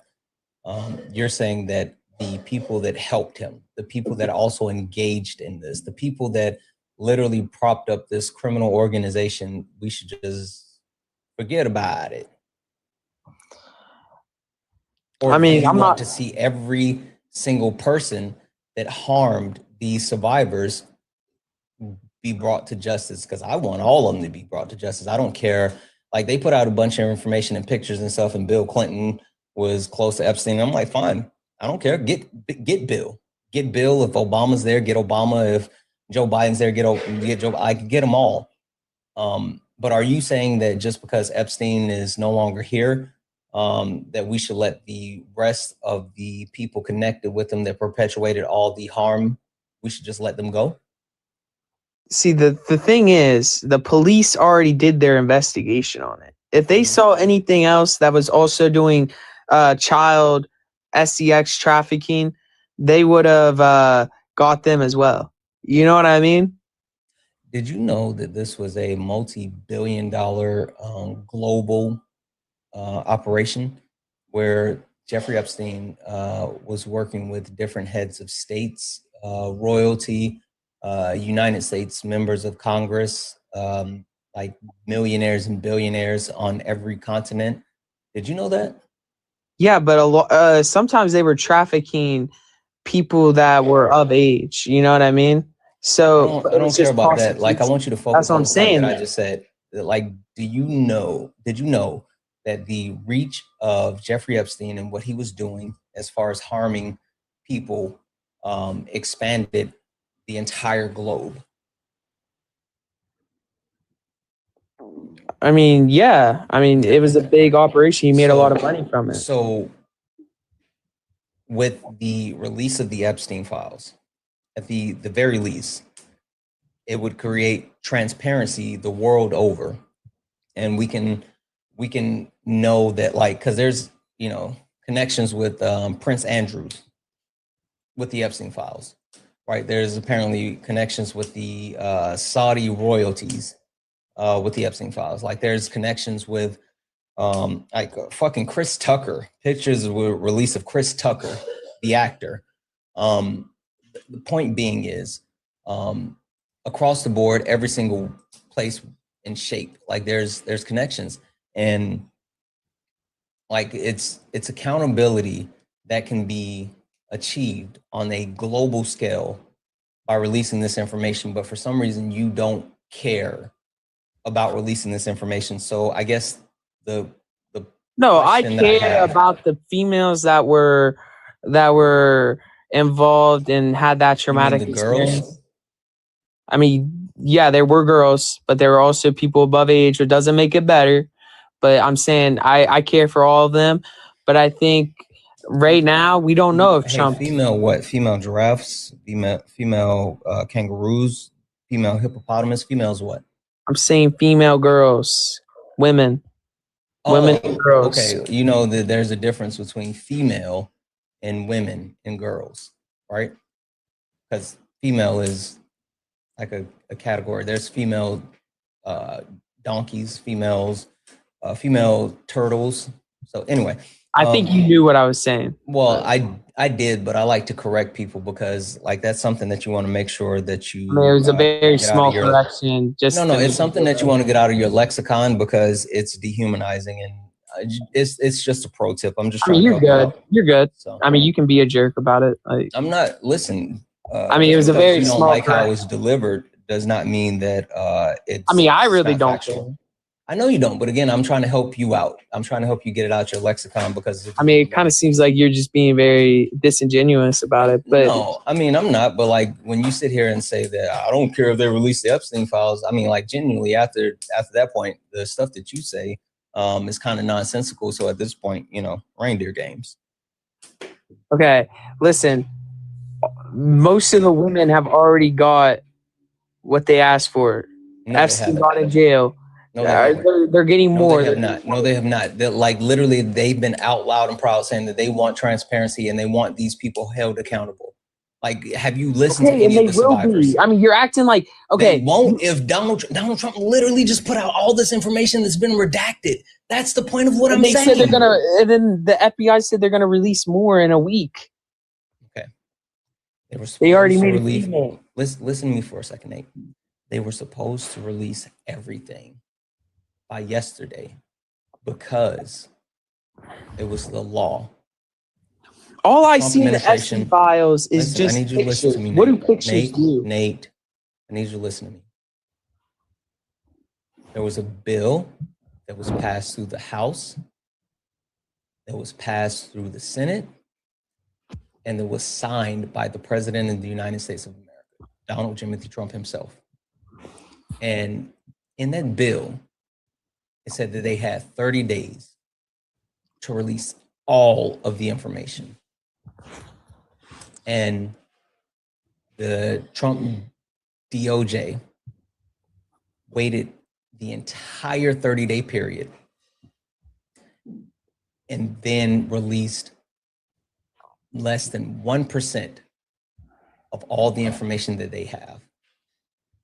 And then even with that 1%, less than 1% that they put out, they then redacted heavily pretty much all the information. So my point being is that this administration is openly slapping everyone in the face, not just Trump supporters, because you guys like that. Like, you guys are masochists. For some reason, you guys are weird about like you guys like when you are oppressed. So I don't even care. But the point being is that wait. What do you mean by that? You guys literally vote against your own best interests. You vote to get rid of healthcare for you. You vote to get rid of. I hope you know that making healthcare more affordable just makes. I mean, who's gonna pay for the healthcare? Who? Answer me that. You make healthcare more affordable. Who's gonna pay for the healthcare? I will. Okay. What was that supposed to be a gotcha?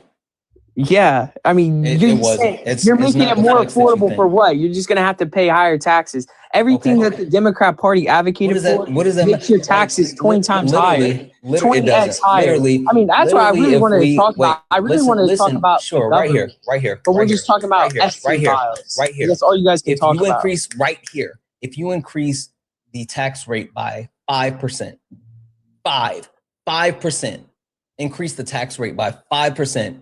Then we can have universal health care. That's what I'm saying. But instead, we are the wealthiest country on earth, the only quote unquote developed nation that does not have universal health care. And at the same time, we have the most expensive healthcare system in the world with some of the worst results. The point being is, if we actually wanted to, even if we wanted to keep everything the same and just slightly increase taxes on American citizens, we could have universal health care. Or we could cut our military budget, which we could cut our military budget in half, literally in half, and still have the largest military budget in the world by hundreds of billions of dollars. And we could take that half and fund universal health care. Like, what's our tax rate right now? The premise behind it's 10%. The premise behind healthcare being unattainable is a false narrative that was pushed by the Republican Party because of the kickbacks that are received by members of Congress. That's why they continue to actually vote against our best interests. Like, literally, there's no reason why we can't and should not have universal health care. And then they propagandize people like you that for some reason think that, oh, I don't want to pay for this because I don't want to pay for someone else's health care. Like, you indirectly pay for other people's health care regardless. And even in the situation where we wouldn't even extend these subsidies for the ACA, like literally extending these subsidies for the ACA is running up everyone's premiums.